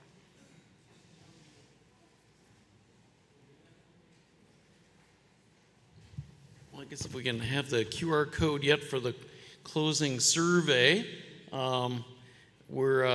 if you get a chance to fill it out yet tonight, that's great, or if you want to go and get it on your phone and fill it out later. I will try and send it out as a little link via email to everybody too, but I know some people registered late, but I'm going to try and get to everybody, and you can tell us about what you liked, what you didn't like, maybe what you'd like to see in a workshop. You know, we might do some type of a little bigger workshop in a couple of years again, not an international conference, but a workshop, and you could probably pick the topic if you put that into that survey. So, you know, I think it was a productive meeting. I think at the end of the Olympics, they say this is the best whatever Olympics ever. I think it was probably one of the best international Pawpaw conferences. I hope you liked it. So, but yeah.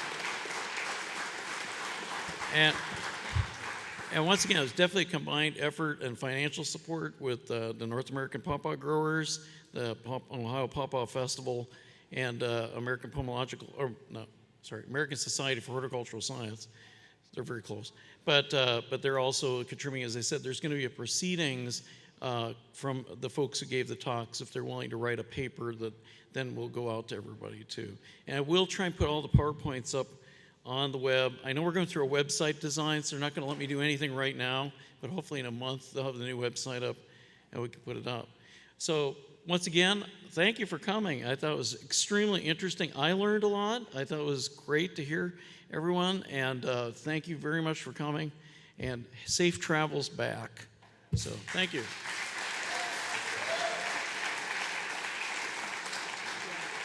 Where'd you go? Tiffany, where'd you go? There she is. Okay. I just wanted to say something real quick about the food that you've had over the conference. We've used several different caterers throughout. All of them use local farm foods. They buy from local farmers and support local farmers. Locals is the one that you had for lunch today. They are located here in Frankfort, and they have a shop in Louisville. They have supported over 1.6 million pounds of food bought from farmers since they opened in 2020. And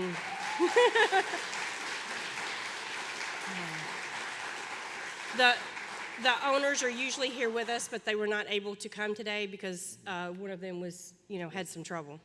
And I want to say Joni did a whole bunch of work in Savannah, many other people at the farm and from the department. So let's give everybody a hand again. Thank you.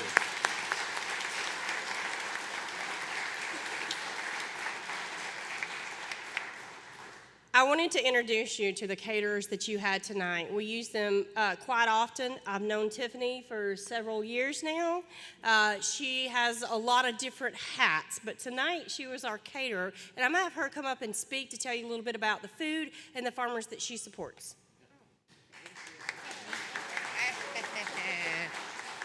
Of course, she had to give me a chuckle because I was like, I am not speaking. But I'm Tiffany Elamine. I've got a chance to talk to a few of you all. Yes, I am co-owner of Alfalfa's. 1973, used to be at University of Kentucky on North Limestone, if you all ever were there. They are a local restaurant. I was so blessed to be able to buy it when it was downtown. My husband and I bought it when it was right before COVID, and they were going to shut it down. And when they were about to shut that down, they were going to close the brand and shut down Alfalfa's as it was. And if you guys ever were a part of the legacy of what Alfalfa's was, it was much more than a restaurant. It was Kentucky. Many of you all sold there, put your products there, knew the farmers and the bakers that were there. And my husband and I, my family, took that on and wanted to make sure that we still sold and put Kentucky farmers' products, including our own, into what Alfalfa's was. And we kept the name going, and you see the logo, and we kept it flourishing. And then our wife and head chef, Cole, with the food that you all loved, I hope, tonight. She bakes. She cultivates the same. She had Miss Grape in the back, if you guys remember Miss Grape, and had all these wonderful people who just kept on pouring into her and into us to keep the same values that Alfalfa had. We still work with farmers and make sure that those things keep on going. I'm just very proud to be a part of the Alfalfa culture. Like Joni said, we do a lot of Third Thursday caterings here. We do the Small Limited Resource Conference. We make sure that socially disadvantaged farmers' products still run deep through not just the University of Kentucky and Kentucky State University, but also Berea College and a lot of other programs throughout the state of Kentucky. So I'm just very proud of that. I'm also the director and founder of Kentucky Black Farmers Association. I am a farmer. We are farmers. We was like working hard this week as we had twin goat babies born on Monday, as we were new goat farmers, and we're just very blessed to share this space with you all, and kudos for all the work you all do with the Pawpaw industry, because we love us some Pawpaw ice cream. I just wanted you all to see this is family. That's my brother, that's my daughter out there, that's my future son-in-law out there, and just again, thank you all for this. So I hope you all get home safe and enjoy the food.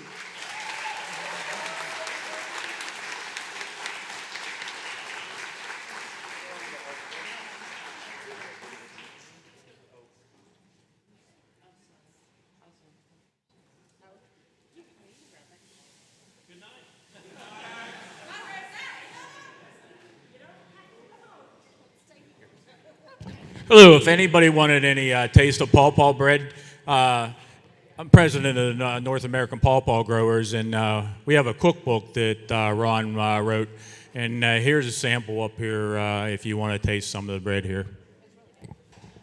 Thank you.